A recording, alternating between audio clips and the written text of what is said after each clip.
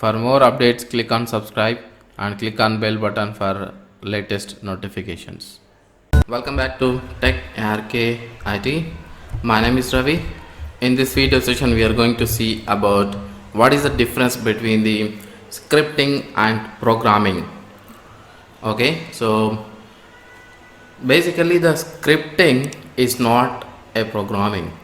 The scripting is loosely typed commands, okay, or some conditions, some loops, okay, functions, but which is not actually a programming, but we can write anything on the file and execute it. That's called as a script.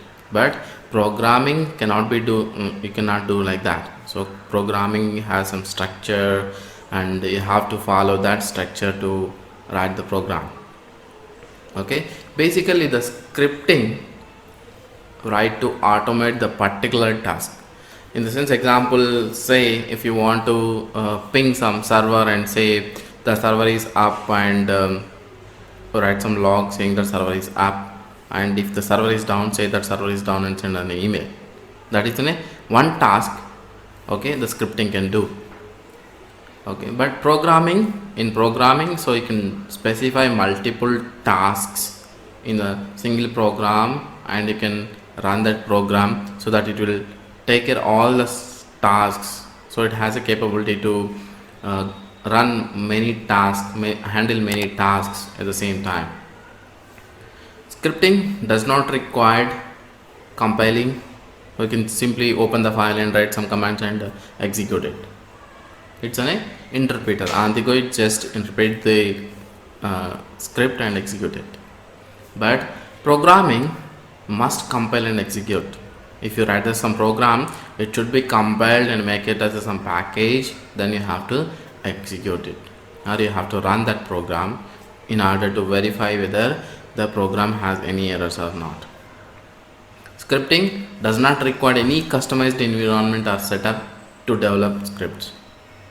Means you just open this terminal or you open some text file and you can simply write it. In the background, you does not require any customization environment, but of course scripts also require some dependent packages, like whereas if you write some commands, okay, the command should be available on the system. That's only the requirement has by the scripting. But programming requires a customized environment to develop and compile the code. Okay, so customization in the sense you have to configure all the environment variable kind of stuff, and program should be installed properly, and this version, there is a difference between the versions, okay, all the stuff, because the program may not run in all the versions. You have to be limited to this version, you have to limit to be this version, like that. So that you require some customized environment to develop and compile any code. That is called a programming difference. This is about the difference between the scripting and programming.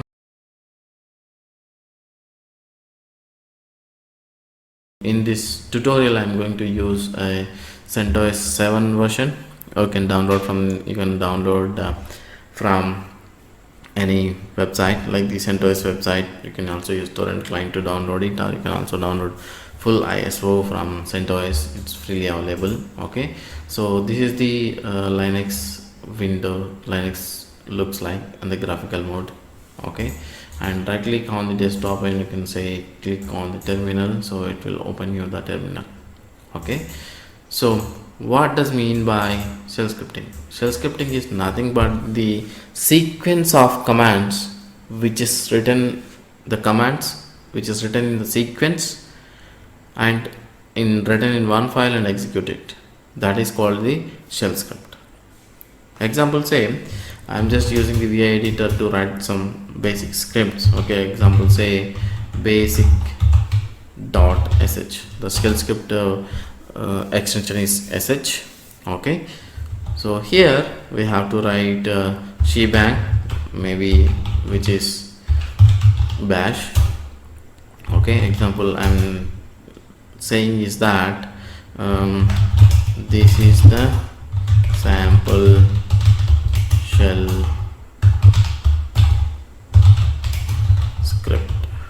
Okay, so in this my intention is to create one directory, under that create one file. Under that file I want to extend some content. Okay, so first of all I am going to create some directory here and the slash saying that created by script. Okay, this is my directory name, and under that I want to create one file using the touch. Okay, created by script, sorry there is no space, created by script slash test file dot txt. In this I'm just going to add some, append some text. Okay, say echo testing script file, and let's append that file using the double quotations. Okay,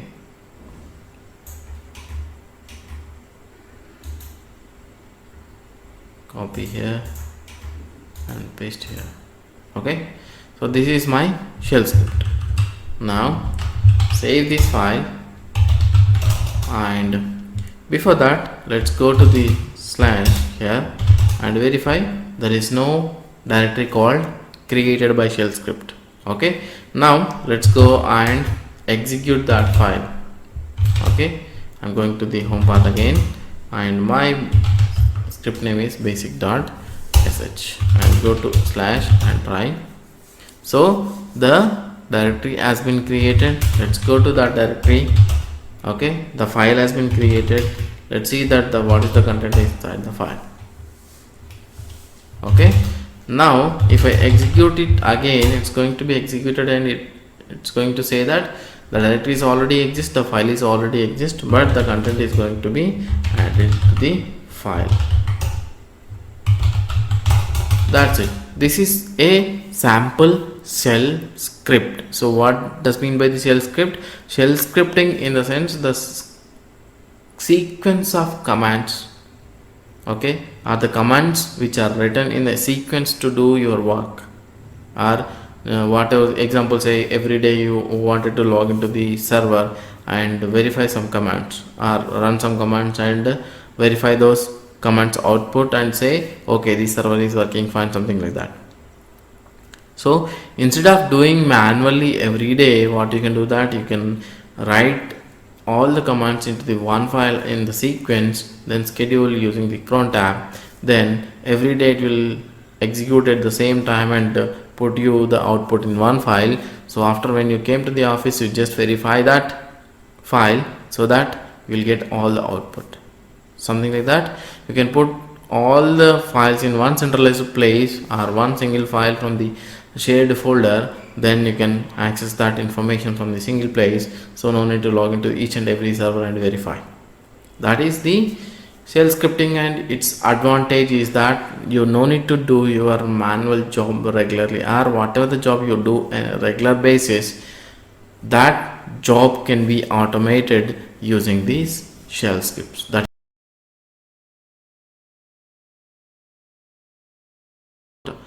what is the shell and what are the types of shells we have on Linux. So basically, shell is a program which will take the commands from the keyboard or the input devices, then execute it on the terminal or on the shell. So the shell passes the command to the kernel, then the kernel will go to the hardware and you will execute and get the reply from the hardware to the kernel, and from kernel to the shell, and shell displays again the whatever the output which is sent by the kernel on the shell itself. So example, say I am just executing ls command. So this ls command executed so quickly that so the shell, whatever the shell I am using, which sends the command to the kernel. So like that. In this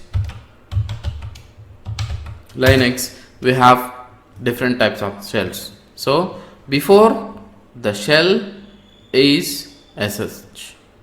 Now we are using bash. So what does it make difference? So what is the difference we have? Okay, so sh and bash looks like same, in the sense most of the parameters looks like same, or most of the commands you execute on the sh and bash will execute it, but there is a difference. So what does difference is? Let's example say I have that comparison sheet over here. So you can see that some job controls you can execute on the bash, but there is a sh that job controls do not have. You cannot create aliases on sh, but you can create aliases on bash. So command line history, sh will not store any command line history if you use it, but bash can store. Command line editing, so sh cannot do that, but bash can do it. vi command line editor, so it does not have any vi on the sh, but bash can have. So there are so many differences over here, so which can give you a detailed information. See this list variables. So in the sh you cannot do it, but in the bash you can do it. So that is the difference over here.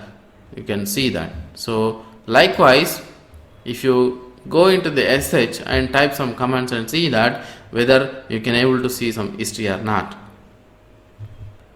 /bin/sh. So I enter into the sh terminal now. So example say I execute some commands. So ls clear, in the latest version it is stored, but in the older version it's not. /etc shells, you can see this. So if you set any user /has been no login, which means that the user cannot log in into the machine, but they can do some work after switching over from one user to other user. So basically most of the service accounts do have the no login access, so which is mandatory for the service accounts to not to log into the machines. So tch and csh is used for most of the programming developers, like who are into the C language development or the application development on the C language. They are more familiar and they have flexibility on these terminals. They can switch back. Okay, that is the shells we have, and the shell is a program which will take the input from the keyboard and send it to the kernel and get the output and show into the terminal.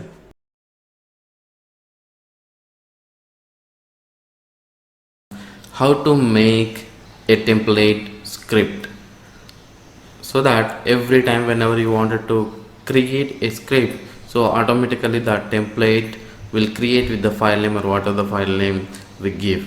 Okay, so because this is a little bit a professional way to do it, so whenever you wanted to example say if you go to the scripts here, so you can also make some files, right?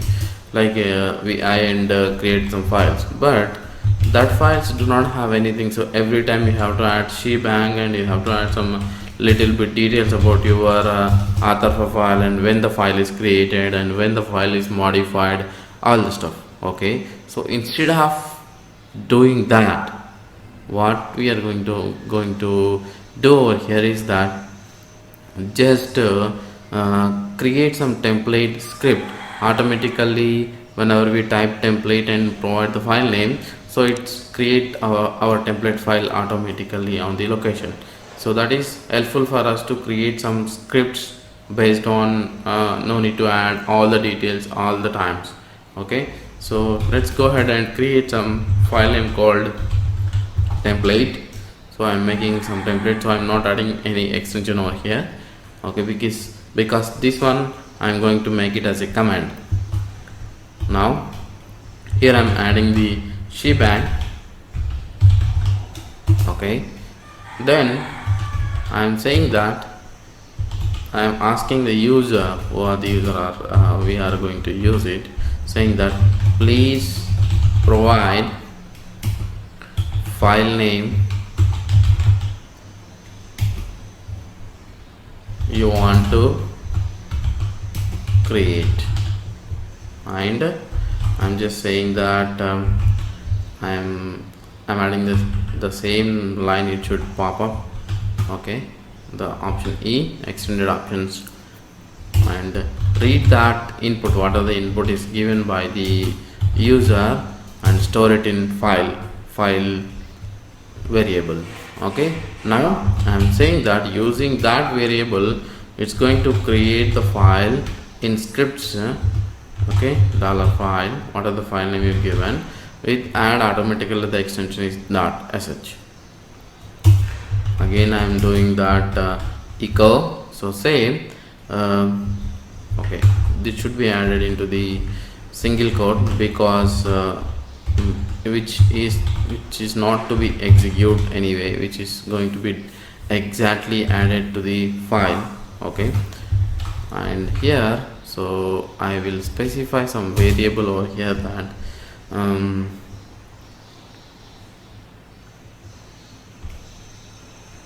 not required. Anyway, we have the file name over here, right?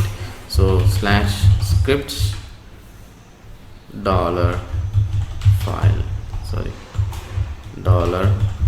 $file.sh. So this line, what it will do, that it will create the file, whatever the file is created, and it's going to add the first one is that shebang value to that file. The next one I'm going to add one more thing is that what is the purpose of these scripts. Okay, add purpose. Okay, and append it to this file. Now I'm going to add one more thing is that what is the version of your script, in the sense if you are creating first time, then your script is the version 1.0, something like that. Later if you modify, then you can change your version file. Now I'm going to say created date when the file is created, and again I'm appending to that file. One more thing is that modified date, when is the file is modified. Okay, date. So here if I am adding the created date, so no need to manually add this date over here, right? So I pass the date command over here, which will automatically create the date and automatically add the date to that file, so no need to add manually. So modified date, so modified date, maybe we have to because all the times we will not modify the file, sometimes we open the file and just to look it up and close it up, right? So that time it's not modified. Then so modified date to be added manually. Then again author name, who created the file, so it's always to be you, so that add your name over here and redirect to that file. And I'm saying that, so this is what my template is. Then I say, so the best practice is that my script is starting over here and redirecting to that file, echo, and my scripts ends over here, and I'm adding the end value, end to the redirection over here. So in between this start and end, we have to write our script every time. So this is the sample template, or the template which I wanted to make every time whenever I want to create some script. Then what I do, that I will just call this template and it will automatically create your file. Then just edit that file and write your script, so it should be look like good options. Then what I'm doing over here, that I'm changing the permissions to 777 to that template file, and I'm moving that template file to the /bin. So every time I can call that template. So I'm using sudo over here. I do not have a permission to move that file to the bin. Now the file has been moved to bin. Now just what you have to do here is that type template. Then it will ask you to create some file. Let's say I wanted to create something like hello world. Okay, no need to add any extension over here because it's automatically going to add the extension and create our template file ready, right? See here, hello world sh has been created. Now you can see that my script template is ready. So by the time what you can do that hello world, you can edit the file over here like this, then add the purpose version something like this 1.0. Example, my script is like this. So this is the sample template file. So I'm not going to do anything modification. So here I'm just adding my script testing template file. That's it. So your script is ready and it looks like to be in a professional way of it. Okay, now execute this hello world.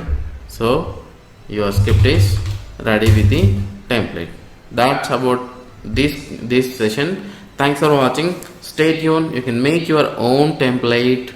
Okay, not only these limited options, so you have many more things to add whatever, but you make some template script over there, so it should be easy every time whenever you are creating a new script or you are developing new script. You just invoke that template command, then it will automatically create your template for you.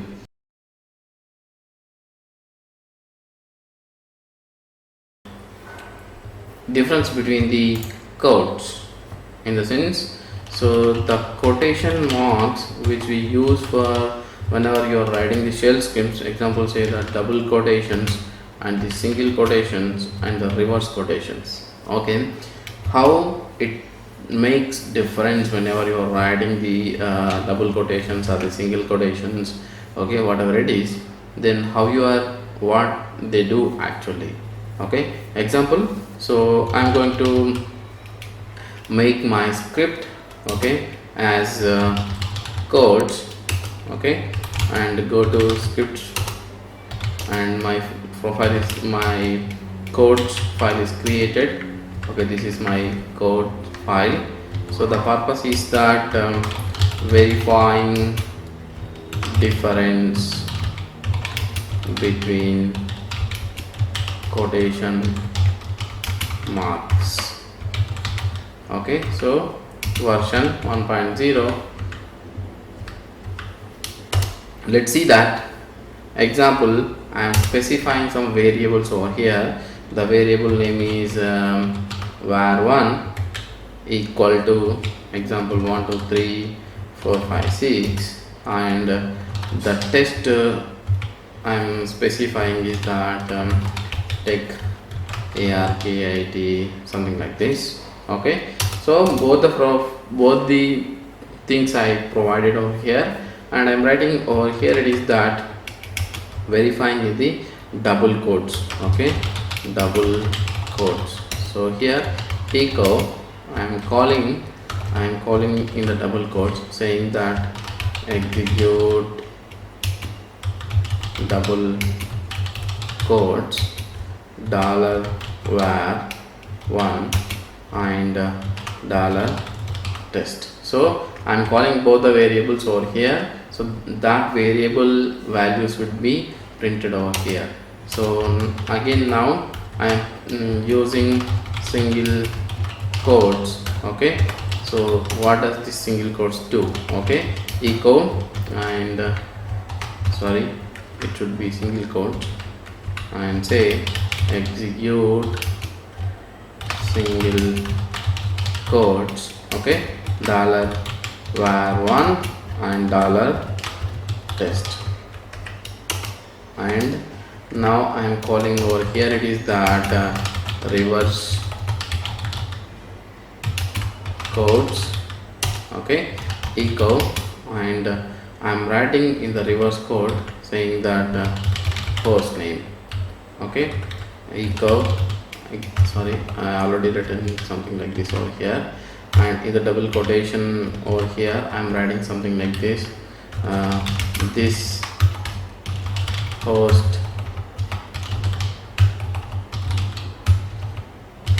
name is this one, something like this, and this is where my script ends, okay.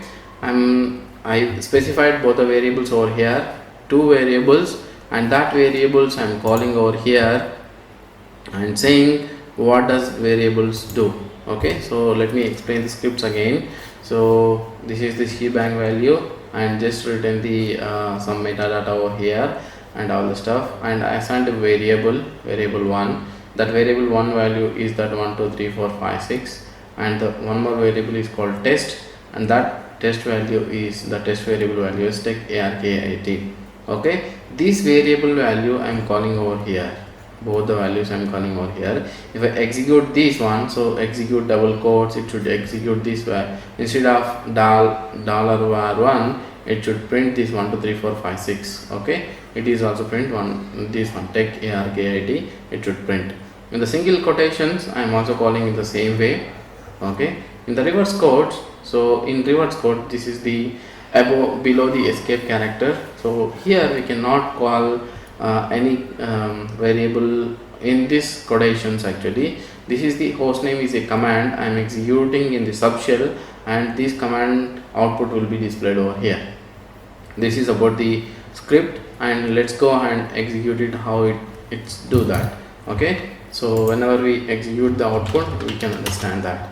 As such I am executing the codes.sh file. So now what it is displayed, execute double quotes is 1 2 3 4 5 6 and Techarkit, in the sense the var1 variable is executed and the test variable also is executed, but in the single quotations what is the value it is executed, so var1 and test.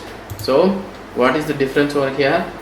In the single quotations whatever you pass, that will be printed as it is without any if you call any special characters, it will be executed as it is. There is no change in that, okay. If you put anything over here, it will be printed as it is. So that is the difference. And the host name is Techarkit over here. So the host name is printed over here. So if you want to call something different, example, say instead of host name you wanted to print any command over here, you can call example date or calendar, something like this. So you can print that values over here, okay.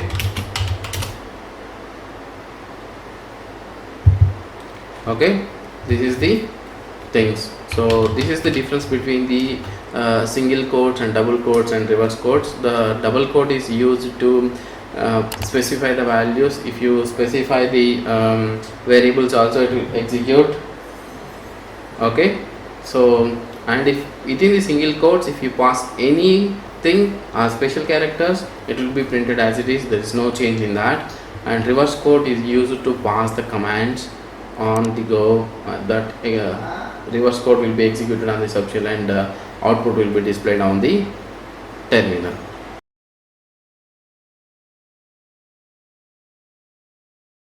Variables, okay. What is variables and how variables works, okay. What is the rules you have to follow while specifying the variables on shell scripting, and how variables are useful for the writing the shell scripts, okay. So let's start over here. Variables are used to store some value, okay. A variable may take different values in through execution of the program. Let's start it. So I'm just making my variable script ready, template, okay, and variables is my script file name, and variables has been created, and I'm editing variables over here and writing. The purpose is what is variable, how it help us in writing shell scripts. Okay, the version is 1.0, and I'm doing over here it is that the variables must be start with letters. It should not start with any numbers. And variables, while specifying the variables, spaces are not allowed, and underscore can be allowed, but it does not allow any hyphens or at the rate as symbols. Okay, any special symbols is not allowed in the variables. But example, see here how variables can be defined, how you should not define the variables. Okay, so now the a value I'm telling over here it is the 10, maybe b value I'm specifying something like 23, and host name and specifying with the dollar. So within this subshell the host name command will be executed, and I'm specifying something like date command within the reverse code. So the command is passing again to the subshell and it will execute the date command and provide you the date.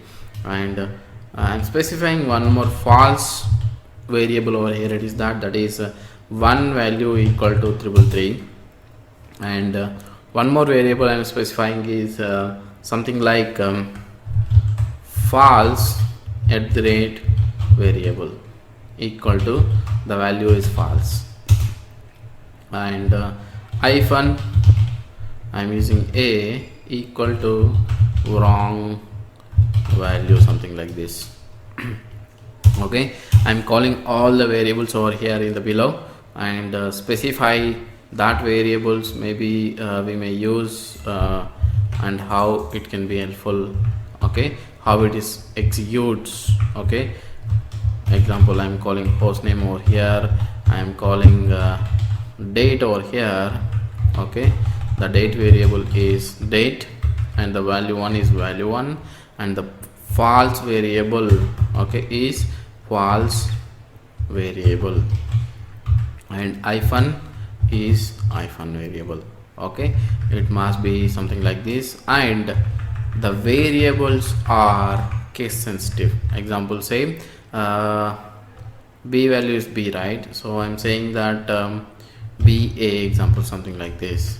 Okay, and ba in capital letter something like this. Okay, 45.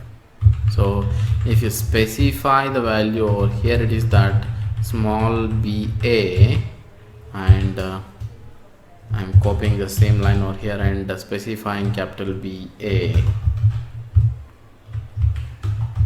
Okay, so that is the case sensitive values over here.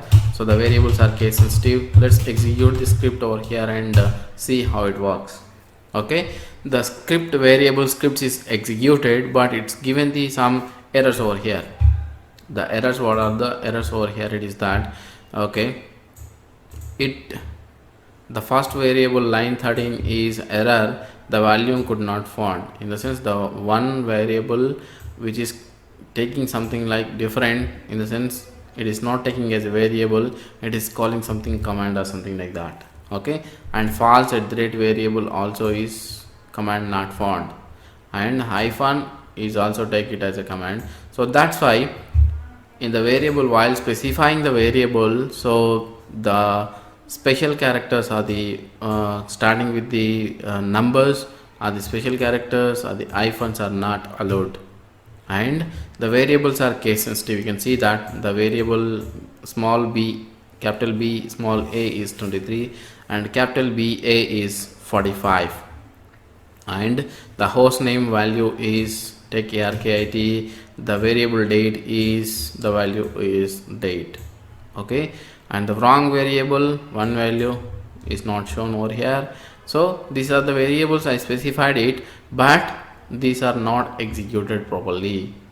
So these are the wrong values over here. So that's why while specifying the variables, you have to follow that So let's see the scripts again. What is the variable script we specified? So you should not follow any variable starting with the numbers, and you should not use any special characters over here, like the rate as symbol or something different values over here. And you should not use hyphen, minus, or you can use underscore if you want. In place of hyphen, if you use underscore, that is a valid one. Okay, example, say hyphen. In place of hyphen, if you specify underscore, the underscore value will be executed over here. Okay, I'm calling underscore over here. So let's execute the script again. It will execute properly. So say the wrong value is executed over here. So hyphen is not supported. But if you are passing any special over here, yesterday we learned on the previous session, is that the single quotes and double quotes, what is the difference between.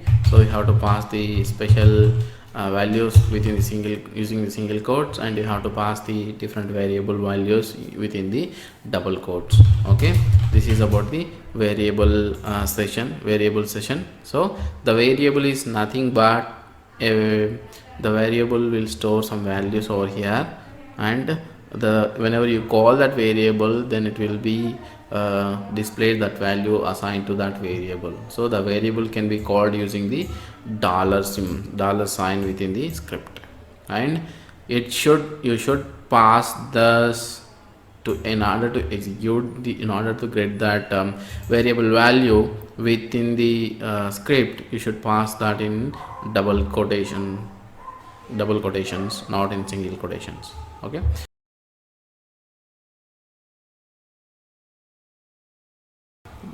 there are some special variables in the shell scripting. So let's see that what are those. Okay, so the first variable is that $star, and it's $star and $ash and $1, $2 and $0, dollar in the quoted marks at the dollar at the rate, and dollar question mark, dollar and dollar exclamatory. So these are the special variables over here. Okay, and each variable what it will do. Okay, and how it can be useful in the shell scripting. Okay, example, say if you take $star. Okay, let's go ahead and create our script, and saying that special variables, enter special variables. Okay, and go to scripts and edit that special variables file. And the purpose of this one is that to learn special variables. Okay, so the version ultimately 1.0, we are not modifying anything over here. So I just write some scripts using that things, and we can see that how it will execute over here. Okay, echo example that enter a value something like $star. So which means that this value I'm executing over here. So $star output is $star. Okay, and echo I'm writing again $ash. Okay, output is $ash, and echo I am writing one more thing over here. It is that $1 and $2. Okay, so output over here it is that output of $1 and $2. Okay, $1 and $2. Okay, let's see that what is that it will display over here, right? And again I am calling dollar at the rate. Okay, this should be in quotation is at dollar at the rate. Okay, output of dollar at the rate echo, and again I am calling over here it is that dollar question mark. Okay, output is dollar question mark echo. I am saying dollar. So the value over here it is that dollar output is dollar.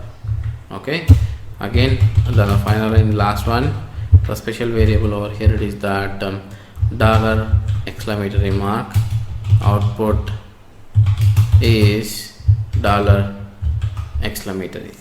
Okay, let me explain this what these special variables do over here. So the first one is $. The $* will store the complete set of positional parameters as a single string. In the sense, whenever I'm running the scripts, if I provide some input to the scripts, that is a positional parameters, that will store into the $* as a single string. Okay, and $# is a set to the number of arguments specified. In the sense, what it will do is that how many arguments it will provide. In the sense, how many arguments you provide, that argument number will be counted with the $#. So $# will count your how many values you given on the positional parameters. It will just count that many parameters you given, something like that. It will provide you the number. And $1 and $2 are the positional parameters. Okay, $1 will get the first positional parameter, and $2 will display the second positional parameter. Okay, and $@ also seems like $*, but whereas this treated this, all the arguments are treated as a separate arguments. In a sense, all the arguments will be taken into the consideration, but each and every argument will be taken as in a different stuff, like $1, $2 as example I said, and $@ also will take all the arguments as a $1, $2, $3, $4, something like that. But no need to specify all the dollar values 1, 2, 3, 4, 5, something like that. You just specify $@, it will automatically take all the positional parameter as a separate argument. $? will give you as an exist status of the last command. If the command is executed successfully, then the $? will give us a 0 value, which means that the command is executed successfully. It gives 1 in the sense it is not executed successfully. There are some exit code status from 0 to 255 based on the command is executed, command error, command not found. There are so many things on the yes, there is the status. Then that status value will be displayed by $? And this $$ special variable will provide a PID of the current shell. In the sense, whenever you are executing this script, so it will tell us that which PID this shell used to execute this script. In the sense, in the back end it will create some PID, process ID, to execute this script. Then that PID will be displayed over here. And $! is the PID of the last background job. In the sense, example over here I am telling something like this: sleep around for 400 seconds in the background. Okay, it will tell us that background job is so and so and running with the PID job. Okay, so there is one more special variable here. It is that $0. Okay, your current program name is $0. So $0 will whatever the shell script name you provided, that name will be captured using the $0. So this is about the special variables. Let's go and execute this special variables over here, and I am writing something Ravi Kumar, okay, free online tech videos, something like this, and enter over here, and you can see that all the information over here. Okay, so the first one is $. The $$ value is this one. Output is all of these parameters as stored in the single variable.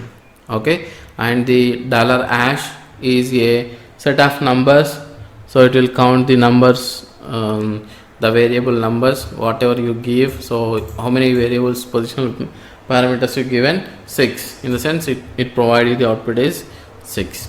Okay, and here output of $1. Okay, so let's example see that the script what we have written over here. So the $1 and $2. So $1 is Ravi, in the sense the positional parameter is Ravi, and the second parameter is Kumar. Okay, and it is displayed as Ravi and Kumar. So last one, the another one is $@. So the $@ value is captured. All the positional parameters is a separate values, and it's executed. The output is 0, in the sense that the above command is executed successfully. That's why the output of $? Is 0, in the sense the command is executed successfully, and it is providing the output of $. So it took 2000. This 2018 is the PID number to execute the shell script, and the 2019 is the background job number. Okay, so let's see that the background job is still exists because it's 400 seconds, right?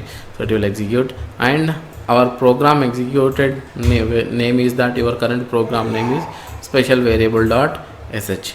Okay, let's see that there is a, if you type jobs, okay, I think it's sleep for 400 I already given, but I could not able to see that background jobs. Okay, you can see a job. If you type jobs, it should be there on the here, or we can also see something like ps-grep the 2019 job, whether we have or not. See this, the job you already have 2019 is the job name we already have, which is sleeping for 400 seconds in the background. So it is given the value is correct, 2019. Okay, this is about the special variables. Okay, let me walk through all the special variables again. So the $* is it stores the complete set of positional parameters as a single string, and second one is it will count the positional parameters, how many parameters you have given.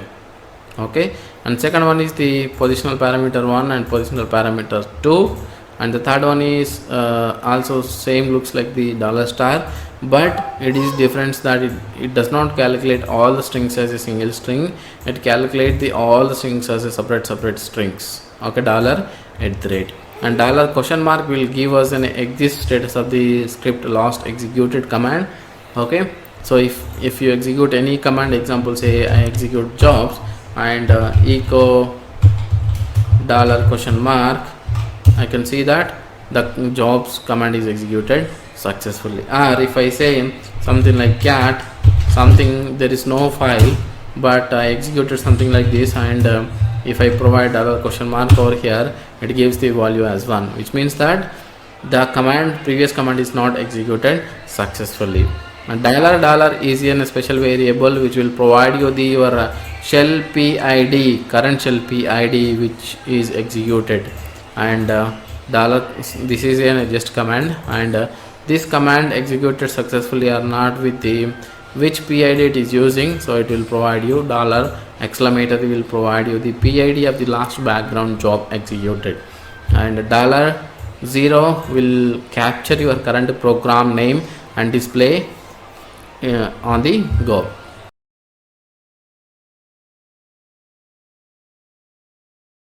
Counting the number of arguments or the provided arguments using the dollar hash special variable, dollar hash special variable over here.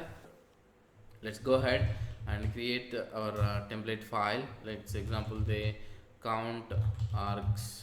Okay, and I'm going to the script file and I'm editing the count args file, and here I'm saying that counting given positional parameters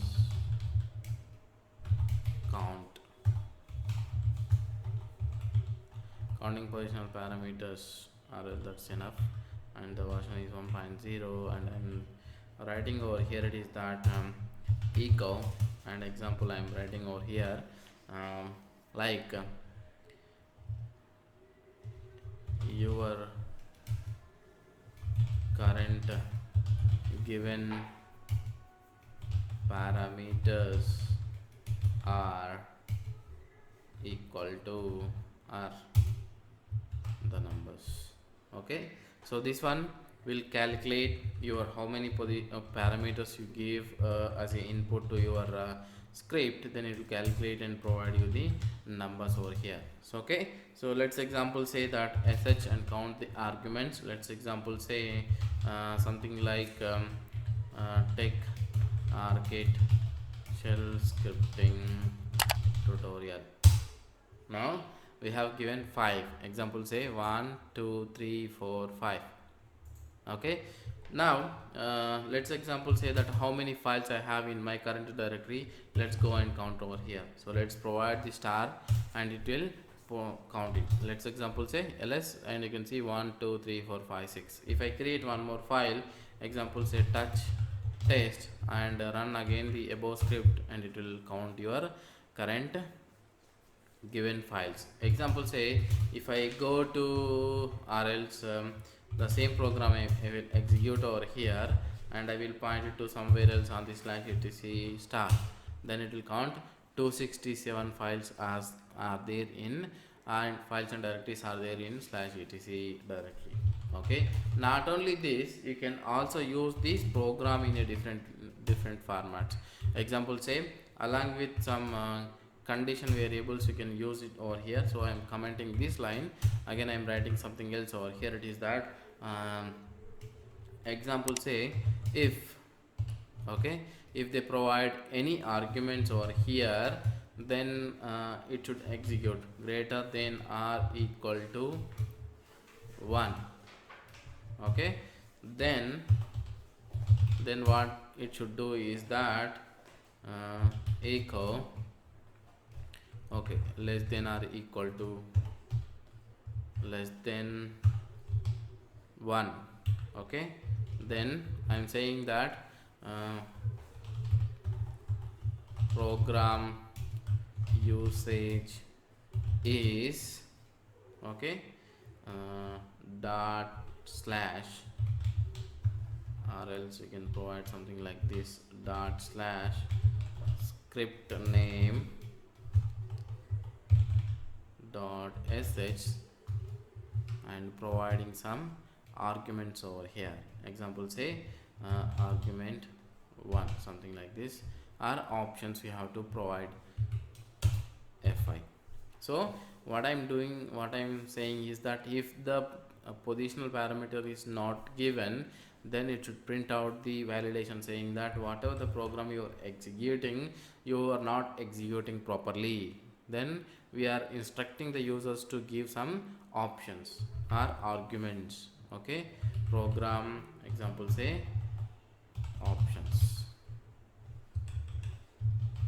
and go ahead and execute this counter argument and say enter. Let's say the program you have to execute it something like the program usage is /script name.sh, and you have to provide some options, which means that if the program you are not executing properly, then what it will do, it will not go further. Example say I am writing over here, it is something like echo your program executed successfully, something like this. So if I provide any arguments over here, counters, example say test, so that is my option over here, so which is says the program is executed successfully. If you do not provide any options, it gives that the program usage is that you have to execute /script name.sh and provide some options, something like you can use that $hash value to validate your program, whether you have your program to provide some arguments, but the user is not providing any argument and is just executing the program, then it should give a error to the user saying that you are not using the program properly, or you are not executing the program properly. You have to use the program with some options. So that is the you can use this $hash value to count the variable lines, all the stuff.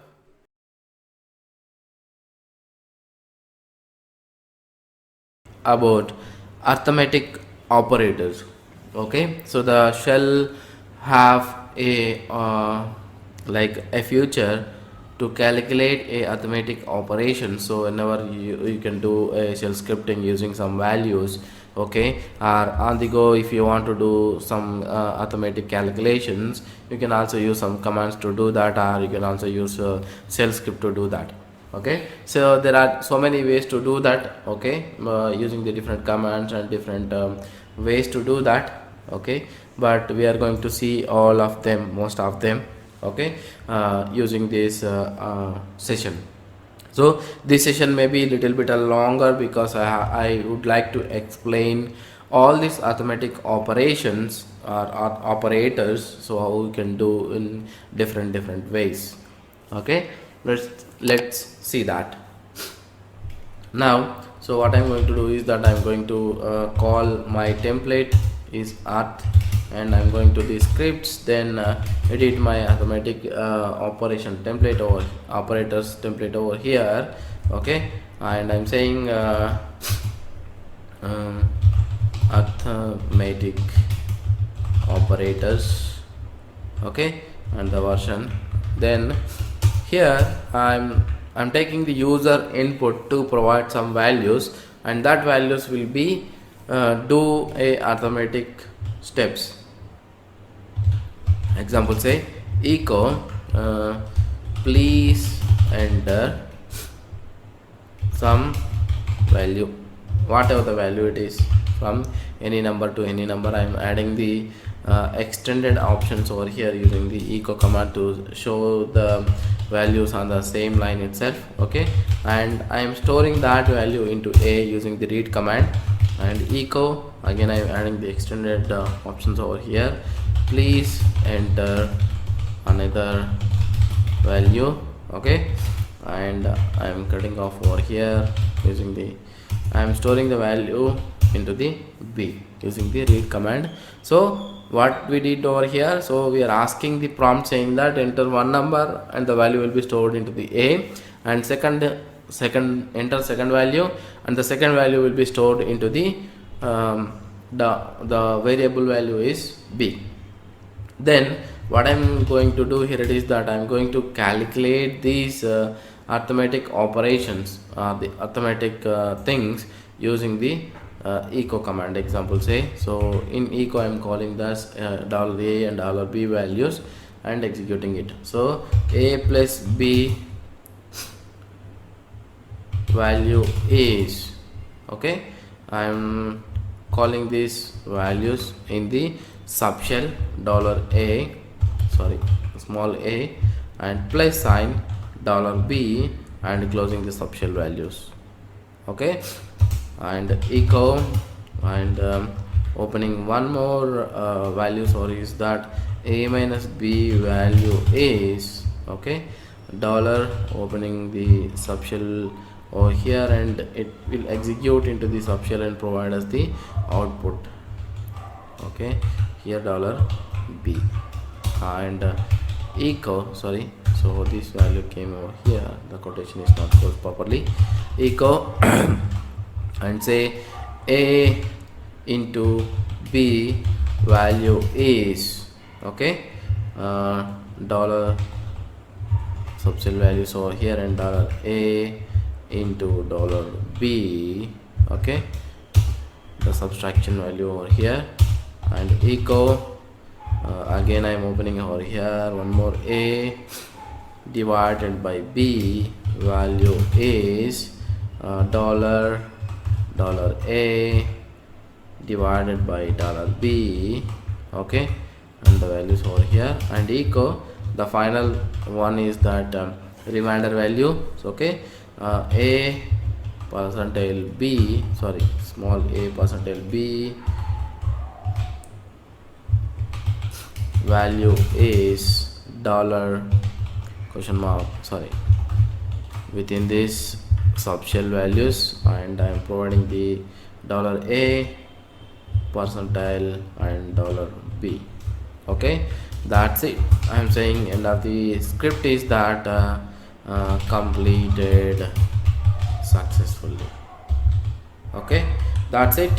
Now our script is ready. Then what are the values you provide, it will do addition, subtraction, multiplication, and divided by and remainder values. Okay, and execute our arithmetic operation values over here. I'm giving first value, I'm giving 50, the second value maybe I'm giving 4. Okay, the a plus b value is 50 plus 4 is 4, so 54, and a minus b, the 50 minus 4 is 46, and a into, okay, 50 into 4 is 200 values, 200, and the divided by value 50 by 50 divided by 4 is the value is 2, and the remainder value for the 50 is 2. Okay, then the script is got completed successfully. So this is the one way of doing a arithmetic operations on the command line or on the shell scripts. So there is another way you can also do using the another commands. Okay, let's go ahead and create one more template file. So let's call it as arth1. Okay, and I am editing that arth1 shell scripting over here, and I'm using saying that arithmetic operators using expr command. Okay, and we can also use expr, or we can also use let command, or we can also use bc command to do that. So the one more example is that here I am saying the same value, maybe we can copy that. No, we can write this script here itself, enter value quickly, so same, okay, something like this, and I'm copying this and pasting over here, and read -r and say the value stored into the a, read -r, and the value is stored into the b. Then I'm saying that echo, okay, these values I'm storing using the expr. I'm going to execute this using the expr command. Okay, so let's say that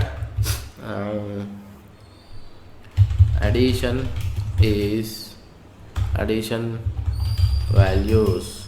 Okay, and I am passing this command to the shell using the codes, and say $a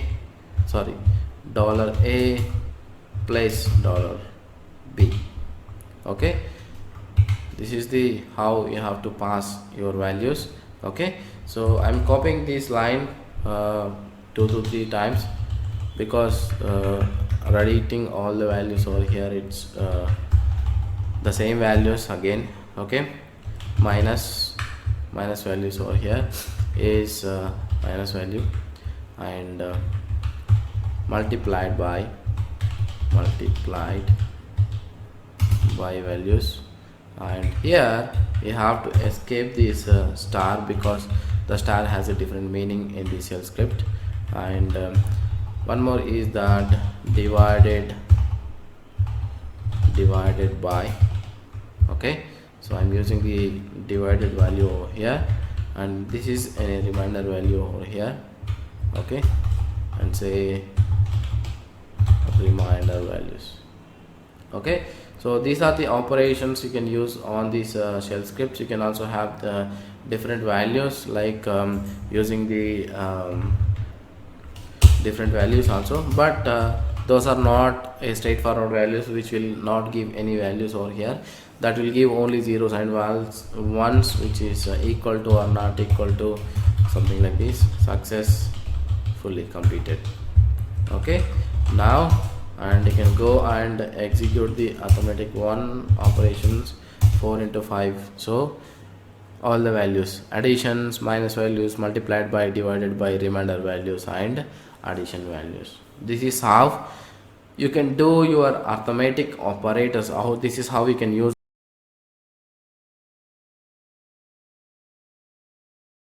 how relation operators work, how we can do that, how we can compare the numbers. So okay, which is maybe less than or equal to, or less than or greater than, or not equal to or not equal to, using the relational operators. Okay, example, say what are the relational operators we have. So okay, I am saying that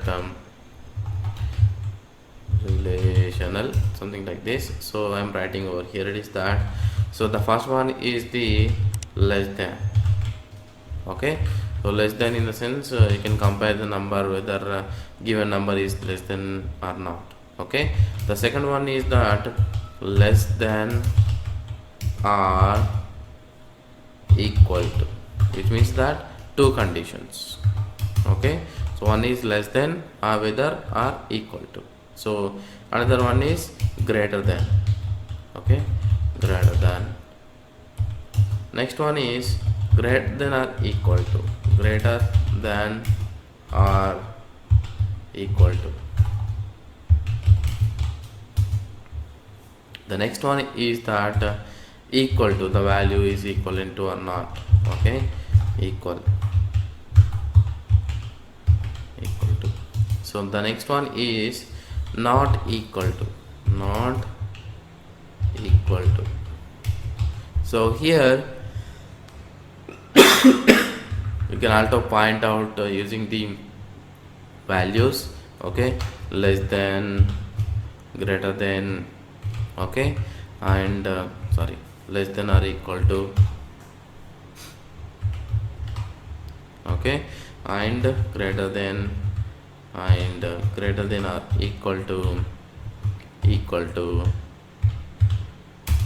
not equal to. So either you can use these values like hyphen lt, hyphen le, hyphen gt, hyphen ge, or hyphen eq, hyphen ne, or else you can also use these values to compare the numbers.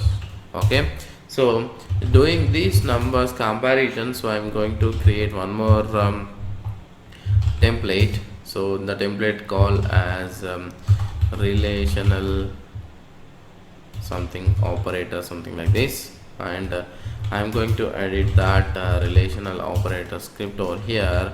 I'm saying the script is that relational operators examples.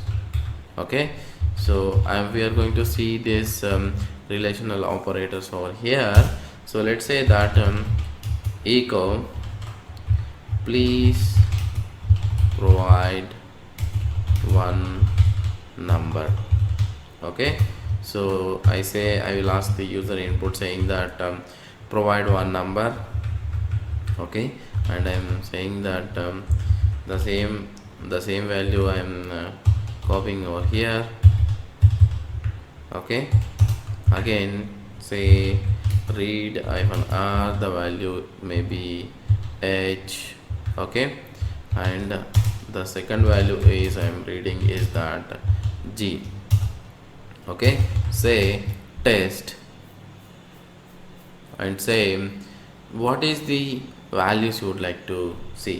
$h is less than $g or not. So I want to verify whether given value $h is less than or equal less than to $g.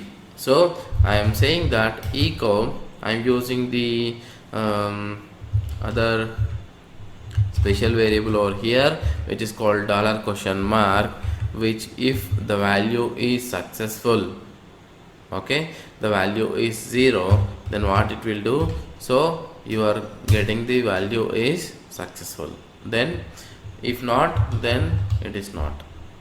Okay, so again I am doing the same values over here. Let's copy these values all the times, then change this less than or equal to, okay, greater than and greater than or equal to. Okay, this one is equal to eq and this is not equal to. So now all the values has been given over here on the script. Then what happened the script is that whatever the values you are validating over here, whether the given variable h is less than $g, the variable g, then it will execute the special variable called echo $, then it will provide you the value that the $, what it will do, if the command is executed successfully, then it will provide the value as 0. If it is not executed successfully, then which means that it will provide number 1. So using these values you can identify that equal to value, in the sense whatever the condition you provided, it is true or false. Okay, let's see over here, save the values, save the things over here, and I am running the script and I am providing some values over here 4 and 5. So in this the less than value is correct, the 4 is less than 5, that's correct, the 4 is less than or equal to 5, which is not correct. Okay, then the greater than value is not correct. Okay, then the greater than or equal to value is not correct, then equal to is not correct, not equal to is correct. So the values has been executed over here and it's provided as the exactly. Then if maybe you can provide some values over here, something like, sorry, you can provide the values over here, that 4 and 4. Then what happens, the first one is less than, now if it is less than or equal to, yes, it is equal to, so that's why the value is fine. Then it is greater than, no, it is not greater than. If it is greater than or equal to, yes, it is equal to, so the equal to value is also equal to, that's why it's given the 0 values. And the not equal to value is 1 because the 4 is not equal to 4, so it is not correct. So this is the relation values operators you can use on the shell scripting. You can also use something like conditions on that, like without using the $? You can also write some condition over there and say if it is greater then you can do something like this, if it is less then you can do something like this. That condition you can add using the if conditions or something.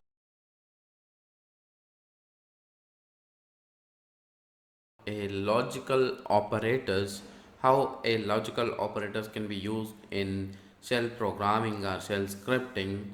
Okay, so how we are going to use that, what are those logical operators, let's see. Okay, go quickly, and I'm opening some file called logical, and say I'm writing these logical operators and how they is going to work. So basically these logical operators are when we use, okay, we use to write multiple conditions,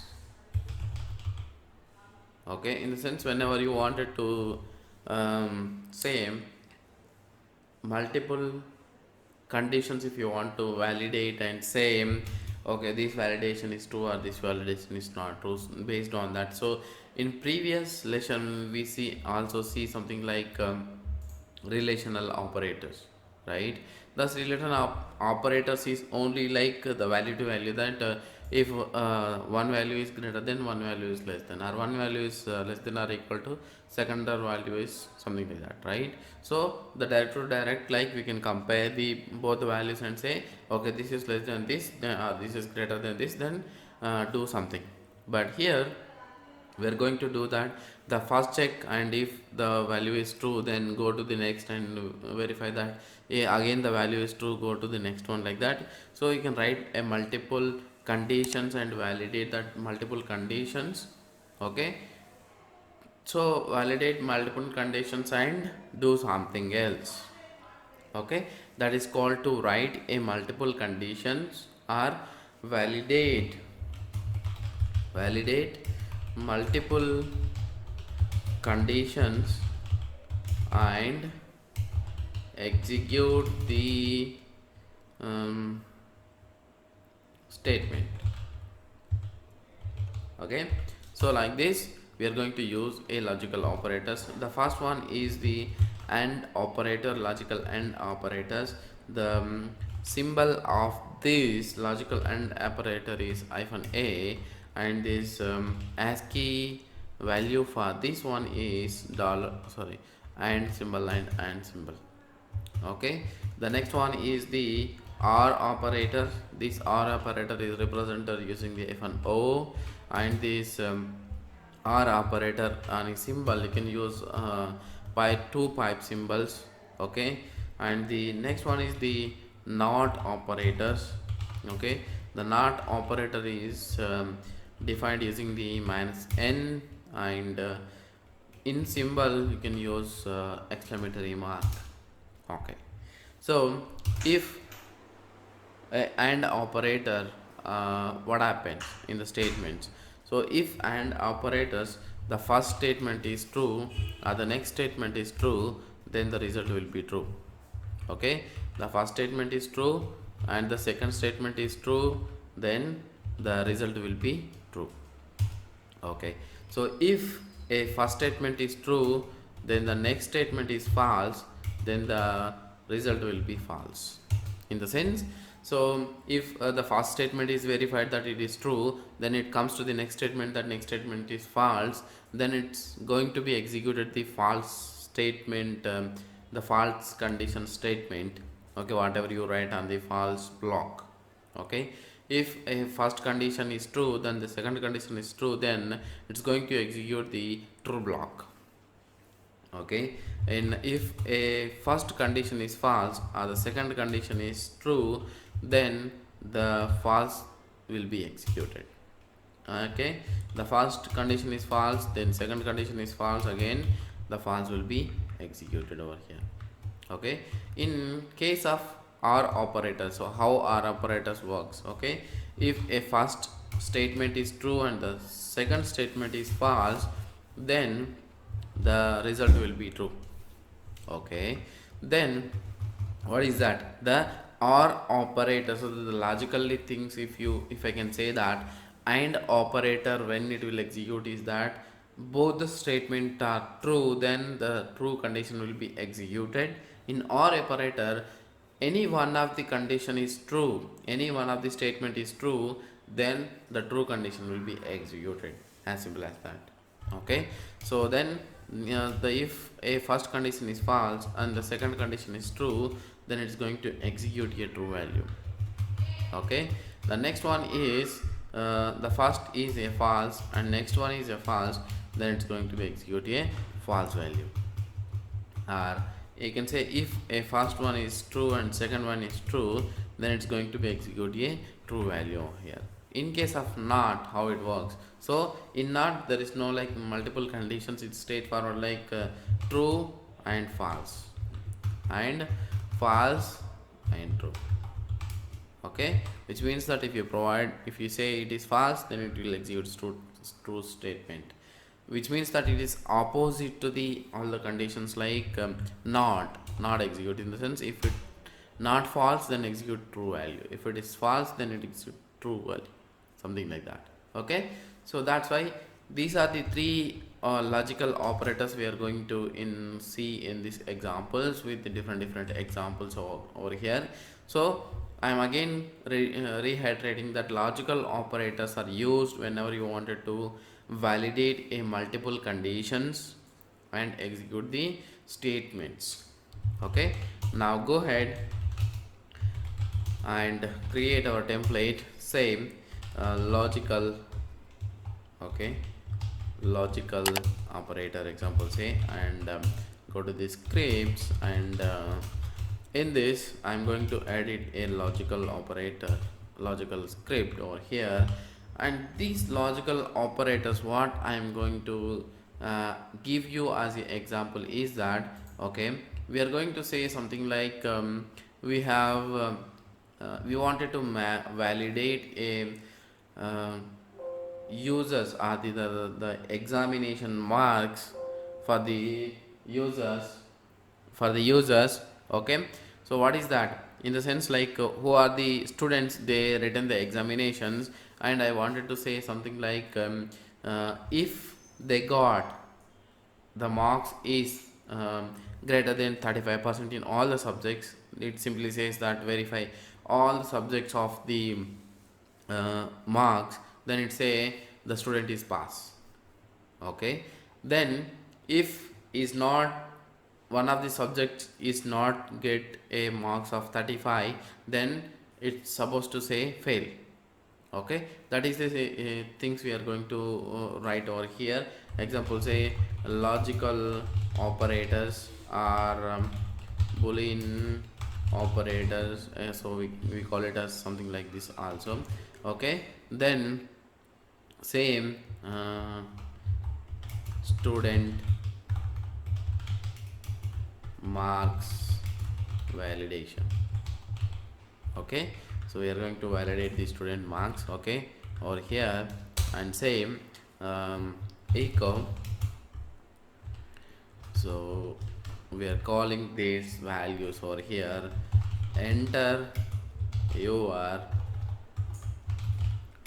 mass subject marks. Okay, I'm saying these values over here, and again I am 3-4 times.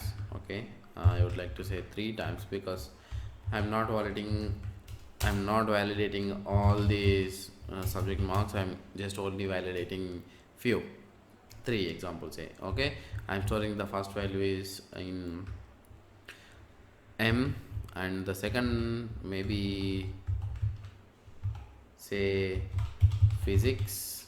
Okay, and I'm say read from R and store into the P value, and the third one is maybe chemistry. Okay, and say read -R and say I'm storing into the C value. So maths and physics and chemistry values I'm storing over here, and I'm validating those marks whatever the given numbers if test, and say $M is greater than or equal to 35, then the first will be validated, and $P marks will be greater than or equal to 35, and $C value greater than or equal to 35, then echo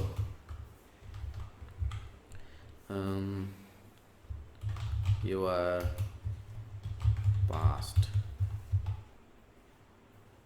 Okay, or else your congratulations, you have passed in all subjects. Okay, and say else, if one of the subject is failed, then it should say that sorry, you not up to mark in one of the subject. We don't know what is that subject, we are not validating any subject values over here. Okay, that's it about the first example. Is that I'm not using any or operators or not operator over here. I'm just using only the and operators, the logical and operators over here, and go and set logical dot execute, and it's saying that mass value. So I say 36 and say 40 and say 45. Then congratulations, you have passed in all subjects. Okay, again go ahead and say one of the subject I'm just giving the 34 and another values, or I'm just going ahead something like this and say sorry, you're not up to mark in one of the subject. So this is a AND operator example, logical AND operator example. And let's see that another operator example, logical or operator example, how we can write it. Okay, and I'm just going to call a template and say or operator. Okay, and edit those or operator value over here and say or operator example. Okay, and the version is 1.0 and say here over here echo, I am just writing some things over here. Enter first numeric value. So the first value I'm asking user to enter one value over here, the first value, and that value I'm storing into a value called t, and example say echo hyphen e, the extended value over here, enter second numeric value over here, and say read hyphen r and say into the value is into b.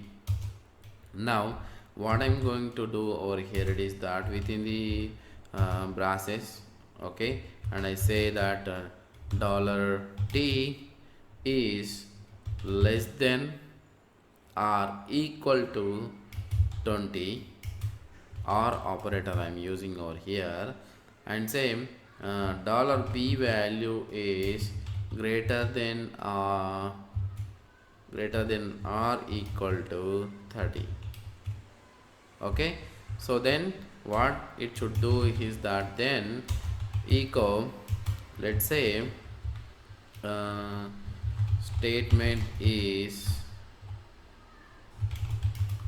true, or the provided value is within whatever the expectation range, else echo say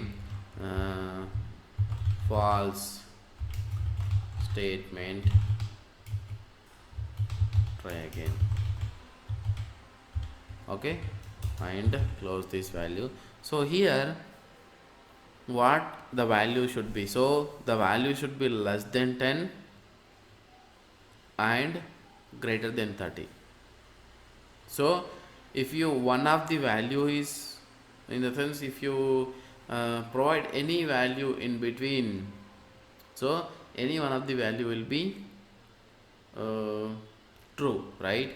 If you say less than or equal to 20, in the sense if you provide a value within 20 range, then the value will be true. Or if you provide a second value more than 30, and the value will be true. Or if you provide the value within 20 in between 30, then the value is going to be false. Okay, let's see that sh or operator and say maybe I can say first of all we go ahead with the first value 19 and the second value uh, maybe 18. Okay, and see this, the statement is true because the first value is matched. Okay, then if I go ahead and say maybe the first value is 21 and second value is 22, the say false statement try again. Why? Because we provide the values within less than 20, in the sense if you provide the value within 20, okay, the first statement is going to be true, this value is going to be true, less than or equal to 20, up to 20 the value is going to be true. So the second is that greater than or equal to, in the sense the value if you provide more than 30, in the sense whatever the value it is, 1000, 2000, 10,000, whatever the value it is, that is going to be second value is going to be true. In the sense in OR operator any value, one of the value is true, then it's going to be write a true block. Okay, if you any both the values are false, then it's going to be write a false statement. That's it. So now again execute this OR operator value over here. For example, then I say 20, then I say 31. So the both values are true, then the statement is true. Okay, this is about a logical operators things. Okay, and there are few more examples are there, but how I can say that maybe the session is going to be little extended, so so that I'm not going to give any example over here, but I'm going to say that some tip that how you can write a logical and operator and or operator in case if you want to use not the -a option, if you wanted to use a ASCII keys that and symbol and the pipe symbols in place of -o and -a. So how we can write that? So quickly open one file, say that or oper.sh, and here example I'm saying that if a condition, if you want to write as a not operator or the or operator or the and operator, so how you have to write. So in case if you want to write, you have to write within the two braces. Okay, this is the braces you have to use. And same example in case of before what we written over there, right? $1 value, example say the first positional parameter I'm taking over here, example say less than 20. Okay, R operator I'm writing here. Okay, and the same one $2 value, in the sense the second positional parameter, if it is greater than 30. So this is how you have to write in, if you wanted to write the statement without -o, if you want to write with the symbols, okay, then the statement will be statement is true, something like this you have to write. And else block I'm writing over here and say statement is false and say close braces. And here we should always remember to provide a shebang, so that is a good practice or the best practice I can say. So something like this. So this is the values we have to provide over here, and say such operator or oper.sh and say the 21 and the 31 value and say the statement is true. Then if I provide the value is 21 and 22, then the value is going to be false. Okay, that is about the AND operator and the OR operator and the NOT operator. If you want to use a NOT operator, you just say in operators dot. So here if I provide a NOT, then that value is going to be a NOT operator, in the sense that the first value is not 20, something like this, then it going to be, the value is going to be in reverse statement. Okay, if it is true, then it's going to be execute false value. If it is false, it is going to be executed true value. So that is not value how you can use on the logical operators.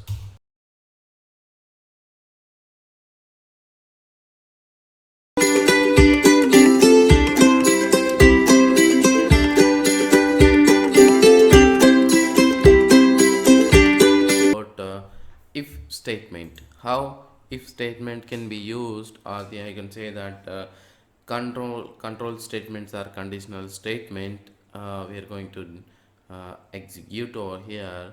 So most of the scripts are, if you want to use some for loop, or if you want to use some while loop, or if you want to use so many until loop or something like, but most of the stuff, the if statements can be used in a different manner. Okay, so this is the example I'm going to give in the if statement is that. So it's a very simple statement.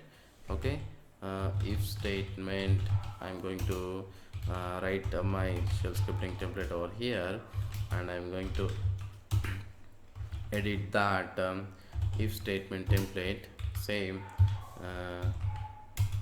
if statement example. Okay, the example I'm going to write over here, which is very simple, and how we are going to write it. So if any value, whatever the value you give the value within 10, then what is that it's going to do some action. So that is the if statement we are going to write over here. Let's example say I am asking some user, you're taking some user input. Please provide value below 10. Okay, so I am saying, I am asking the user to provide any value with within 10, and I am saying that the value I am storing over here using the value value variable, and I'm saying that if, okay, you have to provide these braces in this. So you have to give the spaces compulsory in between that. I say dollar value is less than or equal to 10. If the provided value is less than or equal to 10, then what you have to do is that example say echo, I say you provided value is dollar value. Okay, so I'm again saying something like this, mkdir example say test files. I would like to create something like touch test files. I'm going to create over here using within 100 files. I'm going to create dot txt, where I'm going to create /tmp directory. Okay, then say fi echo script completed successfully. So this is my if condition over here. So if condition is written over here, is very simple. There is no much different logic over here. So first of all, I'm asking the user to provide some value over here, and second, whatever the user is provided the value over here, I'm storing that value into this value variable. And here if condition, if, and provide the space over here, and provide the braces and provide the space over here, and here the space, here the space, and here the space. Okay, so if you not provide the space over here or over here, the if condition is not going to execute properly, so it's going to fail. So that's why I'm saying that you have to properly space in between the if condition.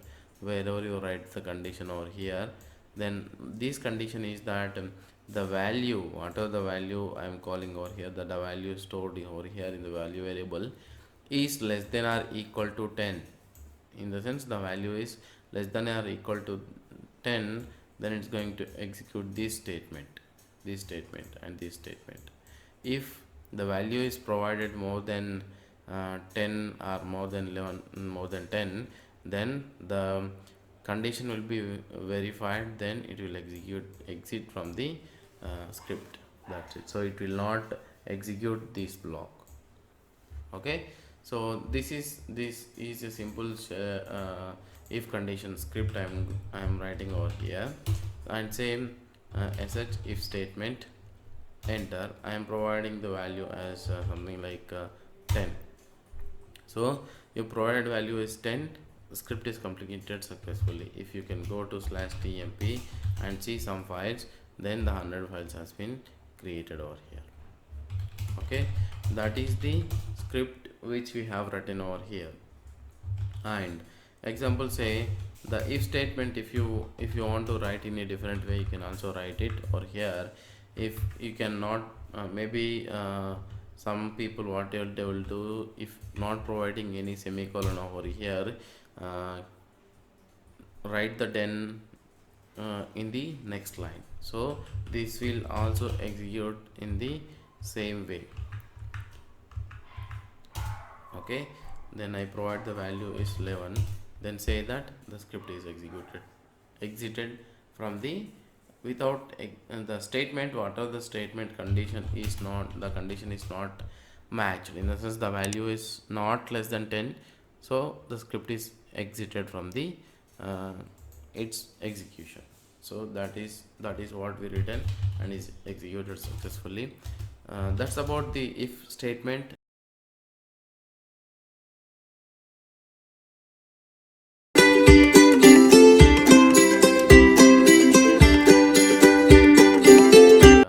If else statement. So in previous session we see that if statement, so there is no else block there, then whatever the condition you provided, it executed. If the condition is true, then the true statement got executed, and but there is no else block, that if the condition is not true, then there is no else block is executed. So in this case I am we are going to do some else block verification, that our else block statement, if one is not true, then else block will be executed over here. Let's go ahead and see that. I'm going to call this template alls if else. Okay, then go to the scripts and edit this if else statement, and say if else statement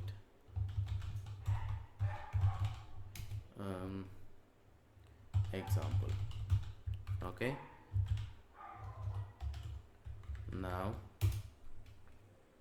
example, say now again little bit of things over here. Any values which is provided over here, enter any value and say that value will be stored over here using the a value, and echo again I'm saying enter any value, and I'm storing that value into the b.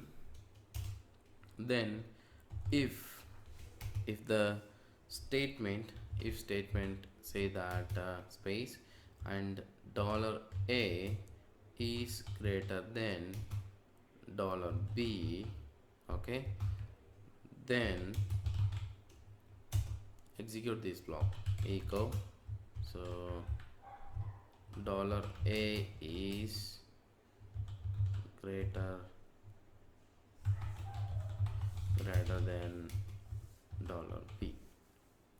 Okay, if not, then what is the statement is going to execute echo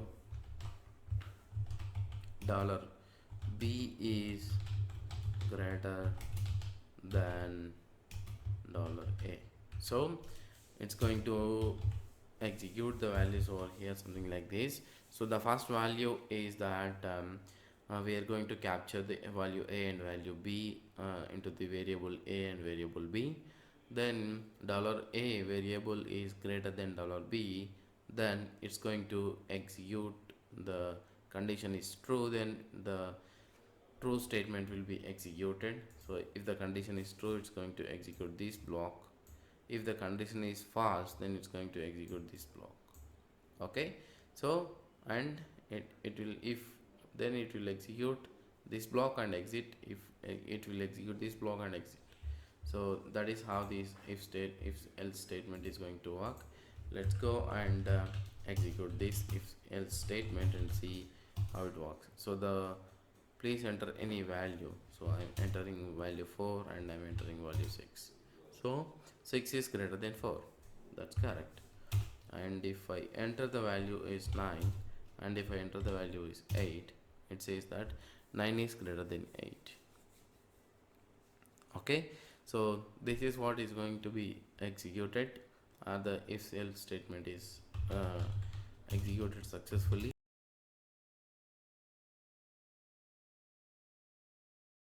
Else if in the sense else. So in this session, actually previous sessions, we already see that if statement or the conditional statement where we make the decisions based on the that condition is false or true, so then do something. So after that we also see that if else statement, like if statement or if else statement can only execute one or two conditions which is false or true statements. Like if one condition is true, then execute the true block. If one condition is false, then execute the statement is false, then execute the false statement. But whereas if you want to validate or if you want to take a decision based on a multiple conditions, then you can use the if else statement over here. So the if else statement, I am going to give you a one example or how if else statement can be run. If else if, okay, so then in this condition what we are going to do is that if, okay, so we are going to run some condition over here. Then if that condition is true or it is matched or thing, then execute these commands. Okay, else if, again I am writing one more condition over here, that condition 1. So if condition 1 is true, then execute below. Okay, or else again I am going to verify that if above condition is one condition is not true or condition 1 is not true, then I am writing condition 2, that okay, if condition is true, condition 2 is true, then execute these commands. Okay, else if else, then if all the conditions are not true, then execute this else statement. So we can write a number of else if statements, like if you not condition 1 is not true, then execute condition 2. If condition 2 is not true, then execute condition 3, or condition 3 is not true, then execute condition 4. So continuously it checks wherever the condition is true, then it execute that block, until unless your statement is not true, all the statements are false, then it's going to execute a else statement in the end of the else statement. So this is the if else, how we can write it. So I'm going to create a template saying that if else if, okay, if else if is the, sorry, okay, I am going to edit if else if statement. So in this statement what we are going to do here is that we are going to provide any 4 numbers, that out of 4 numbers, among the 4 numbers, which number is biggest one. So I'm asking the users to provide some 4 numbers. Then based on that, what I'm telling that the users that, so which number is biggest among the 4 numbers. So we are writing that find biggest number among 4 digits. So I'm going to provide 4 numbers, or the 4 digit numbers. Then I'm going to tell that okay, this is the biggest number you have provided out of 4 numbers.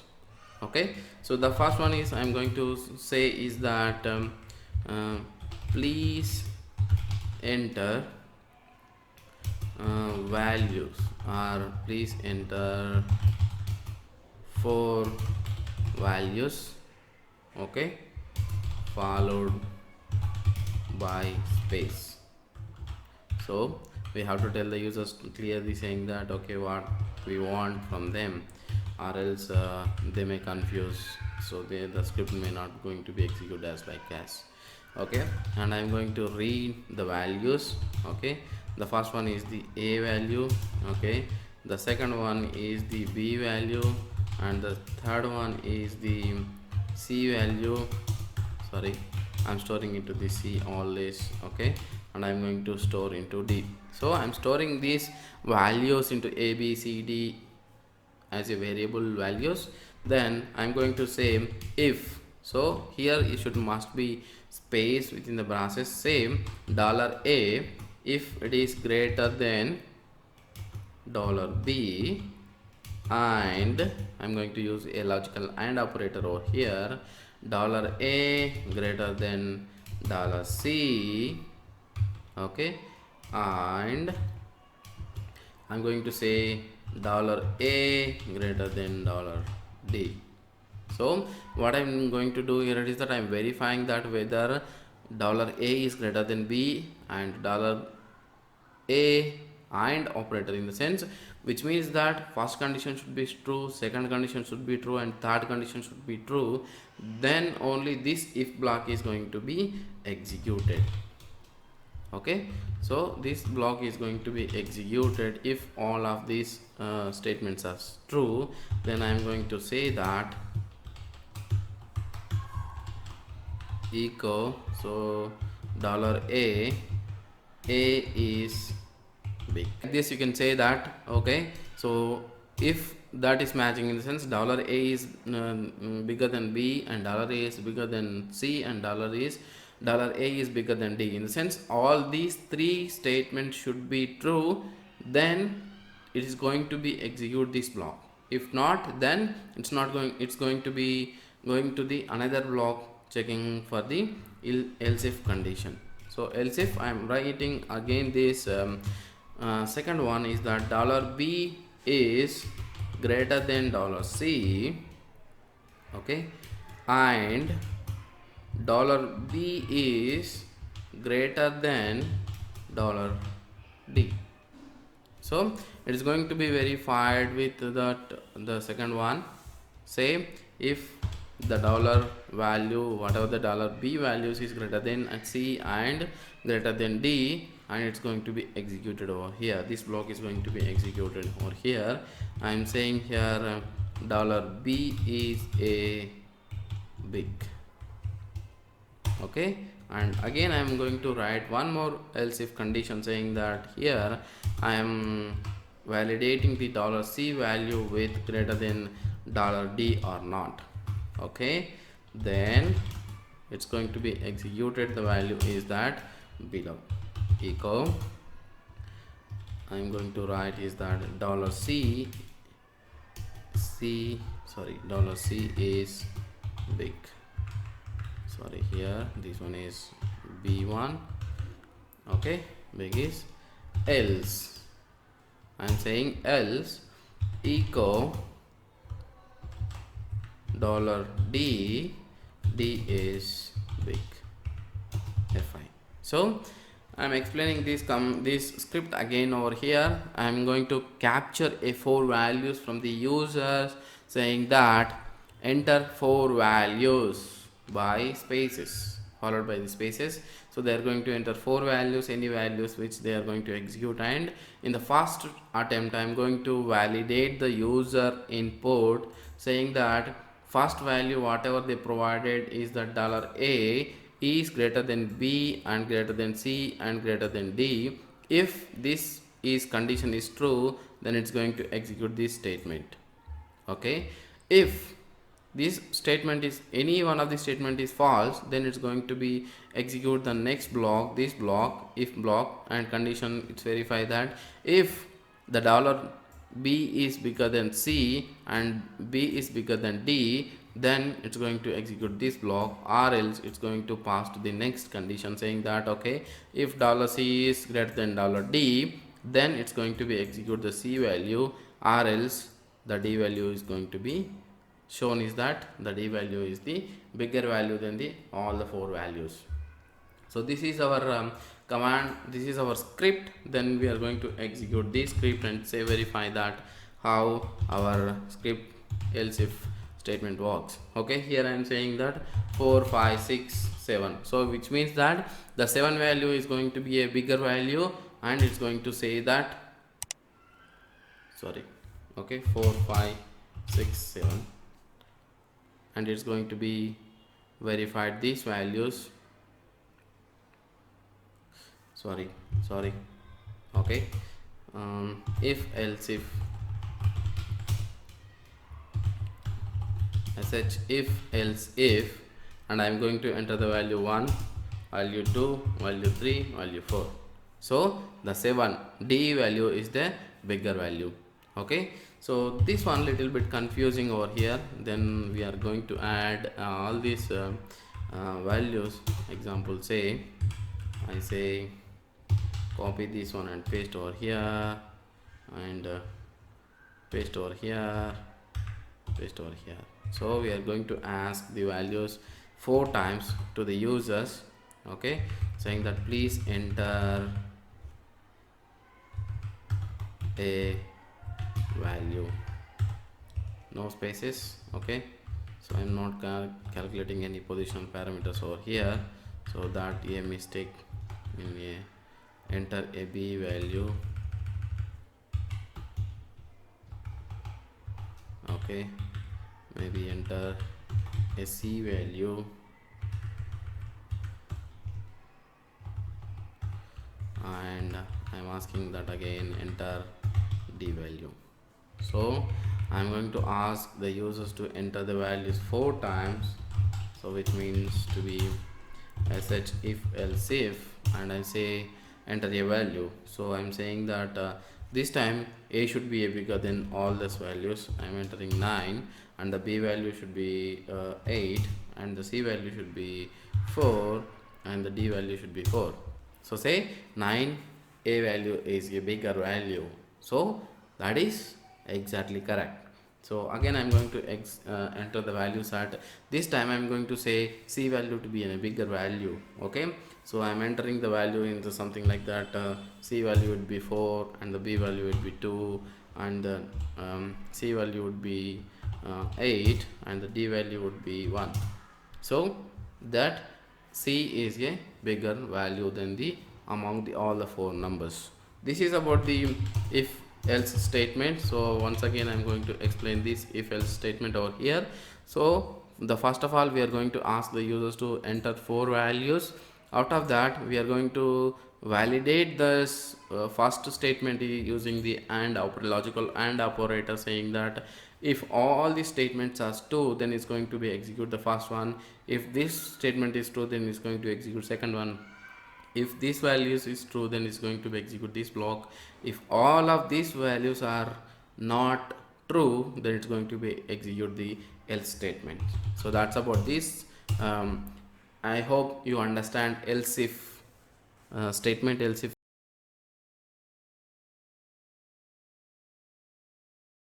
nested if statements, how a nested if statements can be run, or how you can utilize these nested if statements to do your things, or based on the condition like the if condition is true, then again it's going to be execute the if block true statement. In that again we are going to run one more if condition and say that let's example say nested. So the first one is that if a block I am going to run here, it is that some condition I am going to write over here, then so it is going to execute this statement over here.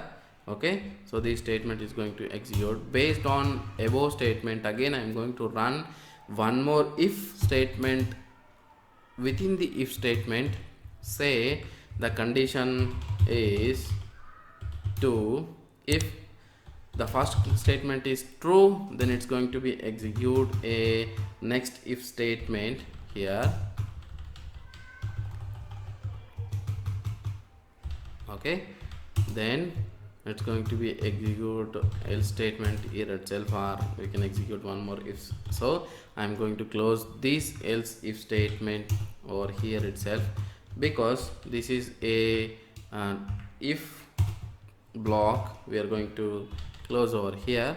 Then again we are going to write one more else if statement over here, then it's going to execute this values over here.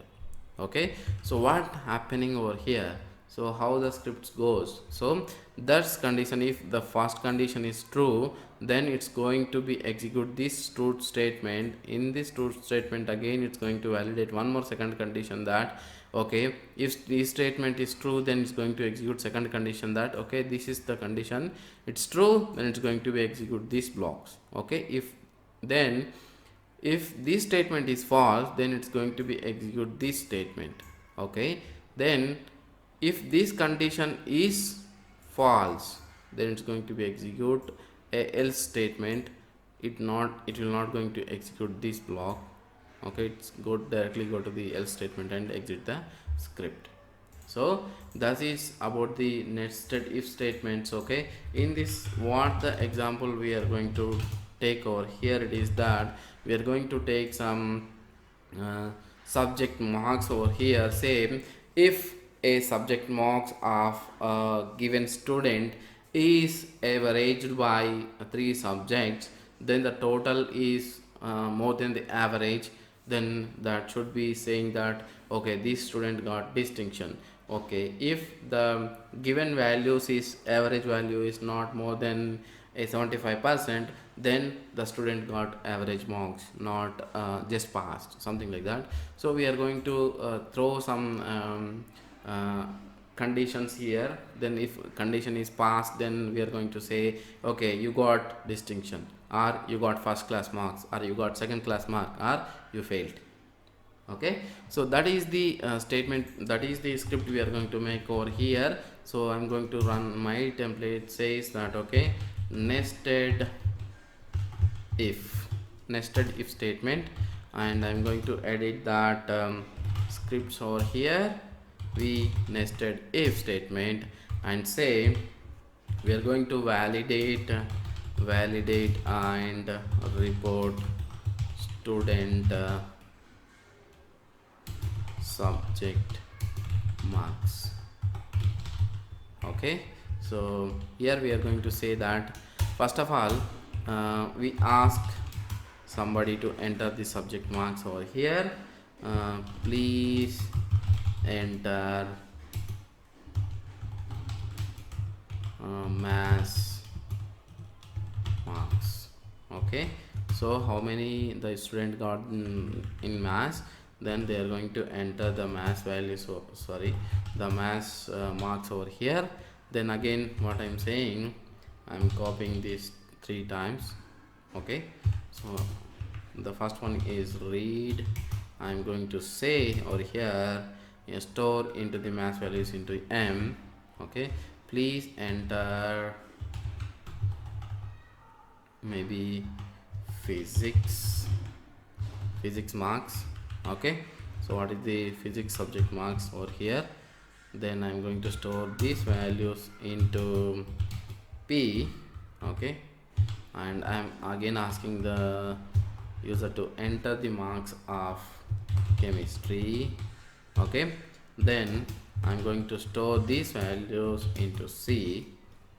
Then I'm writing this if statement over here. The first of all, I'm verifying that $m value is greater than or equal to 35, because the 35 is a pass marks, and say $p values is greater than or equal to 35, and $c value is greater than 35, because the first of all we are going to verify the student mark says that is pass, at least is pass. Then we are going to verify the values is that okay, these are the total marks. If he is pass, then we are going to validate the next statements. If he is fails, then directly going to the else statement saying that he is failed.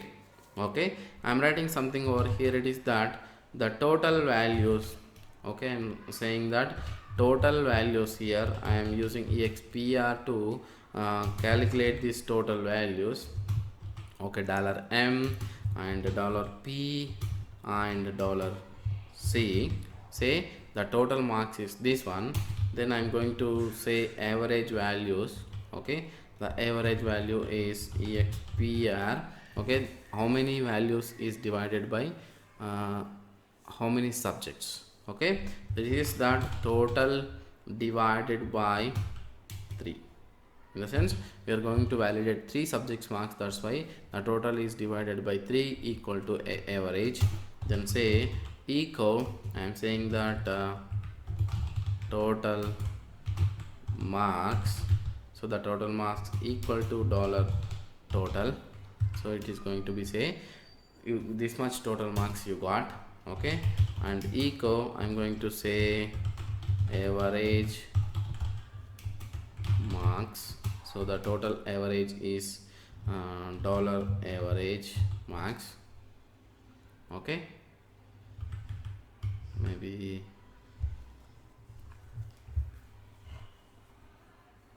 this is okay. Then again I'm going to say over here, after that I'm going to match these values. Say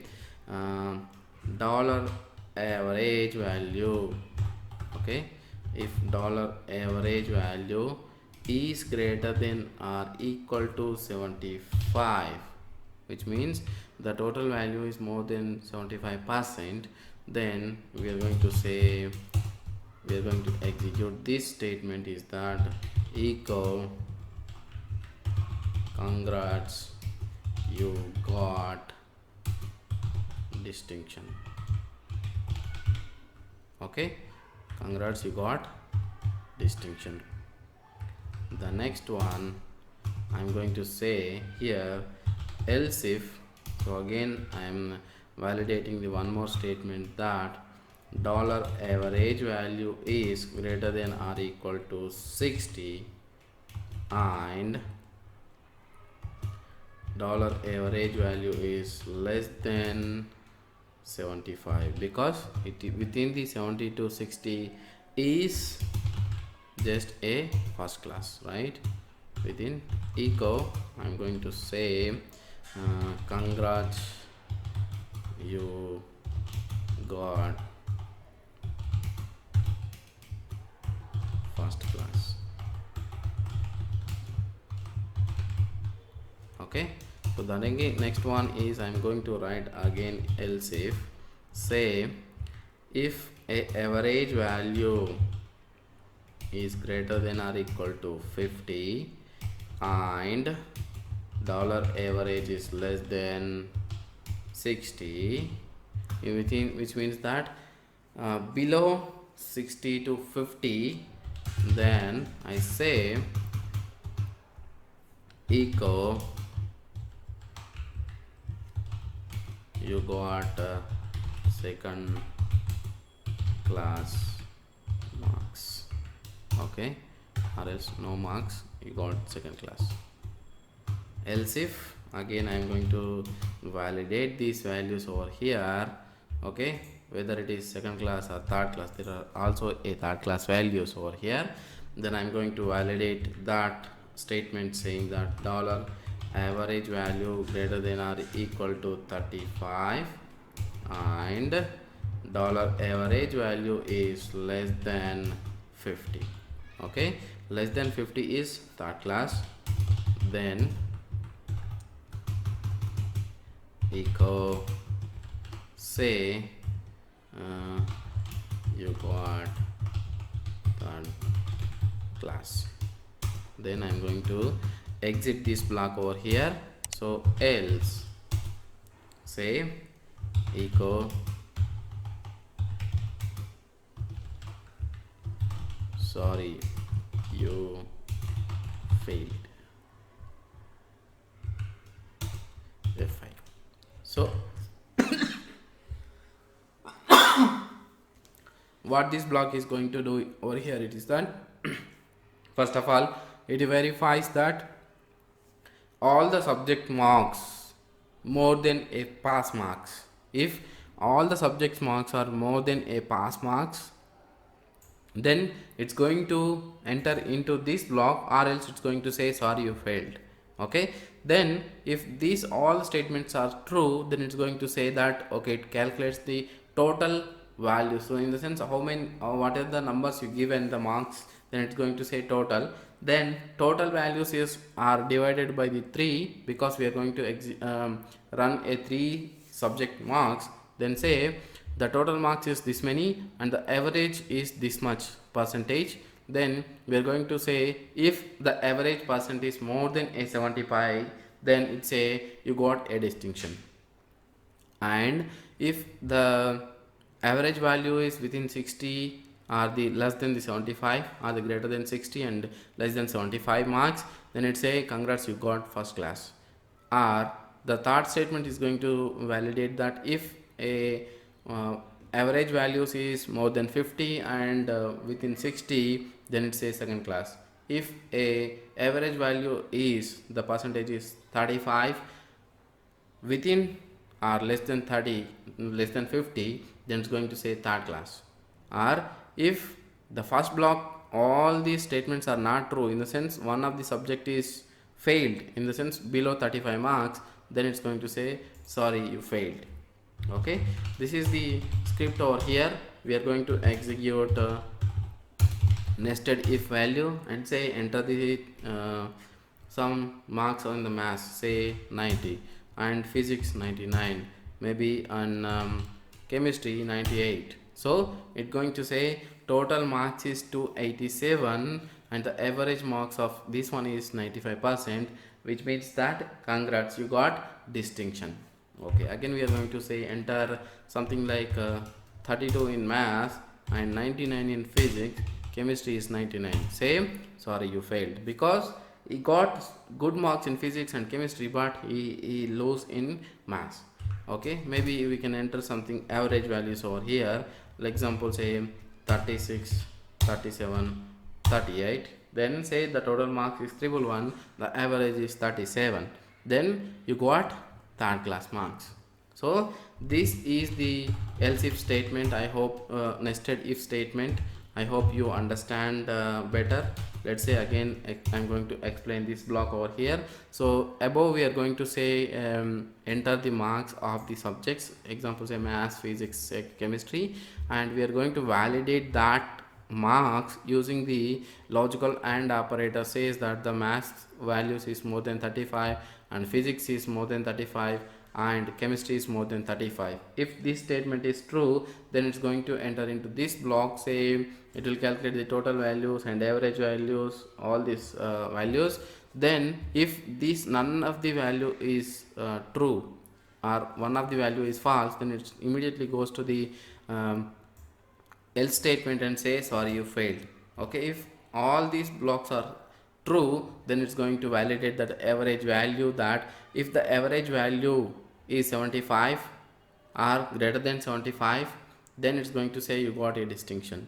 Okay, or if a value of the average value is greater than 60 and below 75, then they say they got first marks. If the average value is 50 greater than 50 and below 60, then they say second class. Okay, if a average value is greater than 35 and below 50, they got third class. That's about this script.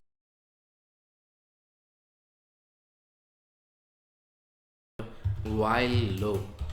Okay, what is this while loop and how the while loop is used? Okay, the while loop means that the first control, whenever you say the first control, checks the condition. If condition is true, then only the statements will be executed. After executing the statement, again the control checks the condition. If condition is true, then again the statements will be executed till given condition is false, which means that, so what we are going to say, that it's continuously go to the check the condition and execute. If the condition is true, execute the statement. Condition is true, execute the statement. Condition is true, execute the statement. If the condition is false, when the condition is false, then it's going to exit the script and execute the false statement and exit from the loop. So this is a simple example, say while loop. So example, I am saying that while, so maybe I am writing some condition over here. Say the condition is true, then it's going to do a value is whatever we given over here. Then it comes over here, same again. If I want to do something over here, then it verifies that values, then done, then it exit from the script.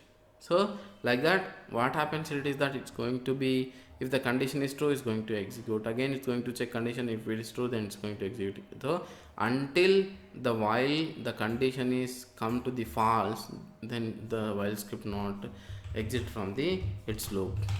So that is the while statement over here. So let's example say that we are going to create a while loop over here, and we are going to execute a while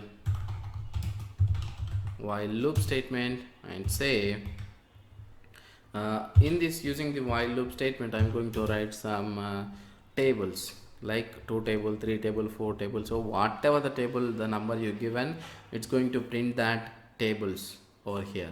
So that is the example, say print any given number table.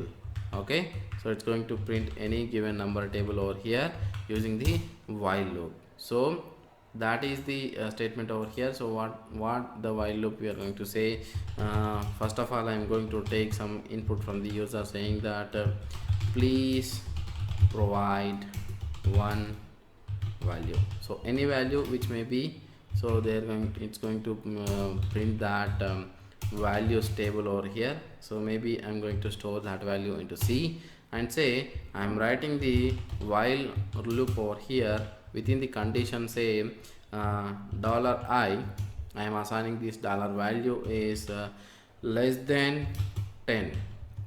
Okay, the condition is going to check here over here, then do maybe I am assigning these values to the B, says expr, then verify that $C value into, oh sorry, do into $I.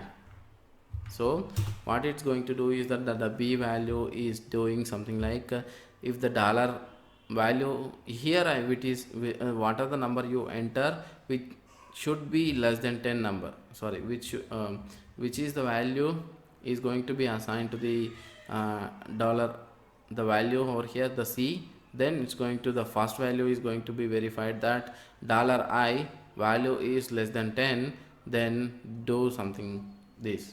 Okay, let's say echo, and say I'm going to enter $C into $I equal to $B. So it's going to write these values over here, which means that it's going to print all these values over here, and I'm incrementing this I value to the $I place 1. So what happens whenever you enter the value, so the I value comes with over here, say that okay, so the I value is less than 10, then says that $C, what are the value you provided, into I, then it's going to be give the value then that value is incremented, the I value will be incremented plus 1 plus 1 plus 1, something like that, until the loop will be exited. Like the loop will be keep on checking until the value is less than 10. If the value is less than or equal to 10, then the loop will be execute. If the value is 11, which means the condition is not true, which is not less than or equal to 10, then it's going to be end this script over here. Okay, let's say sh and say while loop, enter some value. I'm going to enter 2. So what happens? It's going to verify something. Okay, nothing, maybe I missed up something.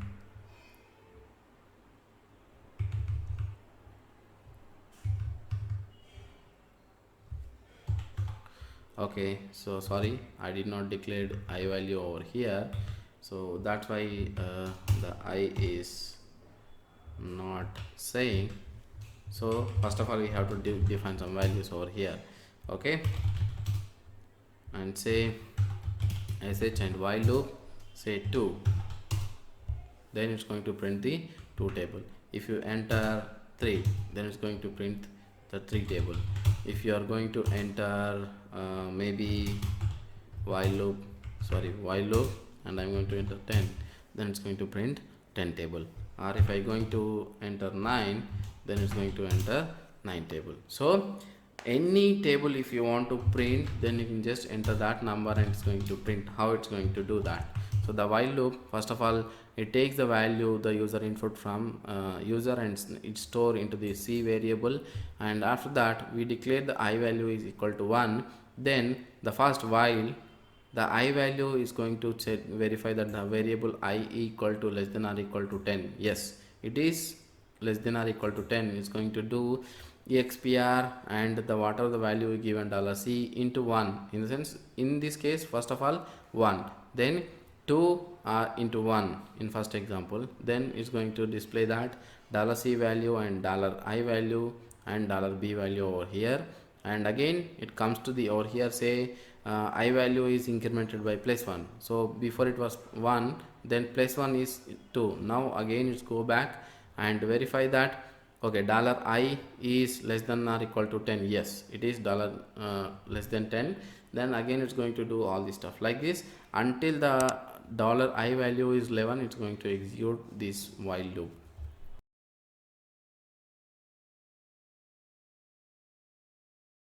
For loop. So the for loop is used whenever you wanted to assign some values to the particular variable, and that variable will be keep on executing. Example, say if I want to ping to the n number of servers, then you can simply say that I wanted to replace that variable value continuously, then it's going to be executed something. So example over here I'm saying that for I'm writing some variable. Okay, this is some variable over here, say variable, whatever it is, the variable, and the variable I'm assigning some values to that variable. Over here it is that values to variable. So what this is going to do over here is that these variables these values I'm going to assign to this variable. Okay, and I'm going to execute, say do something over here, echo, and print that variable over here. Okay, and done. So what happens it is that, so if you want to do something ping, okay, so then continuously you wanted to ping 100 servers or 200 servers, verify that okay, this server is up, this server is up, this server is done, something like that. Then every time you what you have to do, ping server name, ping server name, ping server name, right? Here the ping command is standard, but that server name is going to keep on changing the server name. So that's why what it's going to do over here, it is that it's going to change that value of that server name, and it's going to ping all the servers. So let's example say for loop, I'm going to create this script and say vi for loop over here, and execute for loop example. Okay, and say for loop I'm going to do something like for I'm taking that I as a variable and assigning some values over here. So before that, what I'm going to do here it is that I'm going to create some file. Okay, host file, something like this, and say I'm going to ping all the servers. Okay, maybe something like local host. I'm going to say 127.0.0.1 and 127.0.0.2, or I'm going to execute something like Arkit, or maybe google.com. Okay, or arkt.co.in, something like this. So I'm going to ping these many servers and bring the result over here. Okay, say again I'm going to execute for loop. Say I am assigning some values over here, says cat host file, that is the correct name we have created. Yes, then say do uh, ping -c, and one time it's going to ping only one time to the $I, and done. Or we can also execute something over here, says and values or something like this, or if condition maybe. So say if statement, and I'm going to write maybe we can assign these values something, or else say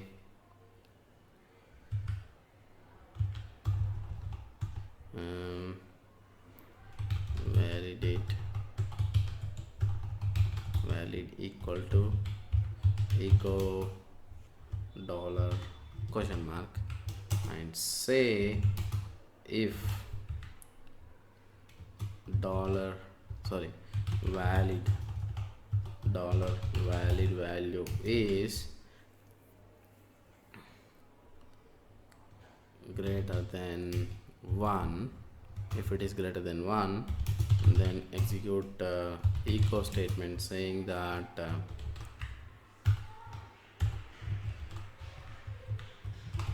host is not reachable. Okay, and say $I over here.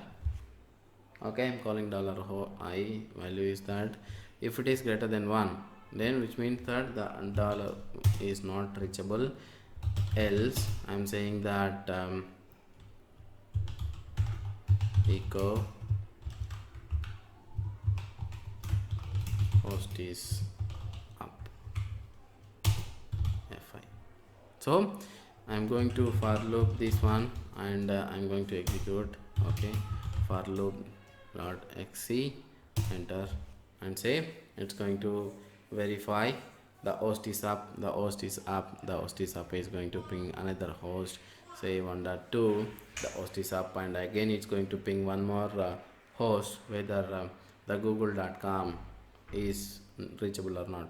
So here actually my DNS is not properly working. Maybe it says yes, host is up, host is up, host is up. So all the results are fine. It is pingable in the sense there is no packet loss. So all the hosts are pingable, something like this. Okay, or maybe I can do something is that it is little bit confusing over here. So maybe the ping output, so the ping output I'm going to redirect to /tmp/ping results, something like this. Then it's going to verify our stuff. Maybe I'm going to write maybe other host which is not pingable over here. Okay, maybe something like 192.192.0.1, something like this, or 2, so which is not exist actually. And I'm going to execute this for loop. Say the local host is up, and the host is up, and another host is up, and it's going to verify that Google host maybe it is up or not. It's going to be show the result now.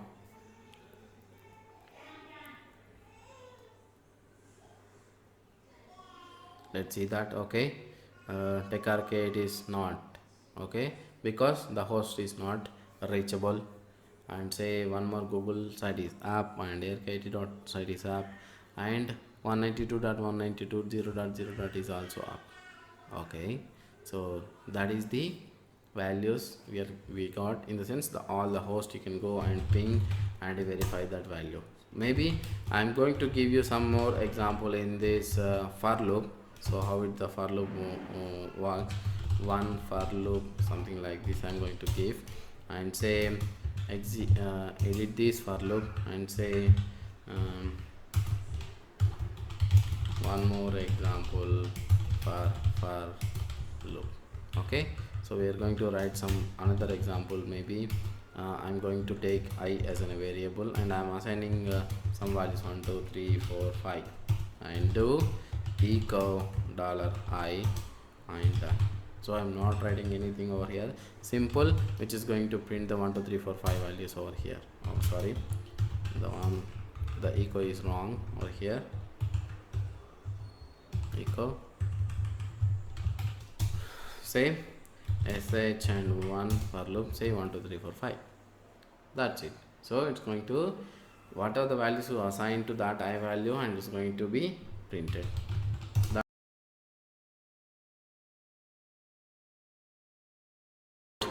Case statement. So how you can use a case statement and how you can write it. So it is unconditional branching statement, which means that there is no condition actually. So we can simply say that menu based or menu driven commands. If you say, so you have a number of options. If you want to select one option, so you can select that option, then it will execute that particular option command. So let's see that. So example, say the case statement, how it works. So here what we do here is that we write that case values in, okay. So example, say the first option may be something, then end with the semicolon, and the second option is something and end with semicolon, and example this third version is something. So what happens here is that whatever the option you select, 1 or 2 or 3, so any one of the version if you select it, then that particular thing what you given that command or something you wanted to do, then it do the action that. So so we are ending with this star because the exit of that one, and you have to exit the case statement in a reverse, the reverse case. So this is the how the case statement is going to be work. So what we are going to do is that case statement value, we are going to assign some values over here. Example, say that 1 2 3 4 5 something like that, and select the one of the value, any one of the value, then it execute that particular command. Whatever the value is assigned to this some command, then it's going to execute that. So that is the case statement. Okay, let's go and create some our case statement template. Let's say template and say case statement, and I'm going to edit that statement with I and case statement. Let's say example for case statement, so which is an unconditional statement, so there is no condition over here. So based on the option it's going to execute. Let's example, say I wanted to do enter something like echo enter a number, any number you wanted to enter, something like this. So enter any value over here. Okay, so what I am going to do over here is that this value I am going to store into the value A, and say echo, again I am asking the user to enter something other value, enter B number. Okay, and this value will be stored over read B value. Okay, and say here example, I'm making some menu over here. So echo, the first one will be a sum of values. So I'm going to do sum of the values using the first number echo. The second number would be say subtraction. Okay, and that value would be something like multiplied by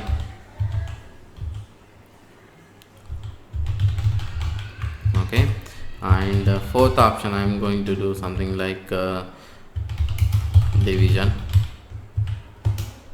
and the fifth option would be modular. Okay, so division, modulo division, and so here I am saying user to enter any one of the value. Okay, enter your choice from above menu. Okay, so he's going to enter any one of the value from above. Okay, I'm saying the value would be in the separate line. So read the choice. So what are the choice he entered, read the choice, and I'm assigning that choice to the case statement. Let's say the case statement in if the value is 1. Okay, then it should execute the values and do sum, right, echo, and I'm saying over here, so sum of $A and $B equal to, okay, what are the value it is.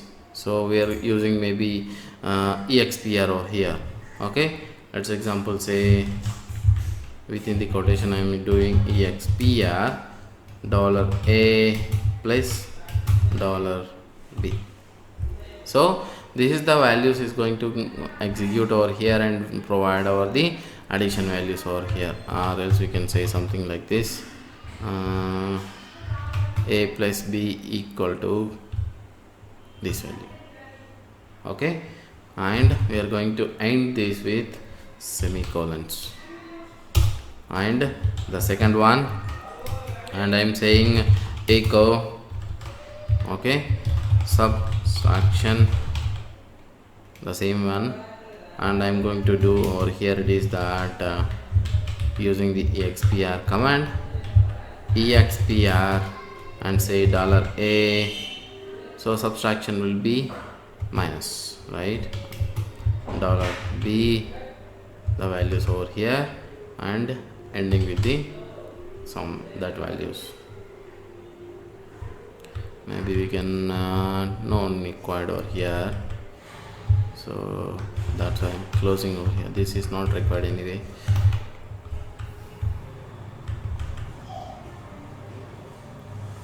This is the command we are passing to the subshell, so that's why that's not required.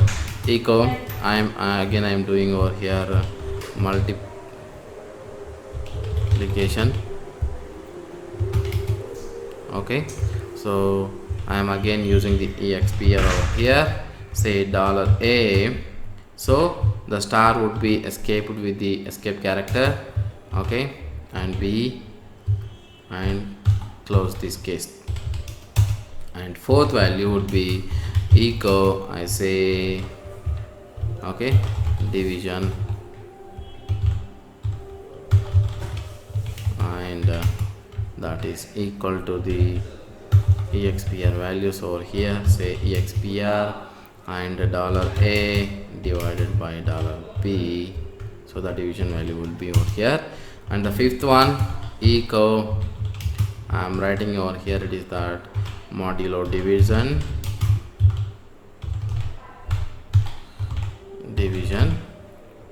and that would be equal to value over here, say expr, and write that value $A, percentile, and $B, close that case.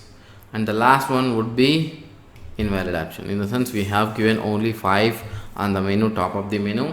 So let's say star, if if he provide other than any of these values, it should say please are invalid option provided, and you have to close this statement. You have to write the case in reverse and save this script and go and execute this case statement. Same, enter some numbers, example say 3 and 4.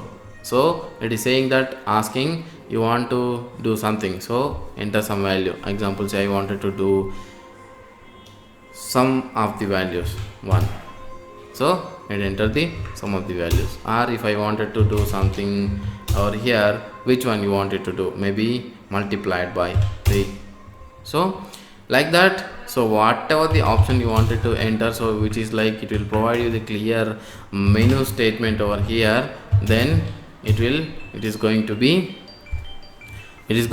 executed the option, whatever the option you entered over here. Example say 5, so it is a modulo division, in the sense the remainder value of it. So like this you can do the option based on the options you wanted to do, something like this. You can use the case statement. Okay, if you have multiple options, example say you wanted to do multiple stuff at the same time, then you can do something like this.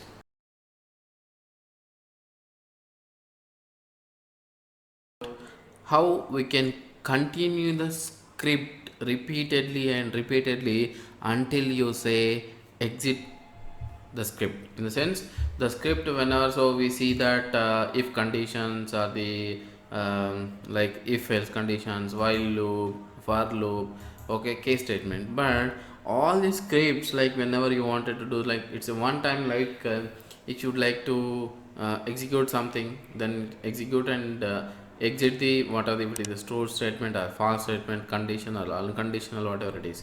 But this script which we are going to see, that it's a continuous statement until and unless you say I don't want to continue with that script, or I want to exit, then the script will be exit with the options. So how this continuous statement is going to work? So this continuous statement can be utilized with the for loop or while loop or any other loop statements like until loop kind of stuff.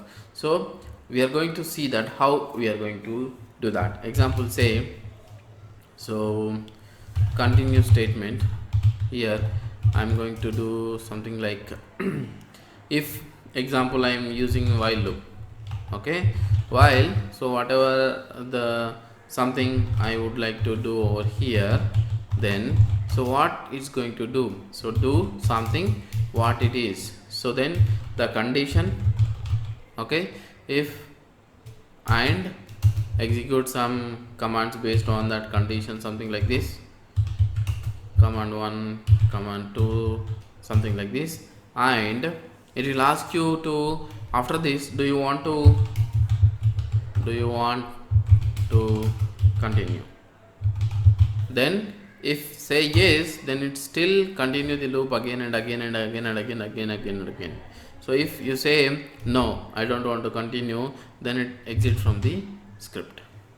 So this is the continuous script, so which we are going to see over here in this example. So let's say template, so I am saying that continue script, okay, and I am going to edit this script, continue, let's say that. So I'm going to write some example over here, so which is not a regular one maybe. So I'm saying that, so in the user input, I'm asking the user input saying that if the user enters any number less than 50, then it should display the square of that each, in the sense whatever the he mentioned, that square of that value. So that should be continued as long as the user wishes. So I'm saying that with while loop continue statement.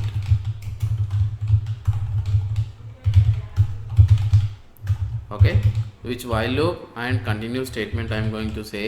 So here what I'm going to do it. So I'm going to do example, say something they are going to answer with any example. So I'm saying that their options, their option is whether it is a yes or no. Okay, I'm saying maybe opt something like this. So option, while I'm saying if the option, whatever the option he provide is equal to y or capital Y, equal to capital Y, then it should do this. So enter say echo -e, please enter the number. So whatever the number it is, so then what happens, it should read that value and store into the number value and say I am saying if condition over here dollar number is less than or equal to. So our condition is that whatever they provide the value, it should be less than 50. If it is not, then the loop will not continue over here. Then the square it should make over here, it is that I'm using expr command over here and say dollar number into dollar number. So this makes the square value over here equal square of provided number dollar num is dollar sequence. So the square number what I have provided over here, it is that square of provided number, the number whatever the number they provide, 50 is this one. Okay, so now I'm saying else if they provide the number maybe not number not in the given range, not in the given range fi, then again I'm saying that they wish to continue over here. Okay, maybe another option one over here I'm saying if the option is equal to whatever the answer they provide. Okay, echo I am asking the user, do you want to continue, yes or no. Okay, I am saying yes or no. I am asking whether he want to continue yes or no. So if he says yes, then it keep on continuing, the script will be executed again back, or else it will exit the things. So I am saying over here it is that it should be stored into the some wish is wish value.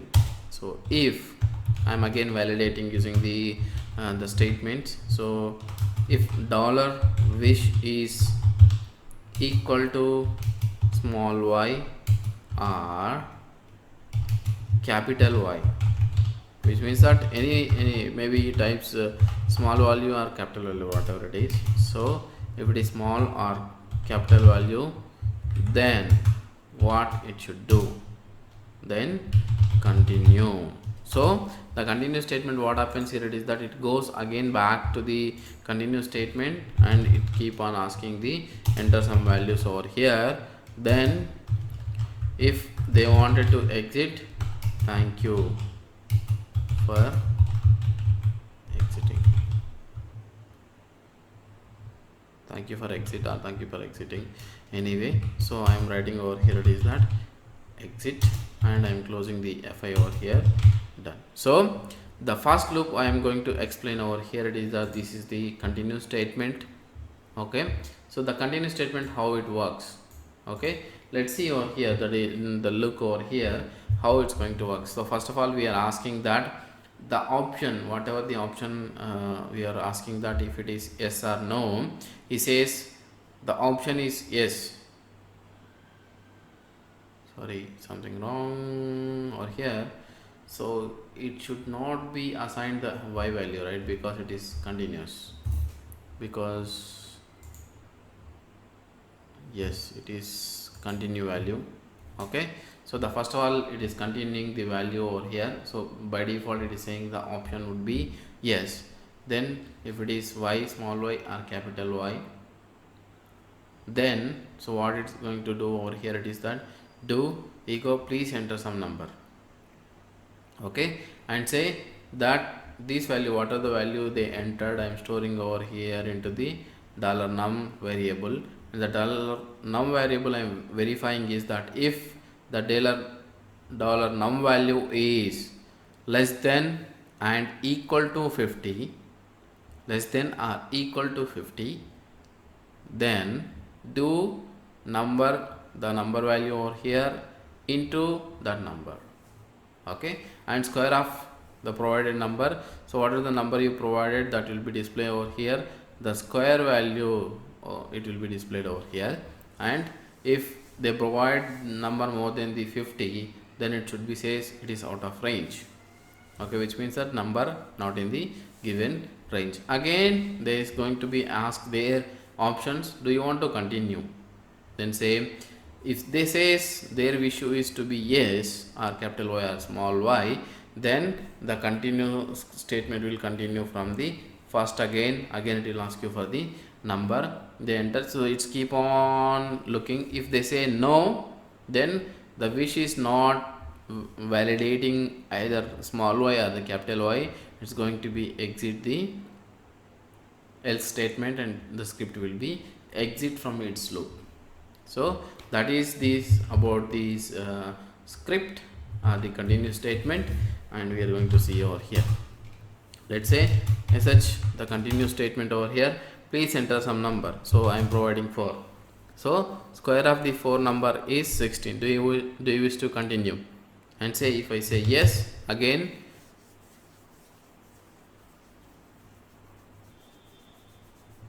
okay,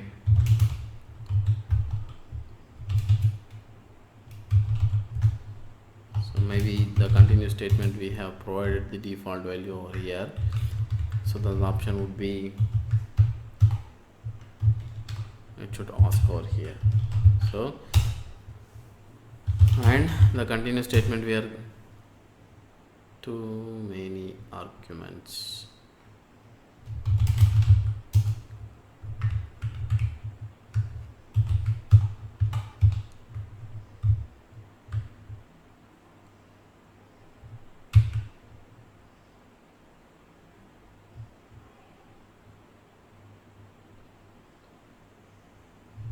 Actually this one is not required over here because the option we are not taking. So let's continue over here, say 45, the square of this one, yes, and please enter the number. Again I am saying maybe 23, again it says yes, then it's keep on continuing like this. If I enter the 51 number, so that value is not in range, again do you want to continue? Yes. Then if I say no, then the script will be exit from its loop. So that is about the continuous statement over here.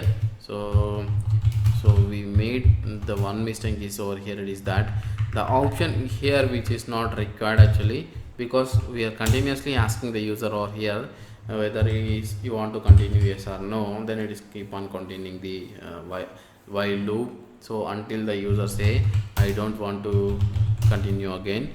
So if you want to do any repeated task again and again and again and again, then this continuous statement will be very useful for the users, or you can use this in the shell script to write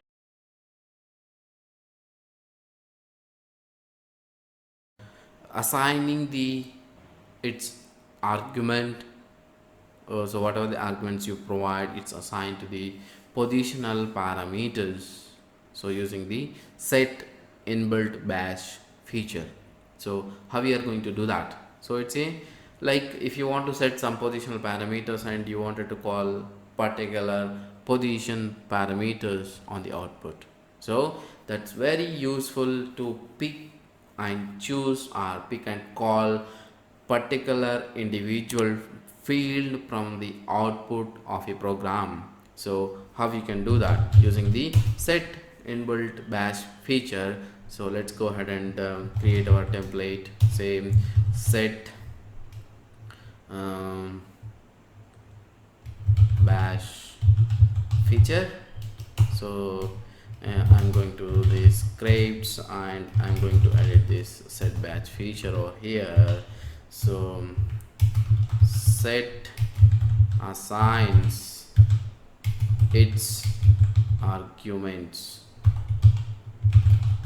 to the positional parameters. Okay, let's see that how it's going to do that positional parameter assigning using the set. Example, say I'm setting some date command as the positional date command output as the parameters, and I'm saying that date command displays 6 parameters. One is the day. Today is $1. Okay, today is $1 in the sense Tuesday, Wednesday, something like that. So next one is month is $2. The second position is the month. So which month? May month, June month, okay, July, something like that. So the third one is date. Date is $T. And the next one is time in hours, minutes and seconds is $4. And echo, I'm saying again I'm time zone. So which time zone it is?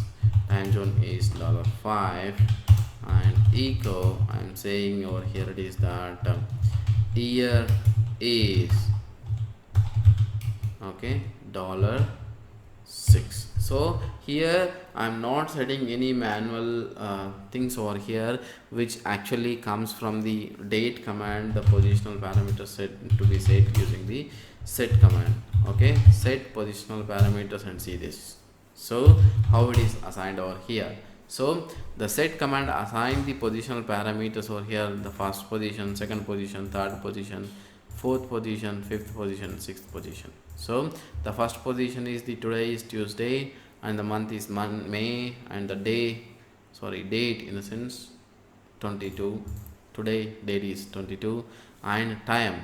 So if you want to do something like this, so 23 hours, something like this. But if I execute again the command, so the time changes. See this, right? So like that, the time zone is IST and year is 2018, like that. So it automatically assigns the positional parameters, the whatever the values you provide separated by the white space, it provides a set as positional parameters. So what you have to do is that immediately you have to set those positional parameters to be invalid. Set-x will remove this whatever the values you set over here. So that's the beauty of it, so that you can unset, or you can use -x will be unset the whatever the set values. So that's about the set. So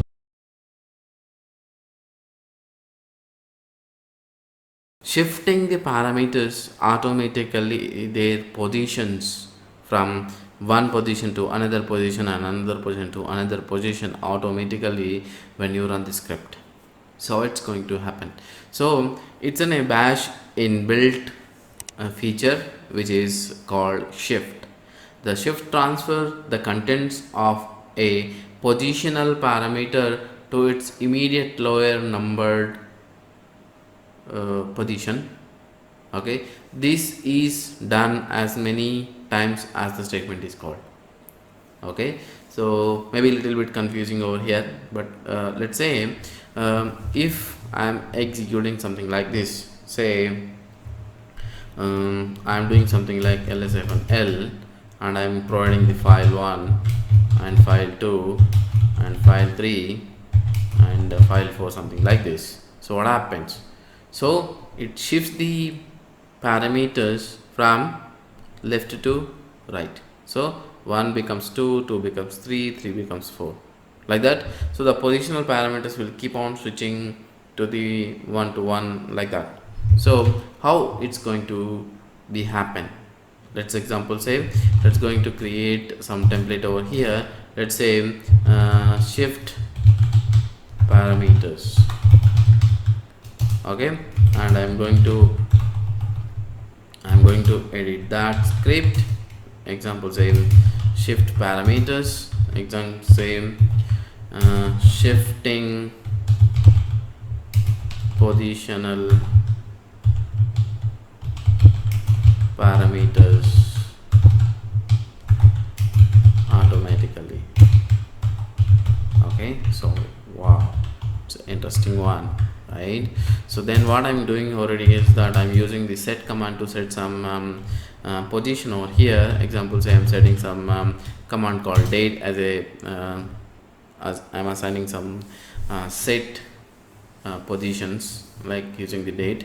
So whatever the date output is there, it is assigned to the set command, and I'm calling that, or here it is that maybe I want to count the variables, how many variables over here. So the count the variable is $hash. So we already see this special variable over here. And let's example say I want to call something like echo. So I'm calling $1, $2, $3, $4 values over here, or example say $5 values over here. Let's example say, and I'm shifting the parameters over here using the shift command. Again I am calling the same parameters on the below, okay, and again I'm shifting over here, again I'm calling the parameters over here. So how the command goes over here, let's see that how the positional parameters switch automatically their positions. Okay, shift enter, what happens? So example say the date command over here, this is the output, but the first in place the count of the total parameters is 6, then the parameters are keep on switching over here. See this? So the first parameter is switched and the first parameters become second, the second parameter switched and the second parameters becomes that, like that. So the first one goes off, second one goes off, like that. It's keep on switching the parameters, like, but I did not change any positions over here, right? Manually I did not say like $1 and $2, $3, like that, but I given the positional parameters positions as it is 1 2 3 4 5, 1 2 3 4 5, but the shift what it does is that the position 1 is switched from 1 to 2, which means the position actually the position 1 is Tuesday, but in the second line the position 1 becomes May, and in the third place the 22 date becomes the shift 1. So that's how, if you wanted to switch the parameters automatically by one by one, it's lowered numbers, you can use the shift. Or you can also do something like if you want to switch 2 numbers, or if you want to switch 3 numbers, like that also you can do that using the shift parameters over here. Example say I am switching here 1 parameter, I am switching over here, it is that 2 parameters, or switch 2 parameters at the same time. So here I am doing maybe shift 3 parameters over here. So what happens here is that it keep on switching the 2 4 6 8, something like that. Here 3 6 9 parameters, something like that. So let's go ahead and see how the positional parameters works over here. Okay, see this, what happens? The positional parameters, it's switched in different manner. So see this, here there is no output because in the third position there is no 6th parameter over here. So that's why, so it's keep on switching that parameters like 2 in the sense it becomes the second position of that shift. So third in the sense if it is already switched 4 times, again it's switching to the sixth parameter, so there is no other parameter than the 6. The count is only 6, then it is looking out of the 6, then there is no parameters, that's why it shows the black.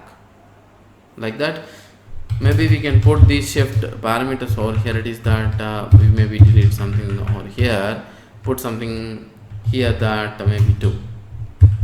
Okay, so delete this shift as well, and execute again the shift parameters over here. Let's see that how it works. So what happens, it switched the 2 parameters from position 1 to 3. So 1 2 3. So in the second parameter switch to the third. In the sense, the third positional parameters becomes the 1. That's about the shift parameter, shifting the parameters automatically. So using the shift command, which is the inbuilt bash feature.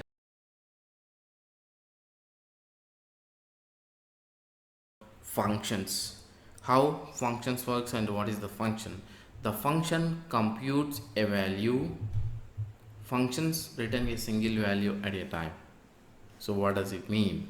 Though functions are used to develop a modularity. So modularity in the sense, suppose if you want to write a larger script, so instead of writing the larger scripts on the writing like that, so you can split the larger script into a multiple tasks, and each task you can define as a function, so that the function you can call it, okay, anywhere in the script.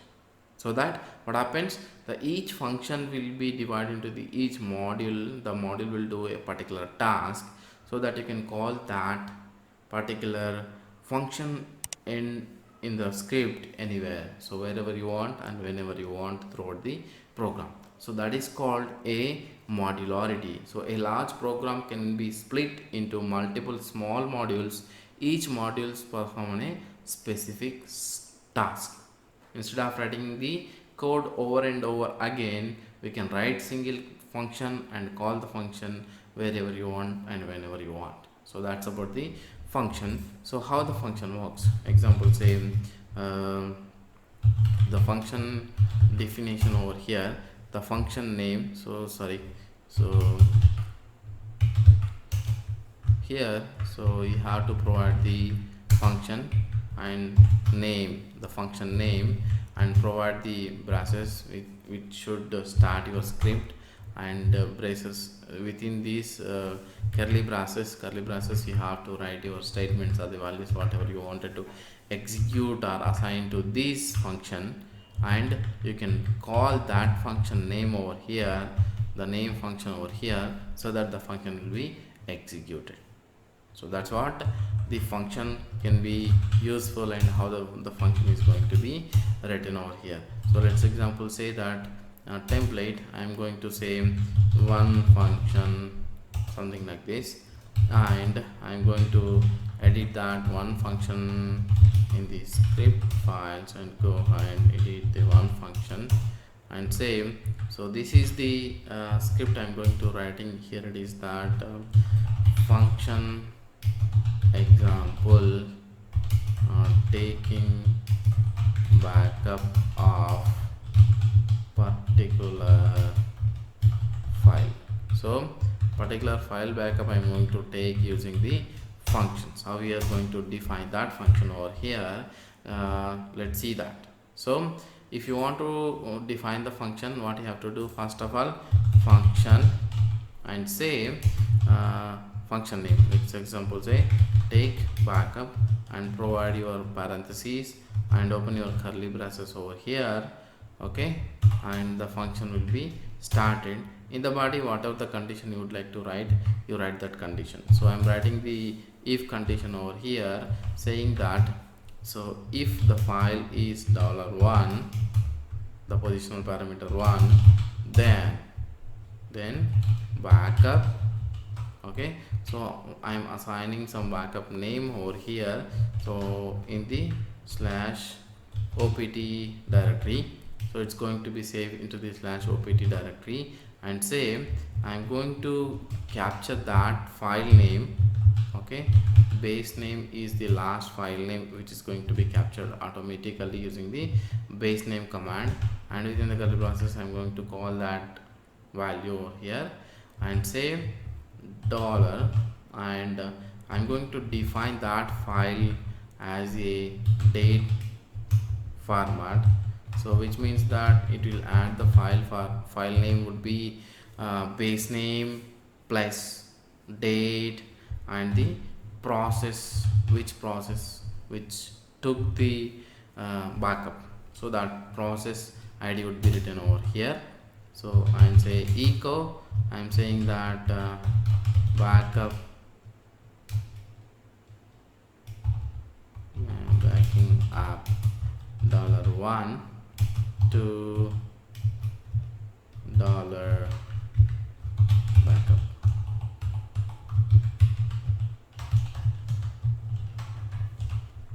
Okay, and say just copying that $1 to the backup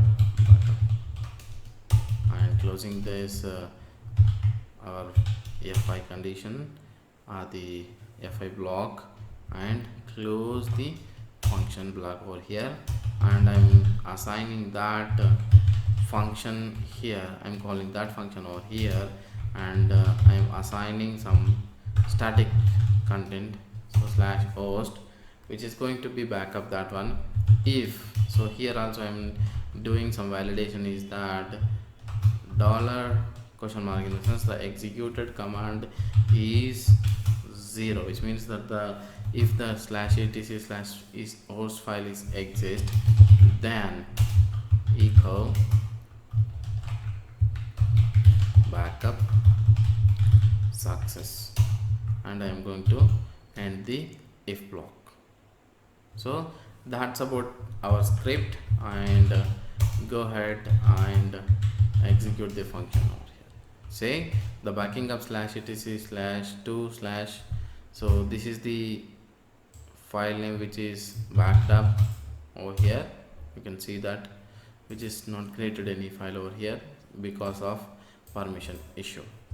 Okay, so maybe we can change the directory to somewhere else and create the backup file. So okay, so that is not created because of the permissions issue. So instead of storing it with /opt, maybe I can call my home directory over here. Okay, so we can call our home directory to tilde, so that is your home directory path. Then I'm going to execute this function again, the function, and say the file cannot create the regular file under the tilde. Oh, okay, so maybe we can use pwd. This is the path we can use it, and edit the one function file and write this path over here, so that the file will be stored over here, and clear the screen for us and run the script. So backing up the file, and it is successfully backed up over here, and you can see that. So that is the content in /etc/host file. So like that you can write your functions, or you can write multiple functions in the same, and whenever you call that function it will be executed. Example, say if I want to call something like this, so I'm editing the function again, I'm writing one more function over here. Okay, let's say function, okay, test function I'm writing, maybe testing function, something like this, and I'm closing the parentheses process over here, and I'm opening our function statement over here and saying that echo just testing function, and I'm closing over here. So here I'm not calling anything, so if I not call that function, it's not going to execute anyway. So let's say that dot function and executed, so that it is executed, but say there is no output from the function, right? So if you edit again, let's say you call that function over here, say testing, okay, then the echo statement will be executed on the second function, just testing function. That's about it.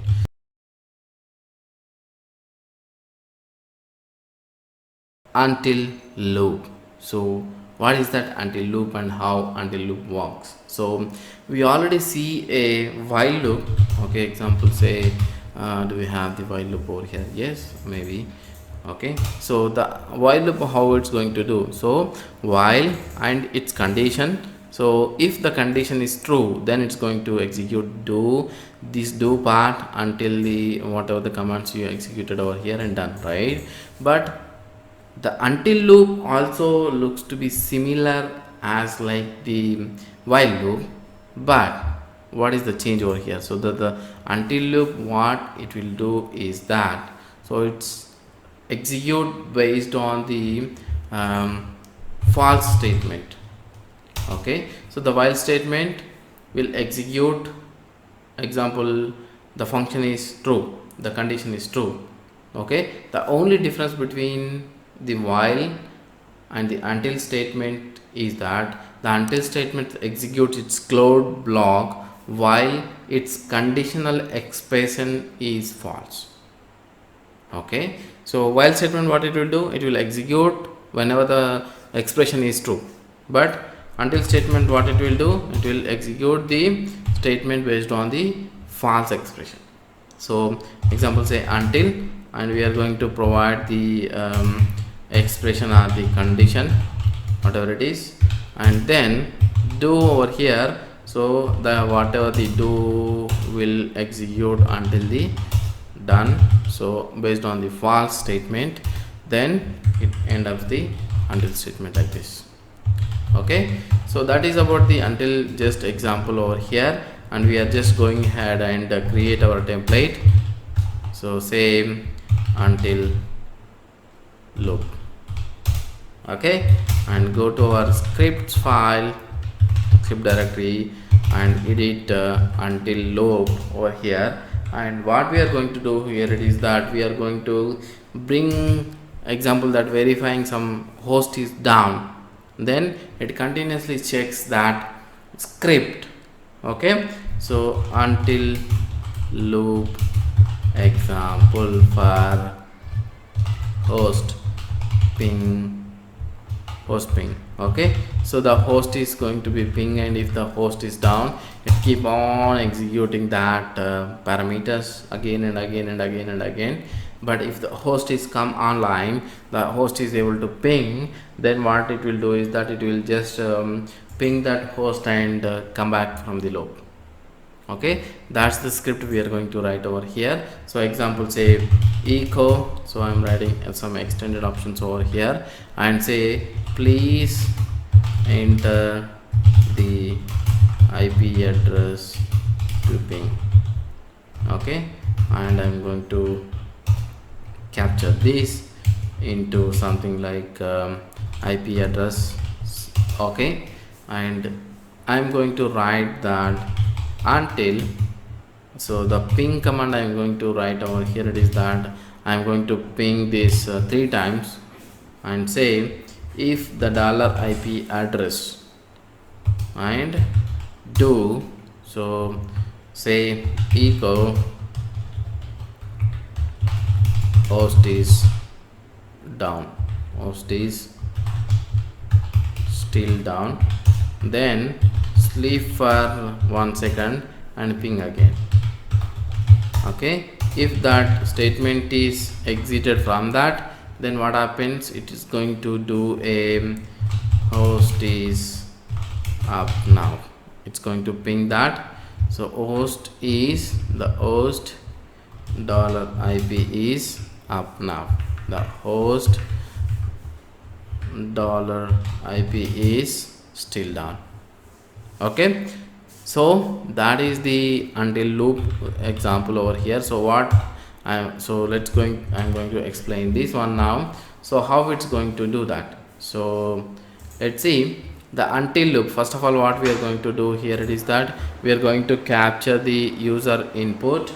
Okay, the user input is please enter the IP address. So they are going to enter the IP address over here.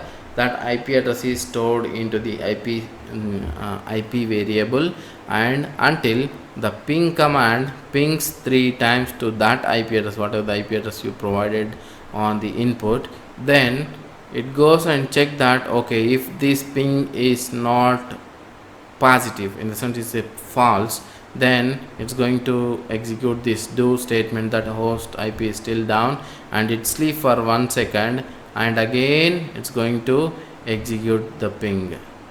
Okay, so until it's keep on executing that until the host is up. If the host is up, then what happens is going to end that until loop and is going to execute this echo statement. So that's about the command. So we are going to do over here, it is that now sh until loop execute it, and 192.168.2.10. so the current IP host IP address I am going to give. So it's going to ping 3 times and say the host is up. So I'm going to give something like the IP address is 192.168.2.100. the host is not up actually, so it's going to ping, verify that 3 times, and then they say the host is still down. Then again it's going to ping the host is still down, again it's going to ping 3 times, and it say, so like that it's keep on pinging until the host is up. Keep on pinging until the host is up, because it runs on the false statement.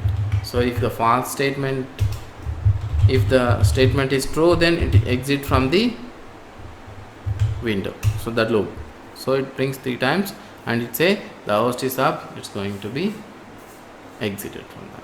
So that is about the until loop.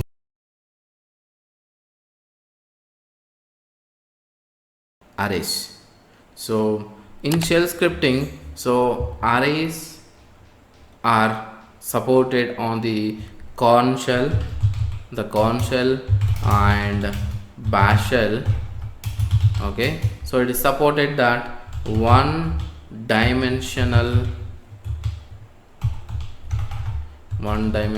arrays. So when the first element has the index 0, example say any element you provided the first in the first position which is the index 0, so it's continuous. Here now you can set an evaluate the value of the third element of the array prompt. So what you can do, that example say that if you say 1 2 3 something like this, so in this we have 4 elements, right? So example say the prompt, if you are asking to display in between the brackets like the number 2, then it's going to display the second position, the 1 number.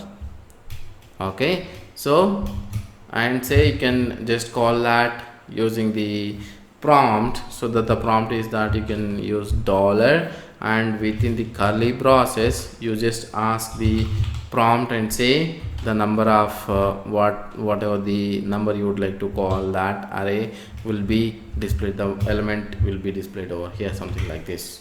So so the whatever the element you provided, it will, the evaluation is done within the curly braces, and the prompt it is treated like a variable when you are say the brackets. So however it does not conflict as like the variable prompt that you can may also define in the same shell itself. Okay, so example C over here, say example say array, I am going to write example some array values over here. So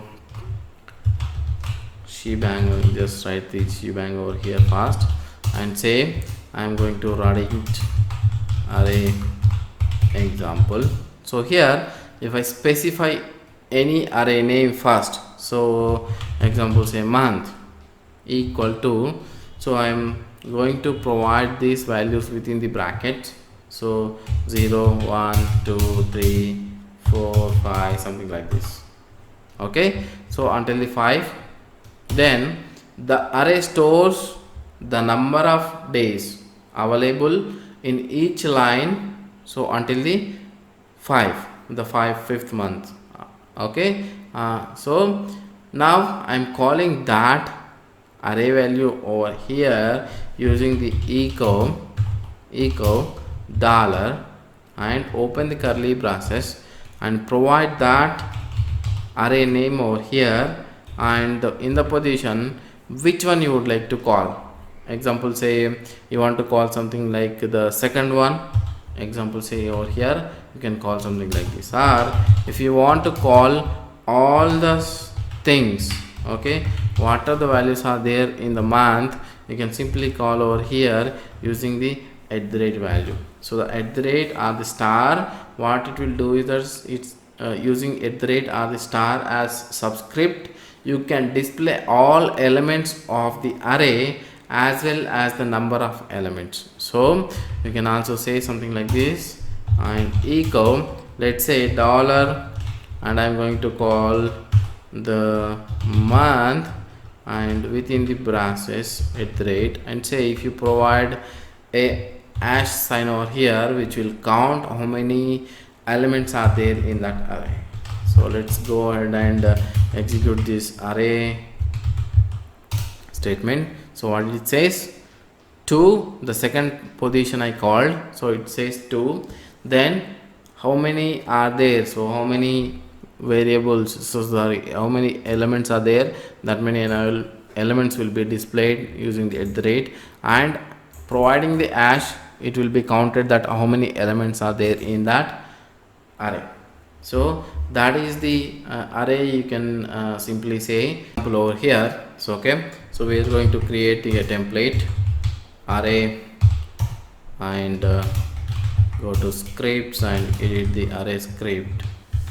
Okay, and here I am going to write array example.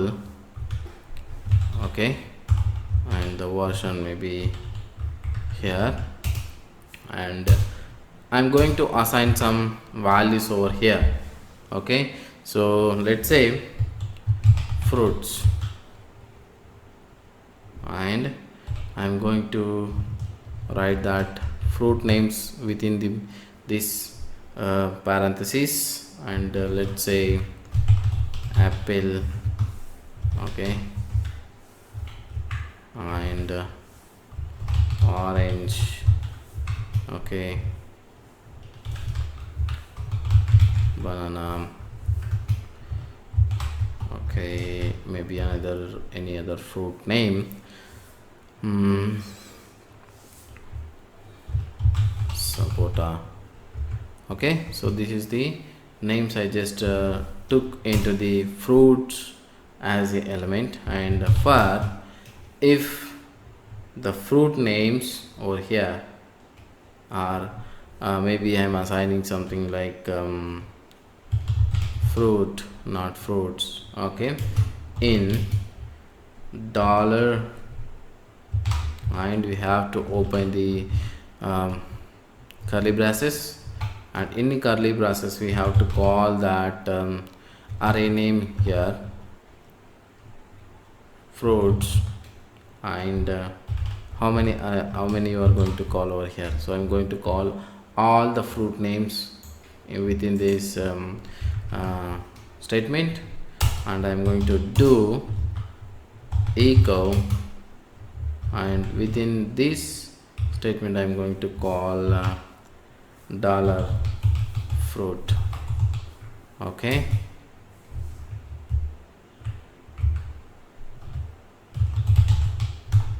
FRUIT, fruit name is something like, it's going to print thus all the fruit names. Okay, it's going to be do that, done. And maybe I'm going to call over here echo, I'm going to call number of fruits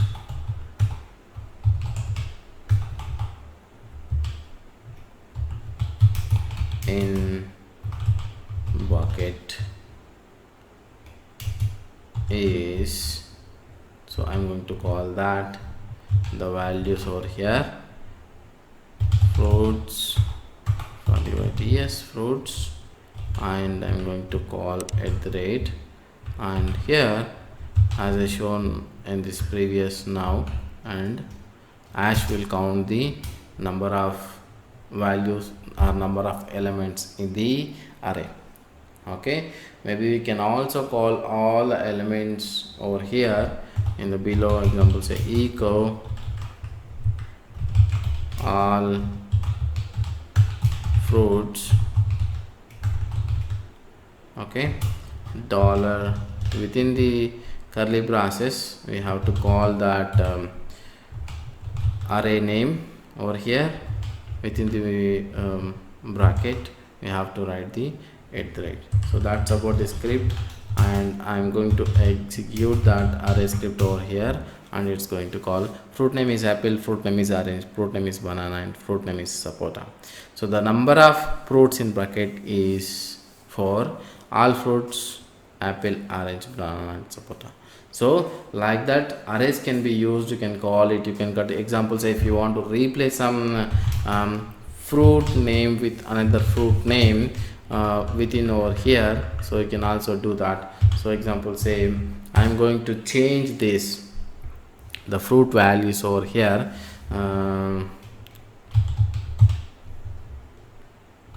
fruits. So I'm going to call the values within this is that maybe second value third value I'm going to replace over here. It is that equal to what is that example, say white apple or green apple, something like this. So what happens, the third element from the fruits is going to be changed, replaced with the green apple. Let's example 3 over here. So what happens, thus the value has been changed over here, green apple. So sorry, just two values we have to write into the strict code, because this is going to be a multiple values it is taking as, so it's going to be changed like this. So apple, orange, banana, green apple, like that. It's going to change the all the elements or array. You can use arrays like this.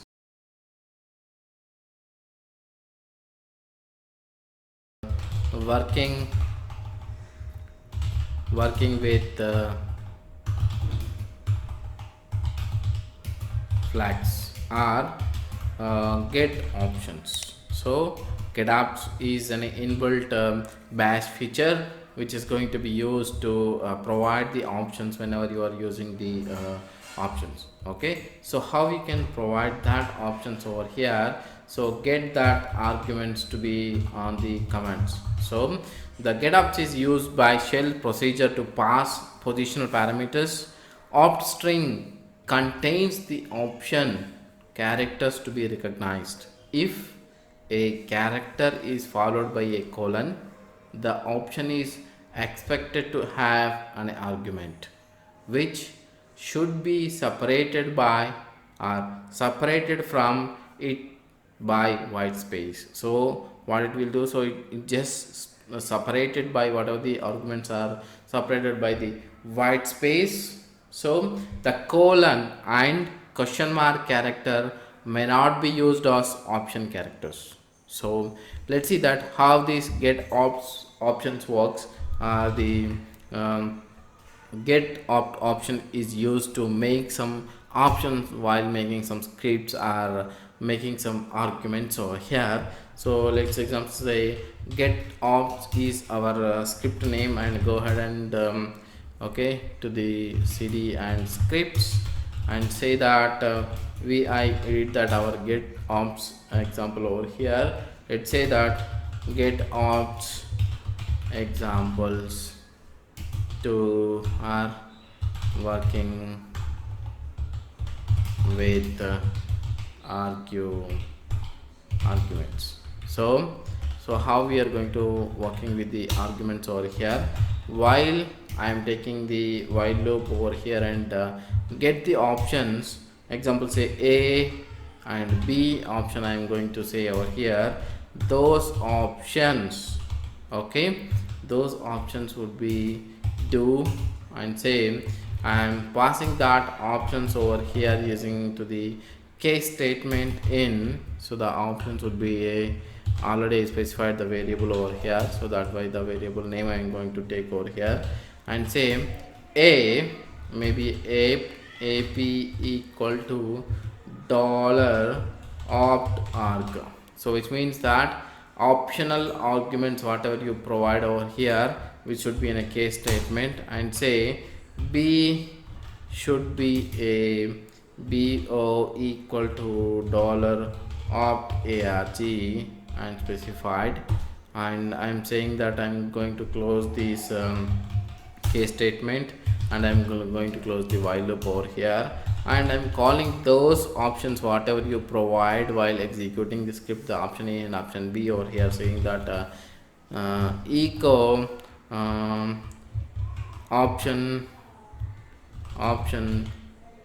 A equal to dollar $AP and option B equal to dollar $BO. So whatever the option you provide there, that option parameters would be displayed over here. So let's see that how it works. So sh and Getopts, say hyphen a for something like apple, and say B for boy.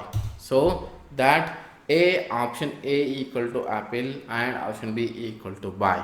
So if you do not provide any values over here, example say option A and option B, it does not show any values over there. So that options would be captured on the Getopts and it will be displayed on these options. So example say that if you want to make some command with the options A, option B, option C, something like that, so that options will be displayed over there. Example say if you want to if you provided some options over there, then you don't know what is that option is provided other than these options. So you have to provide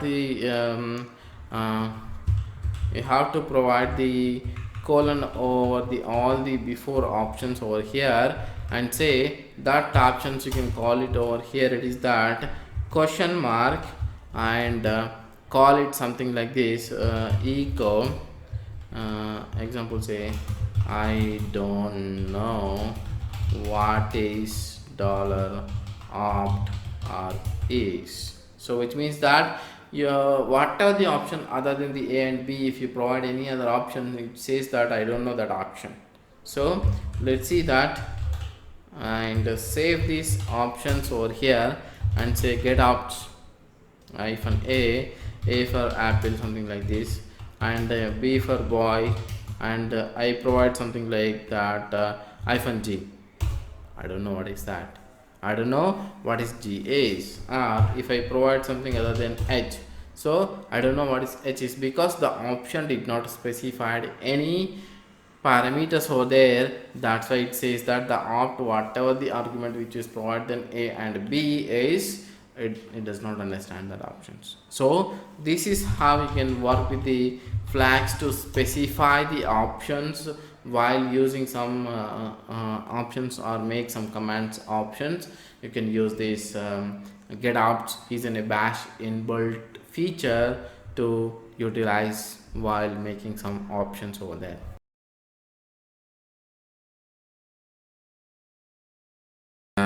Conditions, loops, functions, arrays, all this stuff.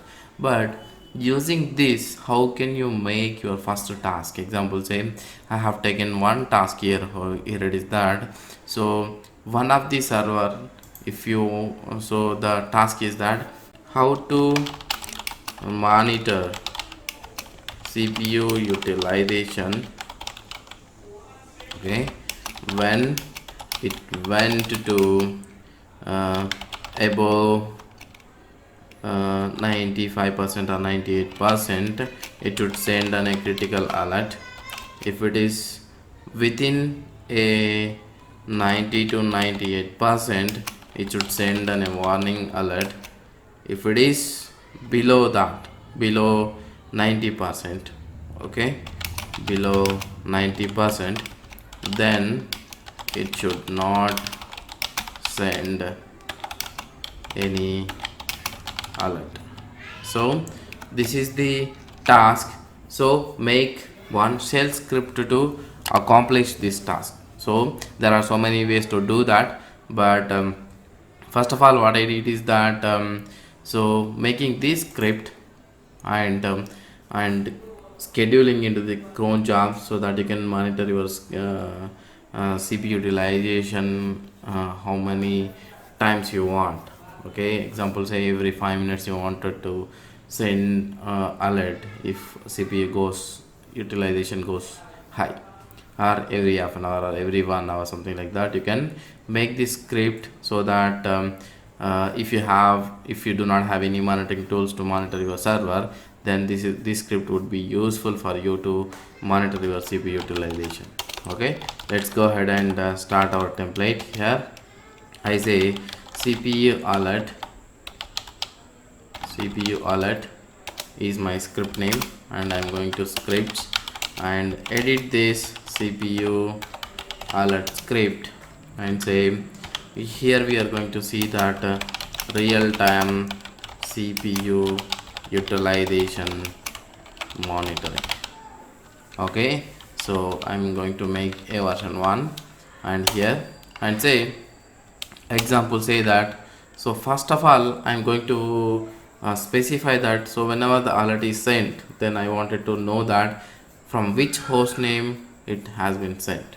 So for that what I'm going to do here is that I'm specifying the variable over here with assigning the values of hostname, so that what happens, the hostname command will be executed on the subshell and it gives the hostname over there. So if you deploy in any of the host this script, so that what happens, it's automatically capture that hostname using this variable.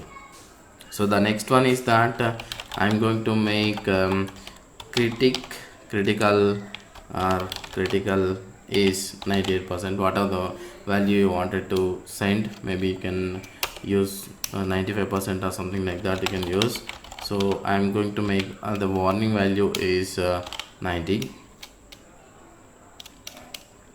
Okay, so if you want to use any mail programs, you can use it, or if you want to use any things you have, or if you wanted to just don't wanted to send any mails, you wanted to log that into the some other files, you can do that too. So but here I'm using that difficult, okay, critical mail. So whom you want to send the critical email over here. Okay, so here your email address at domain.com. okay, and here another one is that mail warning, so which you wanted to send to somebody else, your email at domain.in, something like this. So wherever you wanted to send here. So I wanted to store some log files somewhere else. Okay, so I would like to make that directory over here, mkdir-p. so I'm going to store that files here, log into CPU util history, something like this, and I'm going to make some log file there. So the log file name would be something like this, is /var/log/ CPU util history, right, hist slash. So the history file would be CPU usage hyphen, so it should be append with the date. So every day it should add the date to that file. So maybe on a hours and day and year, okay, with dot log extension. So this is the variables we have specified over here: critical warning and critical email and warning email. And it's so if you do not have any directory on the /var/lag, so it's going to make that /var/lag cpu till history file, so that cpu tilhist is the file name, and log file path, it's going to be the same path which is going to be created with the append with the hours, day and year. So now what we are going to do over here, so every day which going to be create some log file over here. Okay, let's say touch, actually this does no need to create, but for safe side sometimes we do not have some permissions to create using the other user or something like that, to create the log file first. Then I'm going to make this for loop. Okay, for, so I'm going to specify maybe a paths. So where is the exactly the paths variable over here? Okay, paths equal to slash. So for path file in $paths. Okay, so I'm going to do, after the I'm going to assign a one value over here. It is that CPU load or CPU load equal to, so one command, so that command is that tab, and I'm going to be put that output into the file. That's why I'm using batch mode over here. And how many seconds iterations I want? 2 iterations, and delay 1 second. So delay in 1 second and 2 iterations. So every 2 second value would be stored over here, and out of it I'm going to grab the value over here. Okay, the value is that CPUs. Okay, and that I'm going to cut the first value over here, tail, using the -1, in the sense that the last value of it, and here I'm cutting that value into the, I want what is the value exactly. So using the AWK, I'm printing the value which I want actually. So print $2. Okay, and again I'm using AWK for cutting the another field using the dot, because it comes like 98 dot something or 92 dot something like this, but I don't want that, because I cannot evaluate those values if I get 1 dot something like this, right? So instead of that, what I'm going to do is that I'm going to fetch the first value of it out of from the value. So example, what is this value over here? Okay, let's go get that file first, and you can take this total count from here to here and execute on the command line. So what happens? So the first one, if you see this, what is the output we are going to get? See this, it's going to get the first 2 CPU values here, right? Using the tail -1, I'm going to cut the second one, this line. I'm getting this line, see this, the second line. I got only one line, right? In this line, what I'm doing is that I'm cutting the second values over here using the print $2, the first one and the second one. In this, so if you could see that the second value I'm cutting over here. So what is the value you get? This one, this value you get it.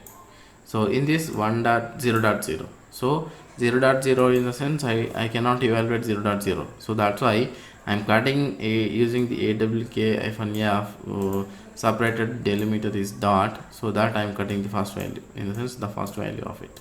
So if you execute this entire value, what I get, so from the exactly top menu I'm going to get the CPU utilization used value of your top command. So you can, if you can refer my previous videos, which is I explained in detail the top command, so you can see that you can also get that value so from there. So what I did, I fetched the value whatever I want. So from this value, what I'm going to do here, it is that I'm going to take the decision using the if command. If the number, whatever the number I'm getting over here, the number is assigned to something else, right? So the dollar warning and the dollar critical, dollar warning and dollar critical is the value, then so what I'm doing here is that if the value is warning and the critical, then I'm using again one more if condition over here. I'm doing that if a dollar CPU load value is greater than or equal to, okay, I'm using quotation marks here over here because I'm calling the variable value over here, greater than or equal to warning, then what it should do, and it should evaluate the value again. So the dollar CPU load less than dollar critical, okay, then what it should do, it should show some message over here. So what is that message? So the message over here I want is that the first one is the date, okay. So the date I'm going to call over here, it is that, okay. So within the quotation marks over here, the percentage full date, and I'm going to call hours and minutes and seconds, okay.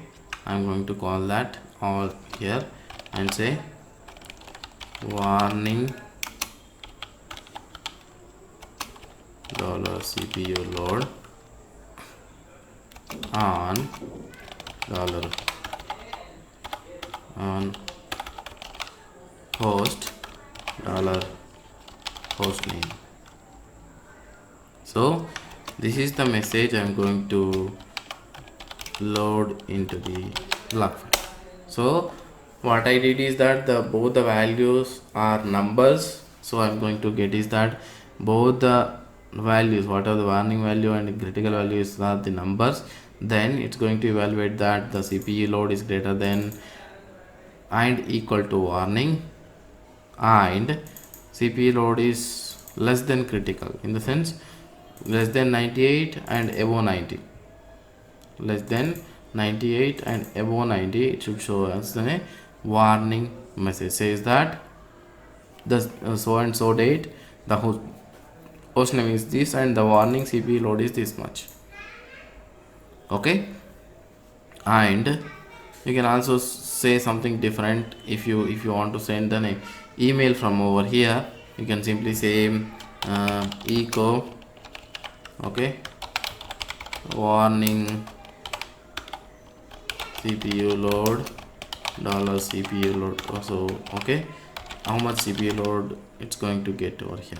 So that is the and the host name, host is dollar host name. So it's going to get the value warning CPU load and CPU load how much percentage, and the host is host name, and it's going to be call the value is that what is the mail command I'm going to use here, or it is that mail-s, and the subject is CPU load is warning. Okay, and it should send the email to the persons. Who is the person? So you just specify that mail warning. Okay, that is the value. So the first portion of it, the first portion is going to send the warning message to the users, and I'm say that here it's going to be a exit one. In the sense, it should exit from that statement. Again, I'm going to use else if the value $CPU load is greater than or equal to. Okay, so I'm calling the variable, always calling the variable in the quotation mark would be a good practice. So again, I'm calling the dollar critical value here.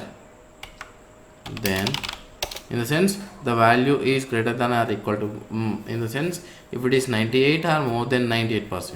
So as per our critical message, critical threshold, so it should say something the same like this, the dollar, but here instead of that it's going to be say critical, okay, dollar CPU load, okay, on host dollar host name.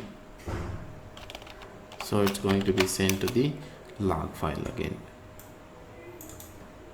sent to the log file. So here if you want to send a mail again, so then again see here, instead of dollar mail, so you have to use critical mail address over here, and instead of this CPU load warning, you have to use critical, and say here also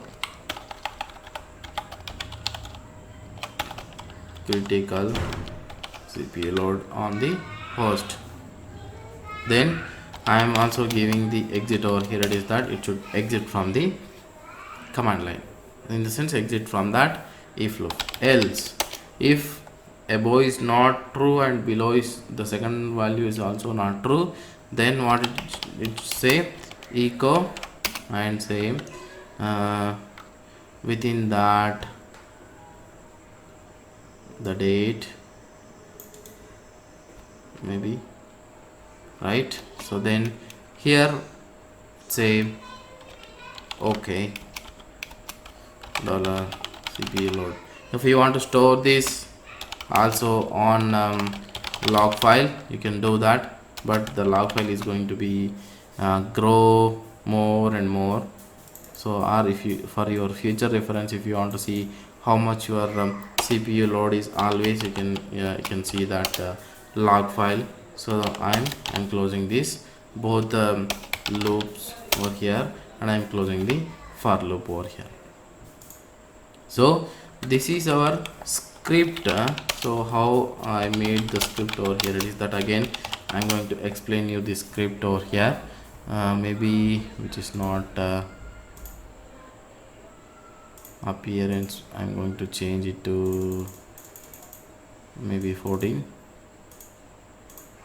Okay, now we are going to see that CPU alert script. So until this we specified the variables over here. Is the path and host name is host name, and the critical value is 98%, and the warning is 90, and critical email is somebody else, and mail warning is somebody else. And always they don't want to get the critical alerts to all the people, only key people can be involved here, and warning can be involved to the L1 guy, something like that, so the critical can be goes to the higher level management or higher level people, and warning level goes to the all the L1 guys, so that they look up the warning CPU load fast. Then if they can take some action, they can take immediately, so that the warning will be come to the okay, right? And I'm going to create the CPU that history file over here, and log file based on the date, and the log file touch, and I'm going to specify the path and calling this into the for loop, and all this will be validated into the if using the. So I'm going to assign the CPU load over here. The CPU load I'm assigning to the using from the top command. I'm grabbing the value, so then the exactly the usage value I'm going to get using this command, and that command I'm going to evaluate here. It is that if the warning and the critical values here, the warning and critical values are the numbers, in the sense if -n in the sense number, if it is also number, then it's going to be execute. If somebody say critical equal to some ABCD, then it's not going to execute over here.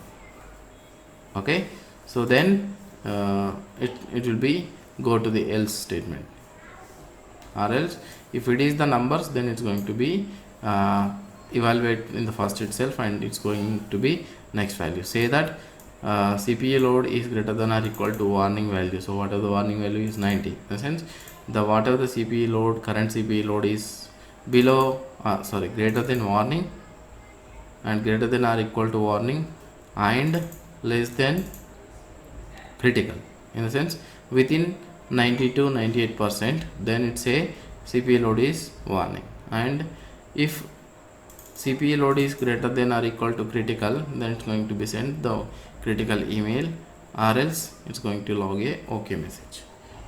So we are going to execute this command over here and say CPU load alert. Say no such a filer, so something like permission issue over here, and I'm going to use this shell script using the root user. That's it. And I did not get any command output over here, but if I go to the log file and see here, I can see that CPU hist directory has been created. In that, the CPU usage has been sent over here. Same in this date and in this time and hours and minutes and seconds, the CPU load is okay, and the host name is Techarkit. So like this, it's going to keep on updating that file. So how you can use that? You just go to cron tab -e and write the schedule over here. Example, say every 5 minutes I would like to schedule this file sh and /scripts /cpu alert. So like this, every 5 minutes what it's going to do over here, it is that it's going to append that file based on your things. So I am not using any cron tab, sorry.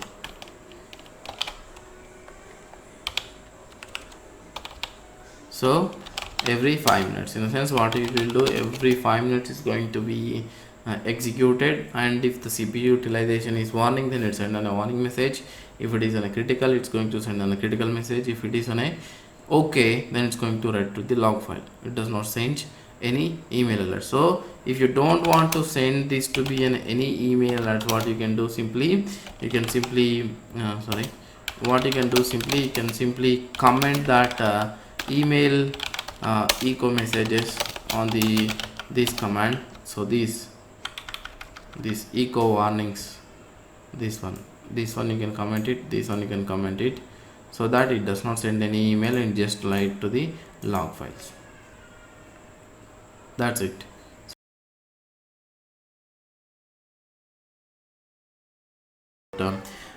Yesterday in the previous session we make like CPU alert, like the whenever it goes CPU usage is more, then it should send us an alert, right? In the same way, we are going to make one more script is that useful for our monitoring our server disk utilization or the file system utilization, how much it is used.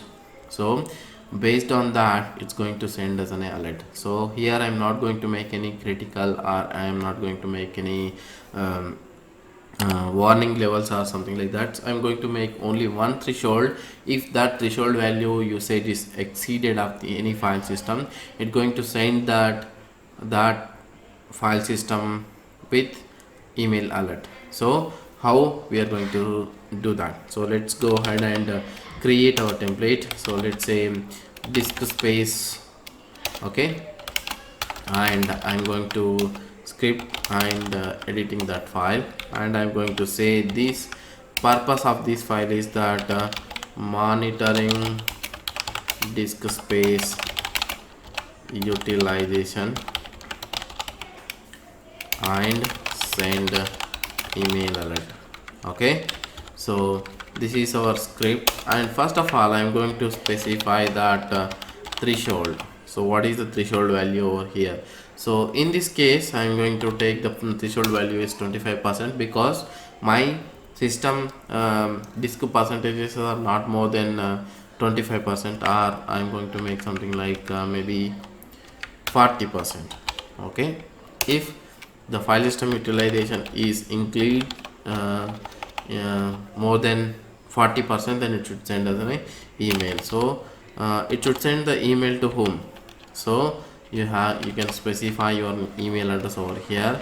Example, say admin at this machine, or example say that root.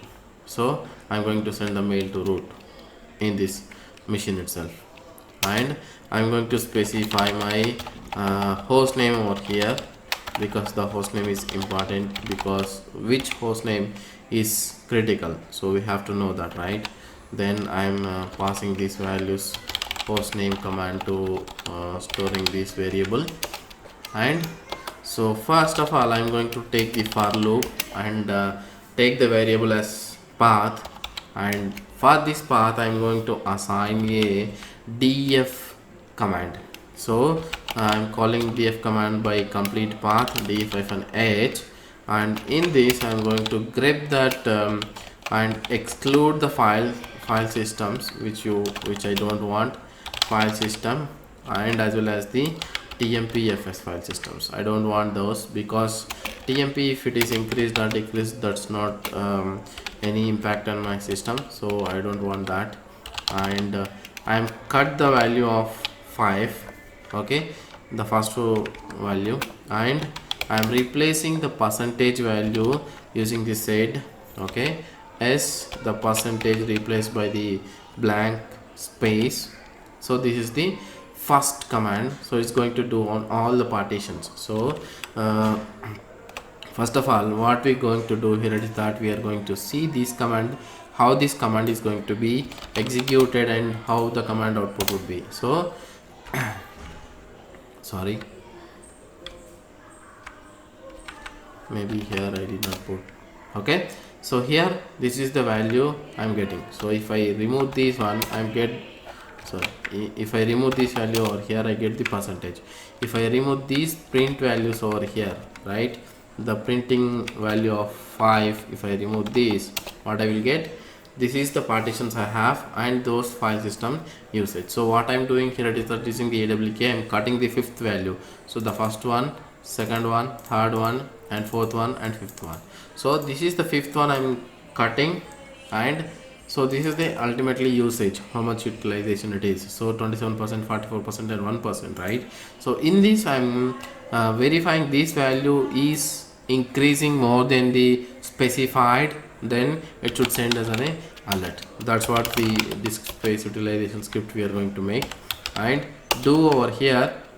So what it is going to do here, so if $path value is greater than or equal to threshold value, so whatever this threshold value over here, then what it should do, it should capture that whatever it is, in the sense which partition is critical, then grab that value and store into the temporary path, store into temporary path.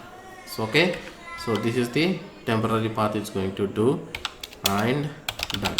For loop is done. So what it's going to do, so it's going to execute in all the partitions, in the sense what are the partitions are there, it's going to execute this one, and if the percentage of this command is more than threshold or the greater than or equal to threshold value, then it's going to store that whatever the percentage of, it's going to grab that percentage value partition values into this temporary path. And again I'm going to do over here is that the value I'm going to assign this cat this temp file and count that file lines, in the sense if the file lines, if the what are the file lines are there, it is the value of the file line count is greater than or equal to 1, in the sense any one of the value is enter into that file, then it's going to send us an email. Okay, email mail -s. In the subject I'm going to specify that host name. Okay, disk usage is critical. Okay, then I'm going to say mail to, so this variable I am calling over here mail to, and I am sending this file output in the mail body. Okay, and close this if condition and delete the temporary file from here, delete this temporary file, that's it. So what it's going to do, it's going to send us an email with the whatever the content, whatever the file system is critical. Okay, this is the value over here, and I am going to execute this path. Okay, sorry, I forgot to add here the pipe symbol because okay, now I am going to execute this script. This over here it is that disk space and comment deleting this file. I don't want to delete this file, and execute the disk space. This is the output you're going to get into your files mail actually. So let's see again. So sh, so I'm adding the file is something like this, disk space. So this is third line, again it's going to add into the disk space. Okay, cat /tmp temp. So that line is added over here. So like this it's going to send you, it is going to send the email alert like that. This is the file system and this is the utilization, and this much MB is left in the file system.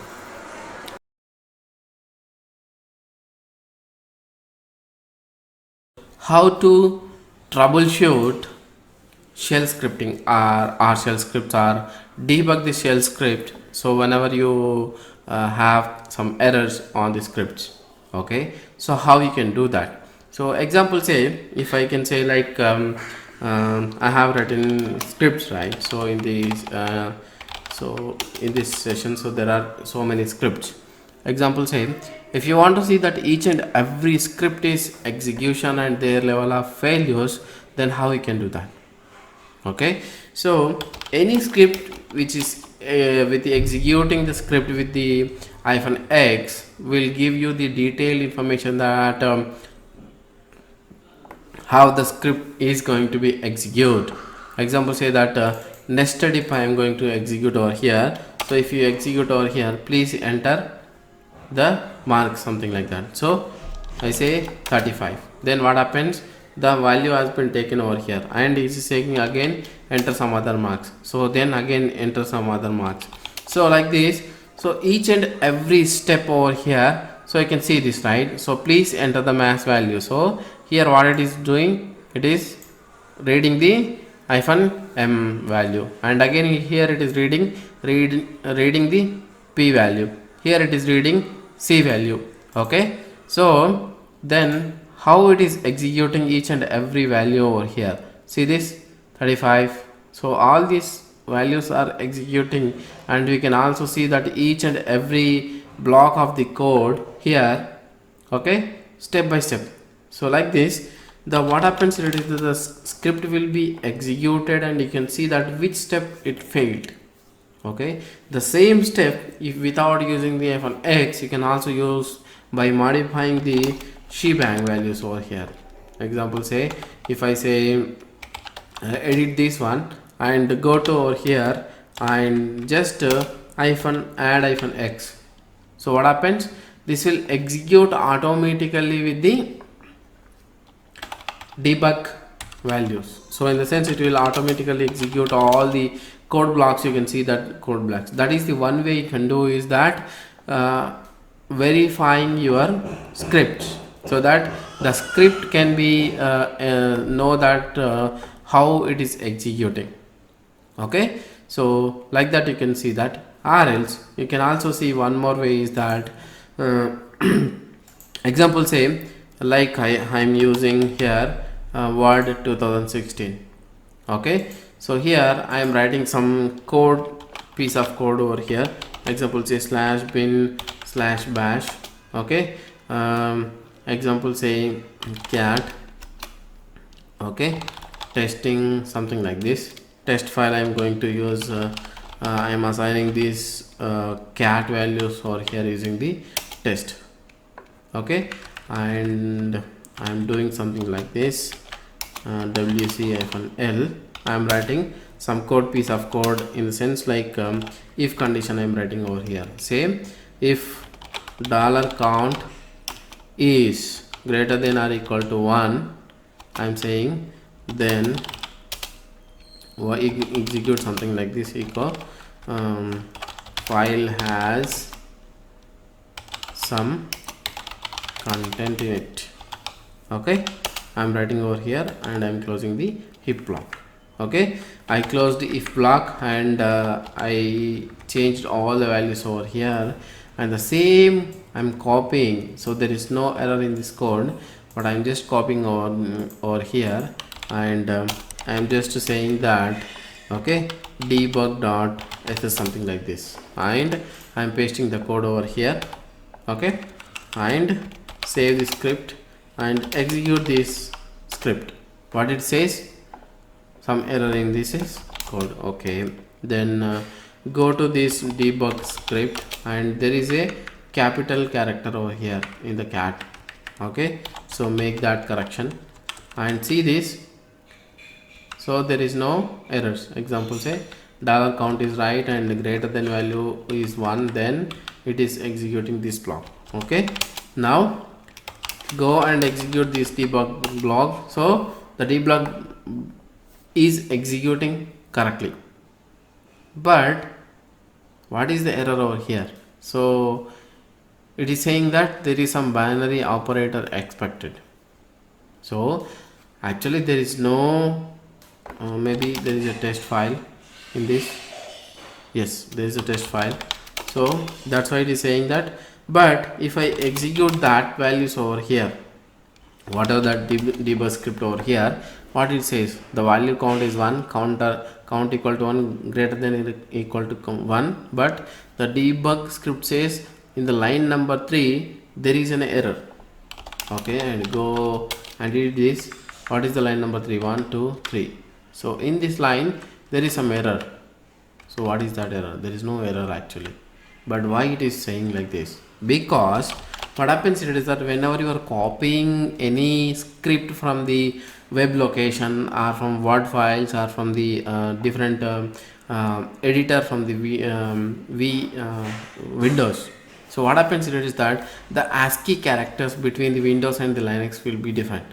So what happens, whenever you do copy from script from the another location and you execute, the script is correct, but it is not execute perfectly.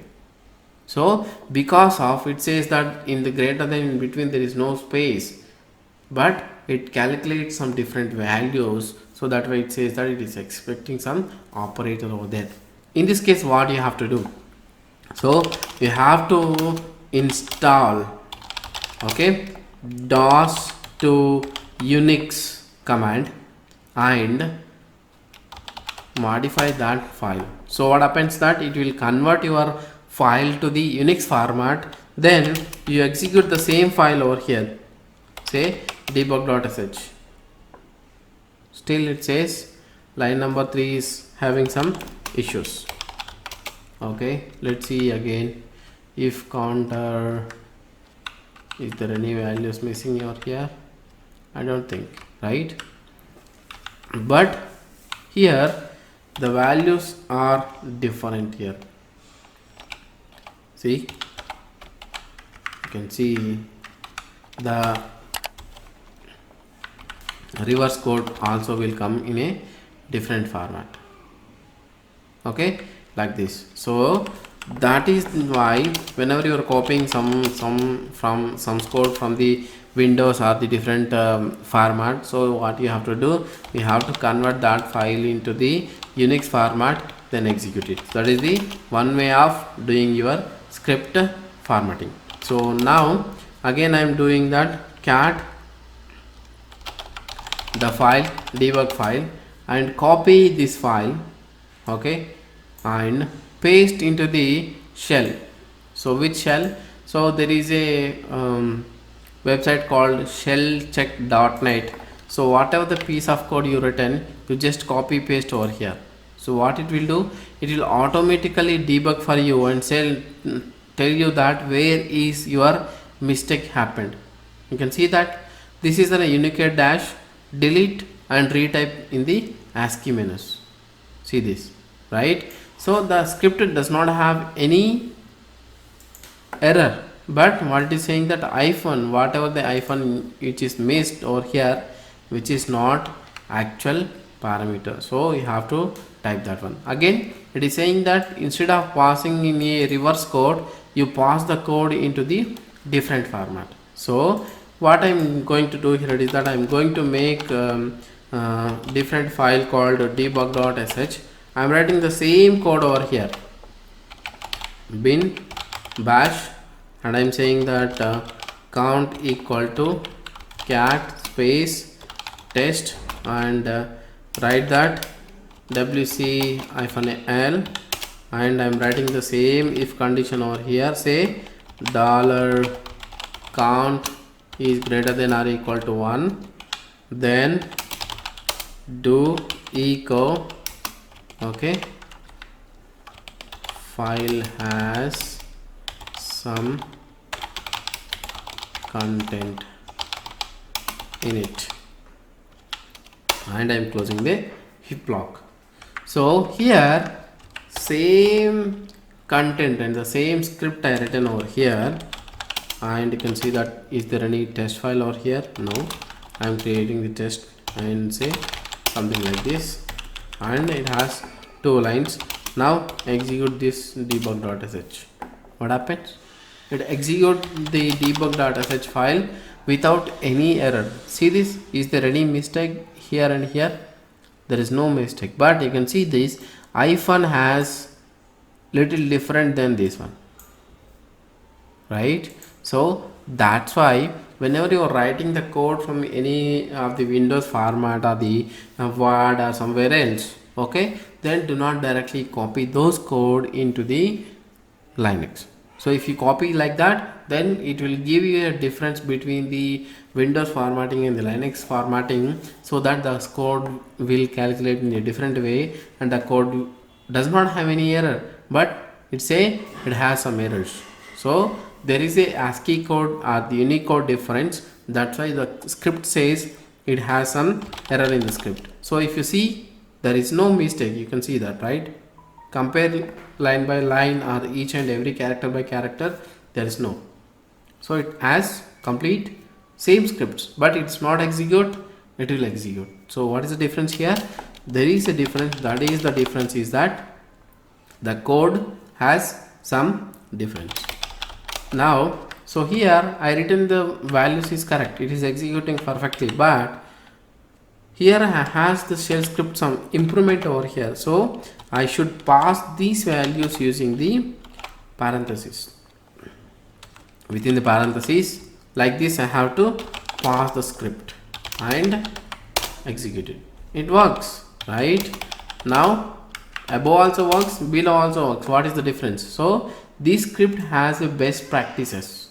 So if you want to make sure that every script is perfect and it is working fine, you can just copy paste over here. See this, everything looks good, but there is some say double quote to prevent globbing and word splitting. So it is saying that some script implement over here.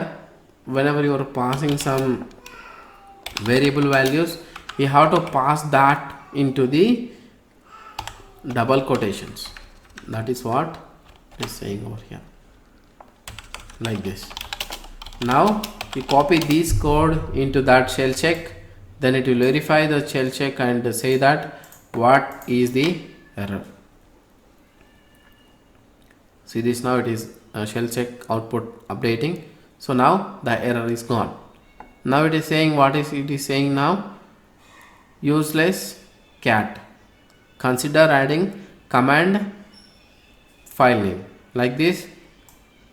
Instead of cat command, use this one, it is suggesting, like that. So whatever the code you have, you can do one way is that do not edit the script or develop the shell script in the different format. Use any IDEs or editors which are suppose the shell basics or the shell scripts. Okay, example say notepad plus plus, you can use it. Okay, in that you can use bash format or the bash thing, so that you can, the code developer bash, you can use that one, so that it will, you can develop that code and copy paste into the wherever you want, so it does not affect you anything. But if you write your script into Word file or somewhere else, you copy into the Linux, it gives you error. But your code has no errors, but it will not execute, like example like this, right? So that is the shell script debugging. So most of the stuff you can use X to debug your shell script, and do not write any scripts on the somewhere else. So most of the stuff you write into the Linux itself using the VI editor or nano editor, whatever the editor you like it, or you can also use graphical mode to write your scripts. And most of the stuff is that if you have any questions on your shell script is perfect and optimized well or not, you can just copy paste into the shellscript.net, or it will verify and let you know the what you have not to use, what you have to use, all the stuff.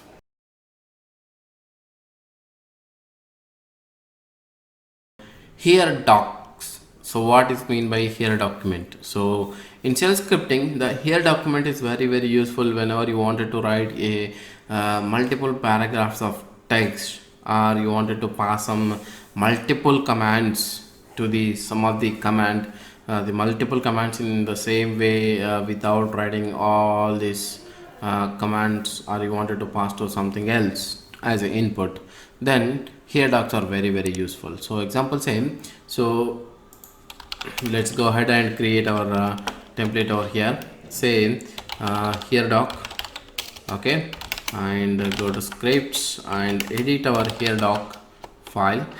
Let's say here I'm saying that here document example. Okay, so what is mean by the here document example? Here example say, if I wanted to pass like to the MySQL, like examples, I wanted to pass username and password and create the database and create the tables and insert some data and come back from that command. So for that you have to make a lot of things, but in the single go, if you wanted to write something, or example say I take some command over here, example say I wanted to write a big paragraph of text in the shell script, how you can write it? So cat, so in double quotation reverse marks, or the I can say that redirection marks, and here you can write anything in the single quotation, or just like anything you can specify. Example say that lines of text. So I'm specifying here is the here document, and here the same one you have to close it, line of text, close it, and write your whatever the data you wanted to write over here. this is the first line of here document and second line in here doc and some text like this. I am specifying over here. So what happens here is that here I no need to specify every time echo something like that to display this stuff. So here you can specify that line, all this statement within that close open bracket and close bracket, sorry, open statement and close statement. You can also use a single quote or without single quote will work. Okay, I'm using single quote over here. Okay, and save your document and say sh and here doc. What happens? So the here document has been executed successfully and which is shown your data. So but it is saying some error over here. Okay, you can remove your single quote values and execute again. So what happens here? Document warning, here document at line 9 delimited by end of file wanted, here text something like this. So which is saying some warning message over here in the line 15. Okay, like this you can use it, or something like this. Say if I wanted to, here doc would be pass some commands, anything over here. Let's say if I am saying that I don't want it to show any errors, which should be go to the slash device null and say here I'm using a commands followed by the tab. Okay, so if you want to use a tab space over here, you just specify the hyphen over here, and in the tab you can just type anything. So let's example say I wanted to open the connection to the ftp.server.com and specify some files or the username and password, right? So how you can specify the username and password over here? You can specify the username and password, username and password like user ftp, okay, and password ftp, something like this. And I'm using ASCII character style over here, and cd upload directory, upload folder. Here I'm using cd to the upload folder and say put some files, file 1, file 2, file 3, something like this, and say by to the ftp command. So here what I have to do, I have to pass all this command to the ftp over here. So like that, what happens, whatever your code, your what are the commands you are typing over here, that commands will go into the ftp command and will run those commands to the ftp, and the ftp command will be succeeded, something like this. Or you can also pass this type of commands to the mysql, something like you can just connect to the mysql and create the database tables and all the stuff. You can do that using the here doc. So the here docs are very helpful. Without writing always each and every line echo something like that, you can write a paragraph of the data within the here document and pass to the some other commands or some other commands input, and or you can also display your here document place here and here document text on the scripts. So this is the very useful whenever you wanted to write a large number of data within the script. Or example, say I can also use this command here document for mail command. Example, I wanted to send a mail to the multiple users with the same body statement but different two. Then you can also use this here document as a mail body content. Then you can send the mail to the multiple users.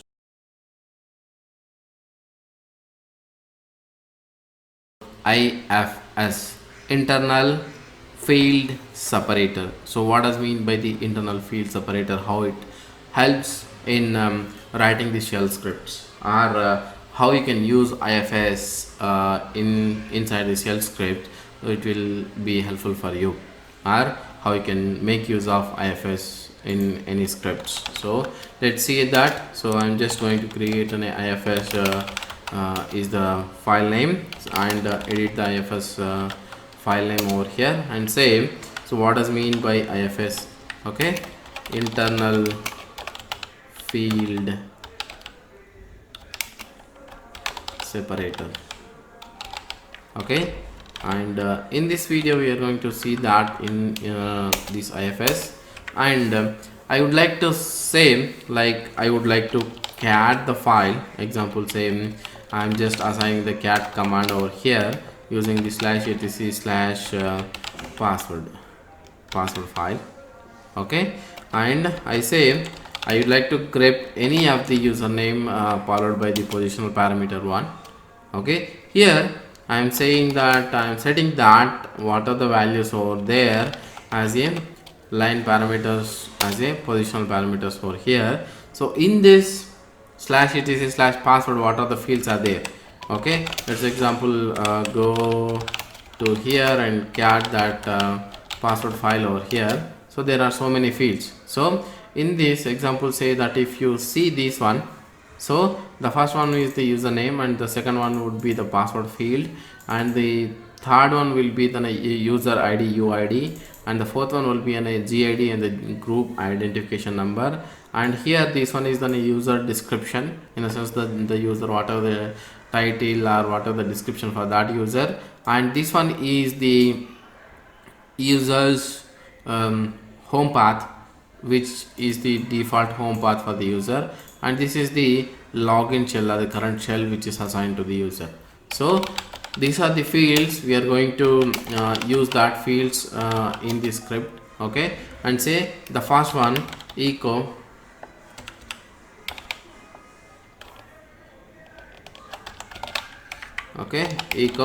and just to say I'm just writing some blank over here, and I'm just copying that to the multiple fields, because each and every field we are going to do an echo over here.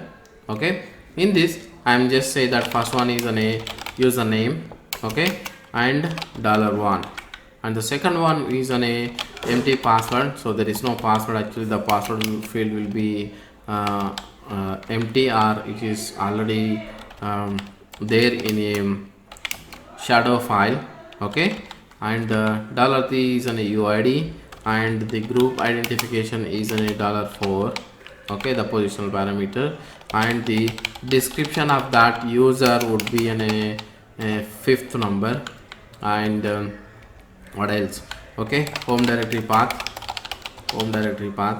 of the user is $6, and the last one is the current shell, so which is current assigned the shell is this one, like this. So what I'm doing already here, it is that I'm just cat that file, and whatever the username I provide in the first positional parameter, that line will be grabbed over here and set to the in the positional parameters. Basically this set command will set the positional parameters by default, followed by the space.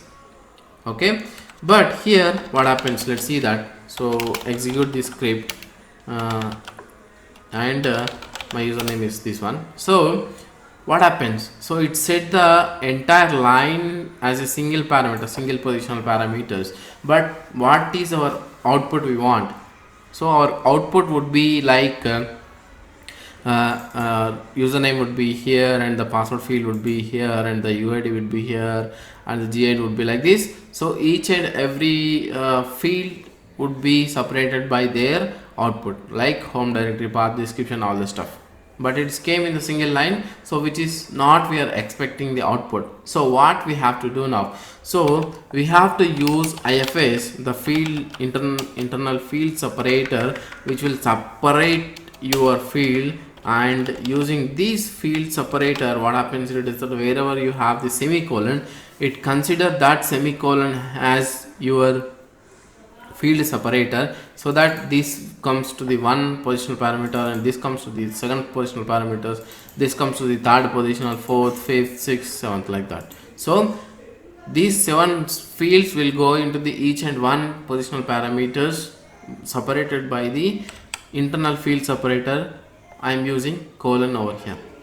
Okay, let's do that and execute the script, and I am typing username called Ravi. So what happens, what we are expecting the output is this one.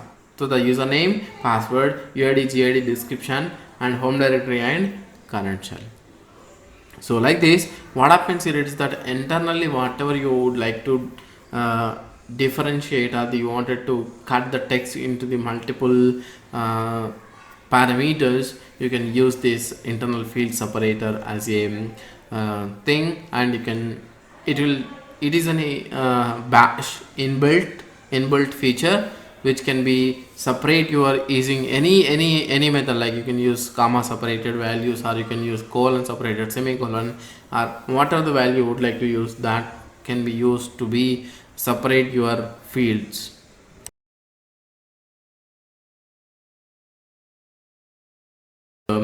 Eval command. So what is eval command will do? So the using the eval command we use to evaluate any parameters or the things twice, evaluating twice. So what it do, sometimes what we do here is that we would prefer to have the variable name generated on the fly, like the variable names are generated on the fly. We could store that prompts as a generalized variables and read the input as numbered variables. So in this case, what we do here is that whatever the variable you assigned, example say you assigned one variable with the command, but you pass that command to the echo command, so the echo command will not execute that as a command, it execute as a echo command itself. So but using the eval command, what it will do here is that whatever the value assigned to that eval command will be executed as a shell command, and executed as a shell command, so it gives the shell command output on the subshell, execute this in the subshell, and it gives the provide you the output. So here I take in a simple example over here using the eval command. So let's go and create our template over here. Let's say eval, and going to the scripts and edit our eval script. So the purpose of this one is that eval command evaluating twice. Okay, so any parameters you evaluate twice, so whatever you would like to do it. So example say I am saying that something like command over here, and assigning that something like ls -ltr /etc command over here. So this is actually a command. If I pass this command to the over here $command, what it will display. Okay, let's go and execute over here eval. So it display as the whatever the command is command only, it not execute that command and to the shell prompt it will show you the output. But whereas the same command can be you can assign to the eval command, what it will do here is that it will evaluate that command. Okay, eval and say $command. So what it will do, it will execute that as a command and it will show you the output. See this. So like that, wherever you would like to assign some variables, you would like to evaluate that variable values or the numbered variable values, okay, which are generalized variables, you can use this eval command to evaluate any generalized variable twice.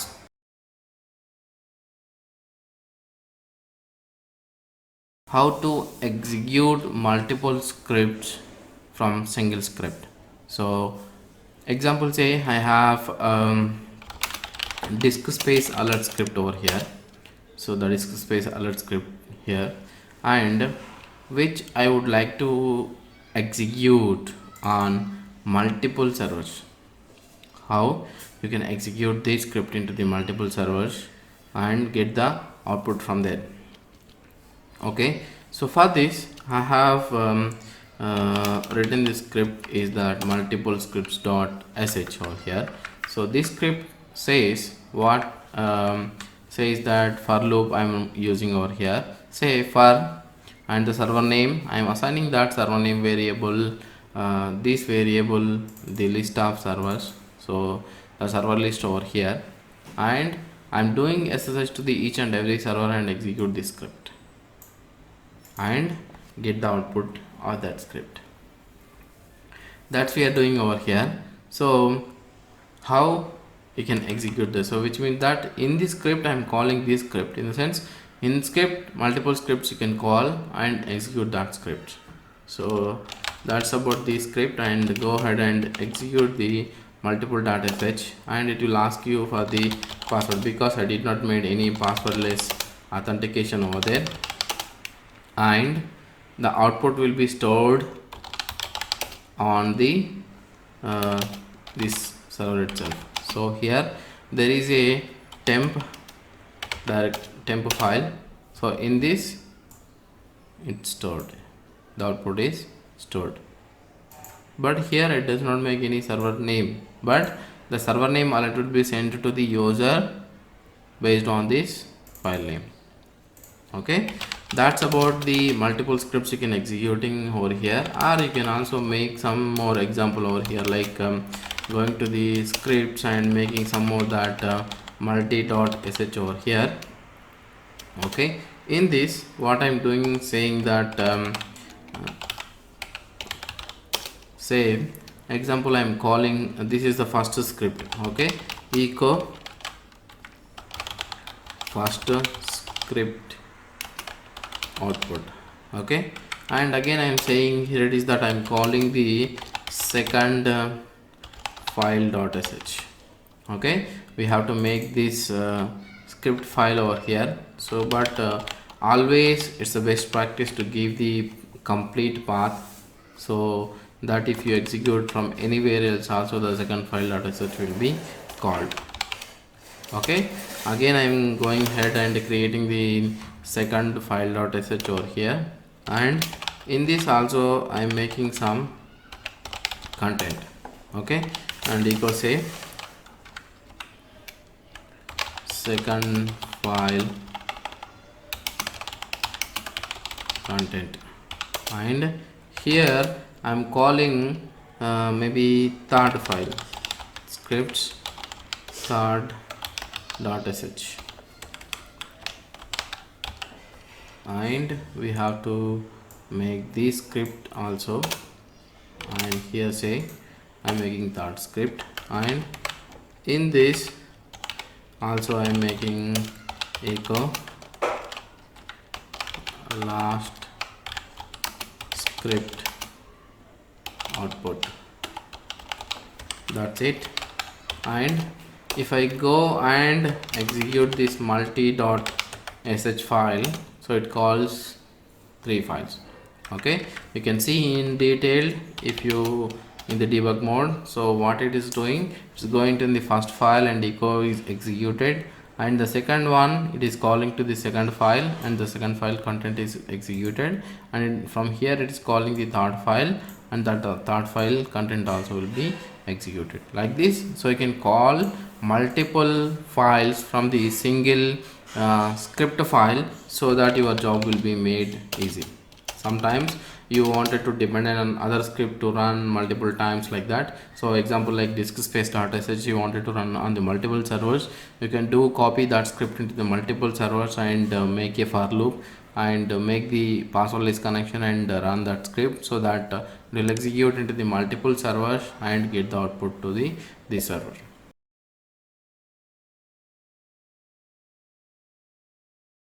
Logger.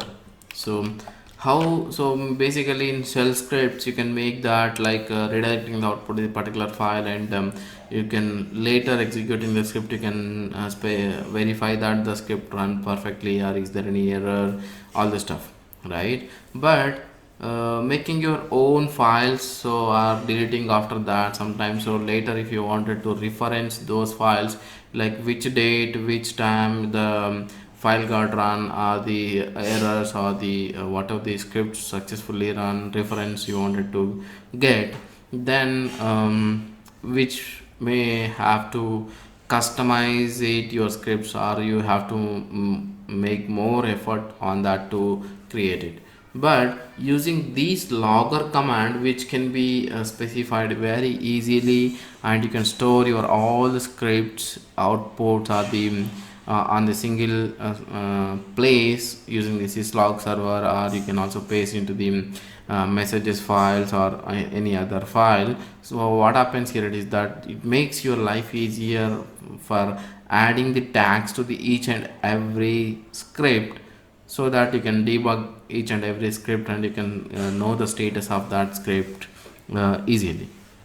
So let's go ahead and create our template. Say that logger,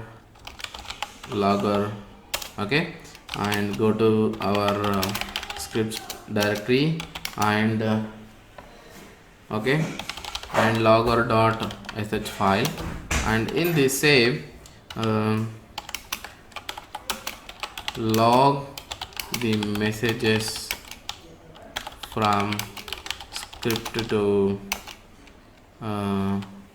log file, and say 1.0, and here I'm saying that something like I'm not writing any big script over here. Let's example say some little scripts I'm writing over here. Example say df-h, I'm writing this script output to the somewhere else that df-h, something like this, and I'm using over here that echo, okay, and say dollar question mark, okay. So this will, what it will do is that if the status of that one is successful, then it's give you the 0, right? Then I'm saying that and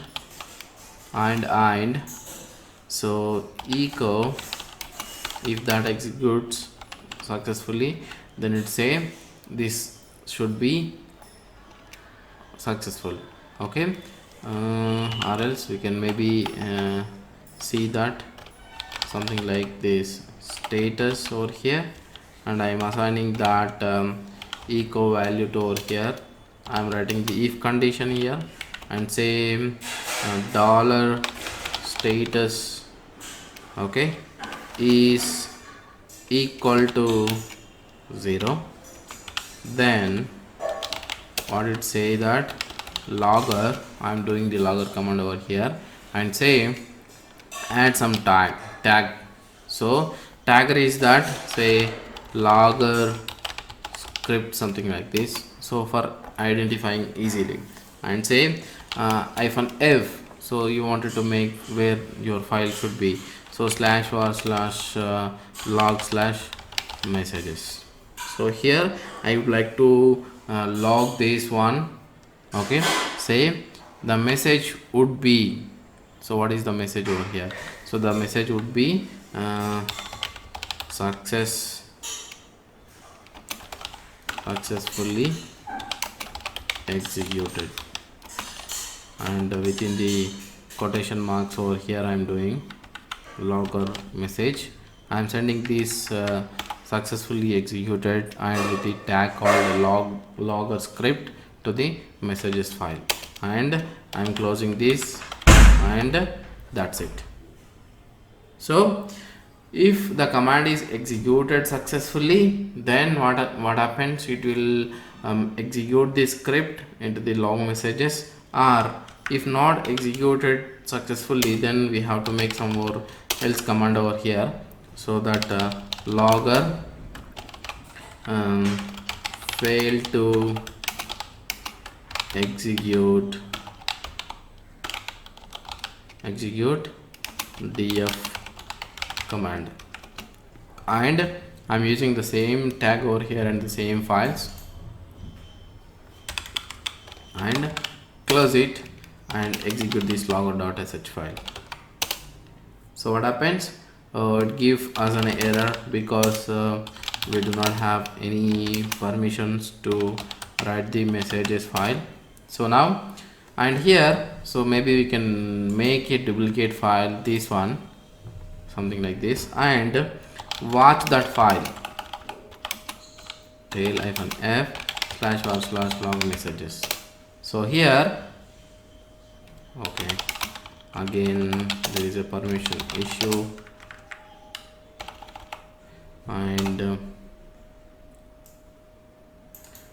make this file watched, and now execute this script. The second script I'm going to execute over here, maybe we can say here little bit something like this, and this window would be over here, and we can see that log file is writing to this file sh, and say logger.sh, enter. See, the log script executed successfully. You can see this tag over here. Like that, if you want to grab that later onwards, okay, example say that if you want to find that file later, like it is executed successfully or not, using the log script tag, so you can specify that simple over here. So messages, and you can use the grep, and here you can say log script. So see this, the script is executed successfully. Like that, you can log your script file, log messages to the particular file instead of writing to the particular file, something like that, using the tags. So that would be very useful whenever you would like to reference that script is executed successfully or not. Or you can also specify particular host. Example, say you have centralized syslog server. So if you want to monitor from all the scripts from the single console, like this, you have 100 servers, but you wanted to monitor all the 100 server scripts is executed successfully or not. So what you can do, that you can make simple syslog server, and you can find all these log files to that particular server based on the tags, and you can just use the tail command of that particular file, so that whenever the script runs and execute fails or execute successful, then you can see the log on the single screen itself.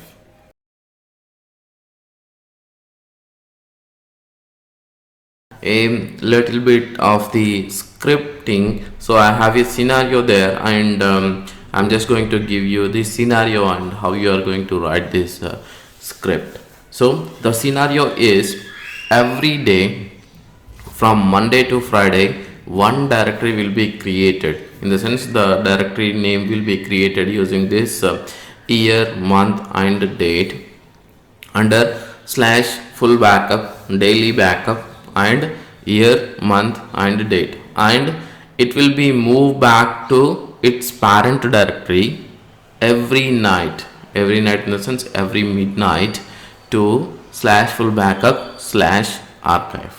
However, Saturday,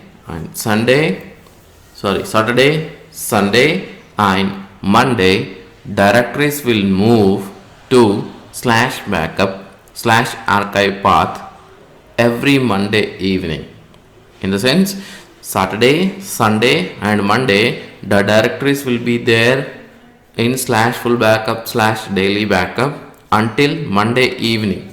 So Monday evening, Saturday's folder and Sunday's folder and Monday's folder will move back to the archive path on Monday evening. Okay, so directory names will be created. The example is over here. You can see this is the example. This is how the directory's name will be created. And I would like to delete the directories older than 2 days from /full backup /archive path. How to do it is the question. You can use any script or any method you can use to delete those directories older than 2 days from slash full backup slash archive path. So the problem statement is that I found whenever I use this, actually the find command will do the job for us, like find the path and where the type is directories, and modified time of that directory is more than 2 days. Then remove this, the print all these directory names using the print 0 and pass it to the remove command, rm command over here and delete them. Okay, you can do this way, but what is the problem statement over here? It is that whenever this command does not work as expected due to directory modified date for Saturday, Sunday and Monday or Monday's date. Example, our Monday date is 28th and modified date for these 3 folders. Example, say these 3 folders, when this directories, whenever it moves to the archive, the modified date of these directories is 28. Then whenever you use this find command, you cannot able to find. Example, say that modified time is more than 2 days. So if you see these 3 directories, so these 3 directories says that modified time is 28. So you cannot delete. If I run on 29th, still I cannot able to delete these 3 folders. So when I am going to delete, if I run on 31st of the December, then I can able to delete these 3 folders. So I don't want to do that. Always I want to keep only the 2 directories on slash full backup slash archive. So that is the question. So here I have found 2 methods where I can do this scripting. Example, say that to simulate this question, what I am going to do is that I am just going to create this but example, this does not work of course, but just for showing this script how it works, so I am just going to create these directories slash full backup slash daily backup. I am just going to create it over here under these directories, and I'm just going to create this directories whatever you would like to. So these are the example directories. You can see this, these are the directories has been created over here. So this is the directories called 24, 26, 27, 28. Okay, and maybe I can create a few more like 29, 30, 31st, maybe first over here. Okay, so this is the folder structure over here. Now I want to delete the directories based on its modified time, right? So but now modified time would be like not the straightforward over here. So I have to create one more directory over here slash full backup and archive, and move these directories from full backup daily full backup to archive. Okay, I'm just moving this to slash full backup archive and go back to the full backup and archive, and see this, the directories are over here. Now I would like to do this deleting these directories and how you can do that. So maybe the find command may not work because the m time of that modified time of that directory is, example, if I go to archive and start that directory, start and see this 2018 12 24th. So the modified time of this directory is not something different, right? So this is 31st, something like that. Okay, this does not work for us because if I based on this time, if I would like to see this example, say that 25th folder, Okay, this is modified date is latest one, so I cannot delete this one, right? So now I wanted to delete that folders based on using the script. So here I have written the one script, so where it can validate the directory's date and convert that date into the epoch time, then minus this starting date and ending date and validate that time to the more than 2 days, then delete that folder. So how does it work? So let's go ahead and create the script. So example, say that I'm just going to create a scripts directory over here and go to /scripts and create the script name more than example xdate.sh. so here I'm just giving the bash script and say description is that delete the directories older than 2 days based on directory name validation. Okay, I'm just taking this directory names and validating them and deleting them. Okay, so what I'm doing is that first ls-ltr and I'm just doing this directories listing out. So the directory listing out over here is that full backup /archive and here I'm just cutting that directory names using this awk print statement. Okay, print $9, so it is in the 9th position, then I'm grepping that grep, okay, because there is some other directories in that actually, but in this case it's not there. Okay, maybe you can eliminate this one /script/ this, that output I'm just capturing over there.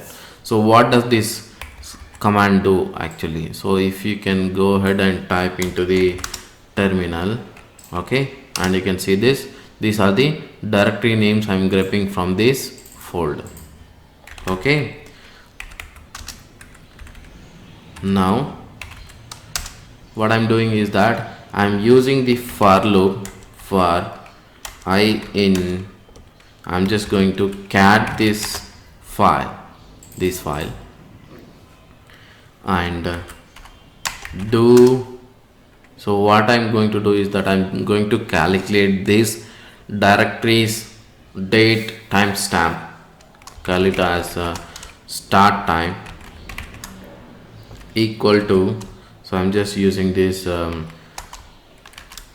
date command over here to convert that directory date into the epoch time -d.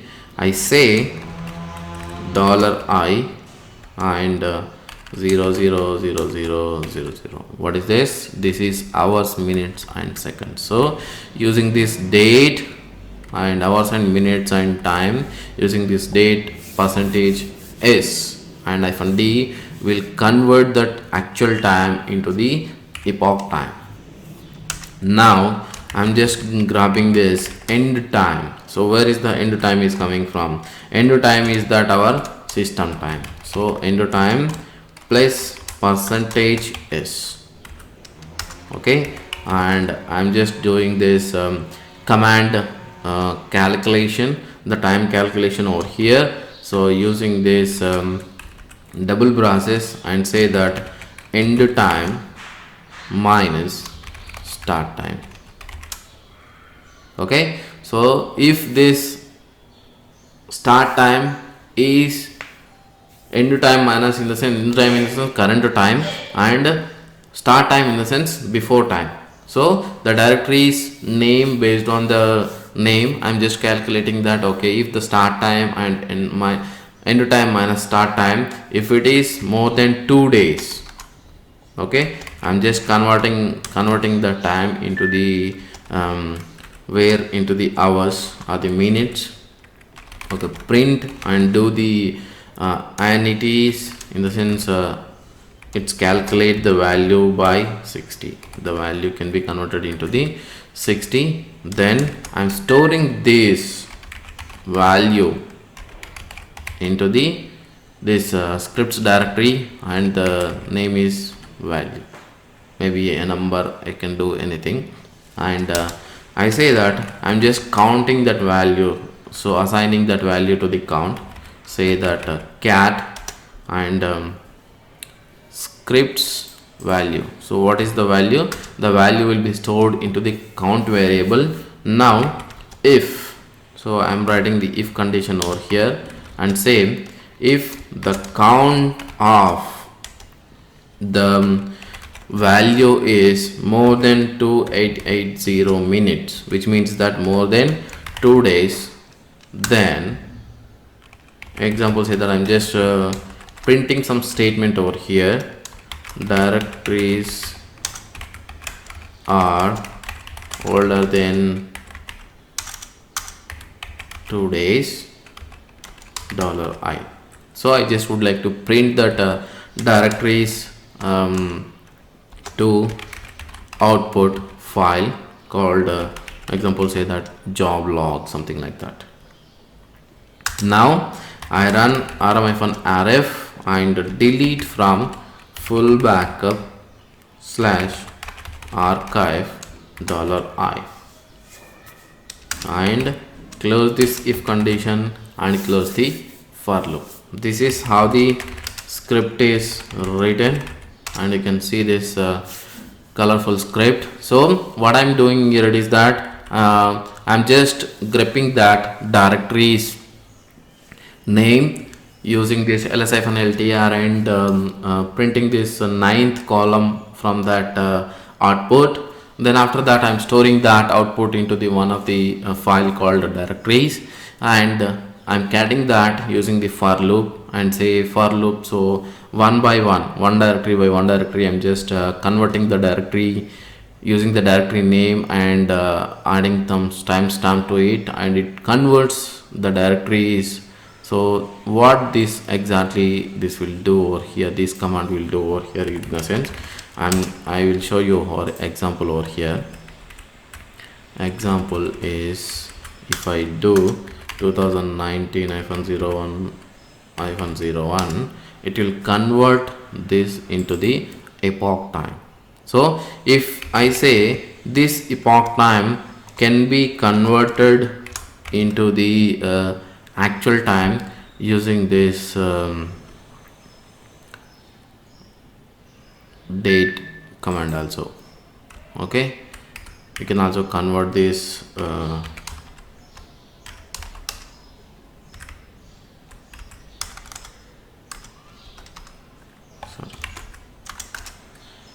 maybe you can convert the date also into the normal date, okay. So the epoch time, and now I'm just getting this current epoch time using the %s. So this is the current epoch time, the one is the older epoch time, okay, this one, and I'm doing this minus this, so that I will get some values over there. The value I'm converting into the minutes, and the minutes I'm calculating over here.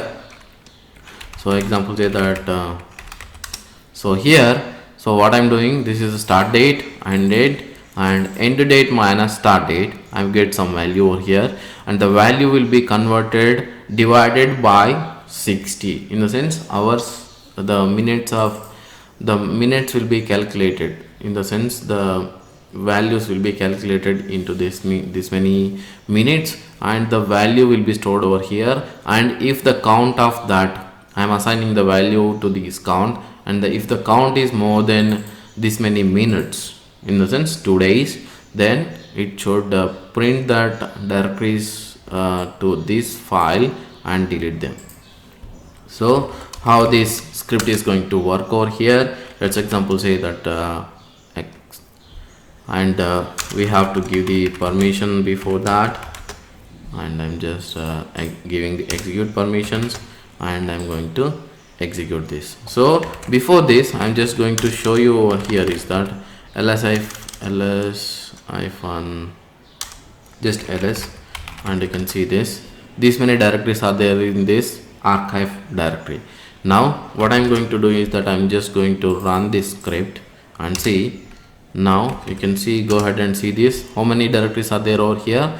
There are only 3 directories over here which are matching more than today's time, because today is 31st as per the date. Today is, as per the system date, today is 31st. So whenever I run again this command over here, which can delete this older date timestamp data. Okay, now you can just go ahead and see this job logs. Okay, what it says.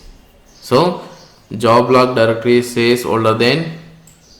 Okay, so I did not added the double quotation over there, that's why it's printed the last directory path over here. Okay, like this you can see this. Maybe you can go ahead and see the value. What is the value over here? The value is this one. Maybe you can see this, what are these directories I fetched from there. So these are the directory names I fetched from there. So this is the script, how it works. It fetches these directories value, the directory name in the date, and it converts the date into the epoch time and minus the epoch time value, and calculate the value into the 2880, which is more than 2 days, then deletes these directories. So this is how I solved. And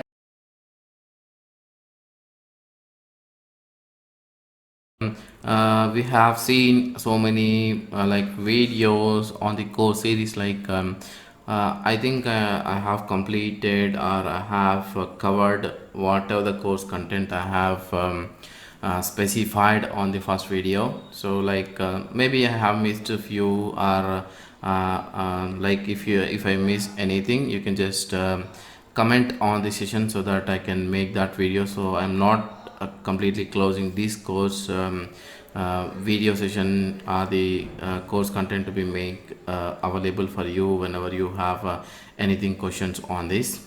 Okay, but after this course what you have to do, so or if you'd like to go with an advanced things, or you won't like to maybe refer after some time. Okay, so that I have specified all this stuff for you. So this is the URL where you can get everything, like the each and every command video of what I have specified, or what I have recorded on the shell scripting series. And this is the URL. You can get all the scripts which I have made during this course. Okay, and these are the books you can download and read further, which are freely available for you. You can simply go to this URL and simply download those videos. I can provide you these video URLs on the description below, and you can download those videos, or download those books. And if you have further queries on the advanced shell scripting, or if you have any queries, or if you wanted to read more on the shell scripting, so you can also visit the website on the category that all scripts which are available for you, most of the which are not covered in this video session, also available on this category called scripting on my website. You can also join the Telegram group, so that if you have any questions on your own, or if you would like to ask some questions on the middle or some okay, there are few members on this group, around 150 to 200 members. So you can ask not only the admin guy, or you can ask anybody else on the group, so anybody can help you on your question. If you have any questions on the Linux and open source, or the shell scripting related anything, you can ask in this group. Okay, so maybe you can see that how the books looks like over here. So this is the first one. So the GitHub page, my GitHub page, you can see that all the scripts I have made available for you. So what are the scripts I have specified, and this is the 103 Linux commands videos, so which is available for you, which is the another YouTube channel which is free. There is no AdSense or anything enabled on that. So these are the commands which are directly available on that things. So these are all the video sessions which are published over here, and here you can also see that there is a, if you find this, okay, you can just click on here, it will directly redirect you to the book download. So the book download page is over here. You can simply click on download, and it will ask you for the few details. First time only you can just fill up those few details, like what is your name, email address, all the stuff, and you can simply download. Not only this, you can download n number of books, so which are available for you. Not only shell scripting videos or the shell scripting related, you have a number of books on this, maybe more than a thousands books on available on this website. Okay, these are the 4 books. This is the one of the advanced shell scripting guide, and this is the book which is available for 233 page sample, which means that almost a book complete, half of the book is available for you. Okay, so these are the free stuff. You can in the sense freely available shell scripting books you can download and you can practice, and sometimes if you online like this, so simply there are so many commands you can do that on this coding ground. Okay, that's about this video. Thanks for watching. Thanks for making this shell scripting tutorial successful. Please subscribe to the channel for more upcoming videos and courses. The next upcoming course series is RSCSA Red Hat Certified System Administration course, so which is going to be available from the next day onwards, so that you can just simply subscribe to this channel and learn that and earn the certification. So it's easily step by step we go ahead on that. Thanks for watching. Stay tuned. Please follow us on social networking sites. If you have any technical related questions, you can ask